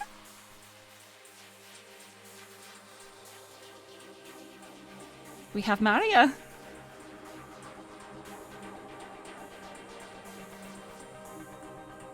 Thought she was kidnapped, huh? Didn't the kidnappers have her? Wasn't she being held for ransom? Wasn't that the whole point of all this? How did she end up in a cat costume? In a cat costume with amnesia. I love this. Your crack theory was right. I love it. But yeah, it was Maria the whole time. It's actually really funny because if you know ahead of time, there are actually so many little hints throughout the game that indicate it. Like even with things like the cockroach thing, where she's like, she knows that she usually deals with cockroaches. And Hitomi's like, well, my sister always dealt with the cockroaches for me. It's... Well, she's not a gangster. No, that was Tateno. He stole the costume to sneak around after she'd taken it off. That's why we had to keep it on until we got to the knick-knack shop. But we did it. We did it. We made it through the 1 o'clock time block. And now, next time I play this, I was gonna say no cliffhangers. They are all cliffhangers. We've got cliffhangers in every single path now. Or like grand reveals in every path. So we have answered a lot of questions. We've also created a lot more questions. But yes, that feels like a good spot to leave it at for now. We made some good progress. How far have we gotten? We are on 25 bad ends. And we're just about to start the 2 o'clock time block. Oh, I'm so glad. I joked about it at the start of the stream, but it would have been really possible for us to have gone this whole stream without getting the face reveal. But I was like, no, I am I am doing the face reveal this stream. I refuse. I refuse to stop until the face reveal has happened. And there it is. So we've got Hitomi and Maria here now. Hitomi's with Achi, and Maria is finally free from the suit. And she's got a necklace! She's managed to buy her necklace, the mysterious necklace. But yeah, I love the little thing where it shows her in the costume on the menu and it's her taking it off. But yeah, it's like, I feel like you know that that's an important moment because it's an actual video cut in as opposed to just pictures. Like, when it's the videos, you know that stuff's going down. I love this game so much. I'm so excited. But I do need to go now, so I shall hurry over here and let's find a raid target so I can go get dinner. At least I fed Tiffany, that was the important part. But thank you so much everyone for joining me today. I love this game. I can't wait to play more. I hope it's sooner than a month, but it probably will be a month knowing how many games I'm playing at the moment. We'll figure it out. We'll find a time.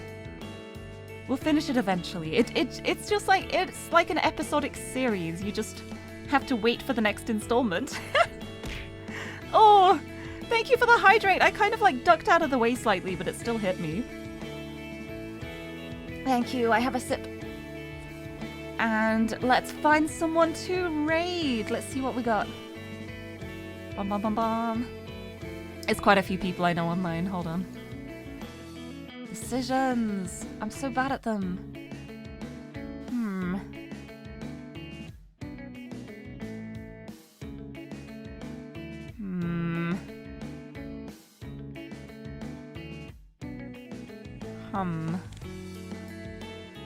Very bad at this. What are we feeling? Roll a d20. I should do that. Well, it definitely will be next month because I've already made my schedule for the week. But the question is how long into next month? Who we raiding? Oh, I haven't raided Corey in a little while. I think I'll send the raid over Corey's way. Corey is starting a Zelda-thon. Oh! It's Corey's first time playing Wind Waker. I love Wind Waker. That's such a good game. I'm going to send you over Corey's way. But yes, thank you so much everyone for joining me today. Here is the raid message. We got bongos. If you're subbed, we got bongos. If not, we have hearts. But I'm going to send you over to Corey. Thank you for the head pat too. And yeah, I'll be back on Friday for some more Baldur's Gate 3 shenanigans with Xander. With our Missionaries of Tyr, we shall continue to spread justice and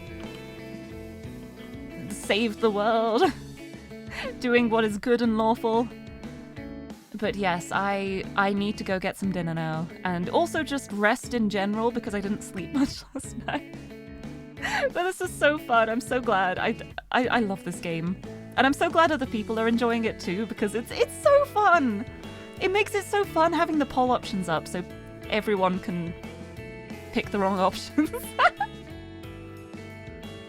Oh, I hope everyone has a lovely rest of the day and/or/week. Just good times all around, please. Thank you so much everyone for joining me today. And until next time, bye-bye!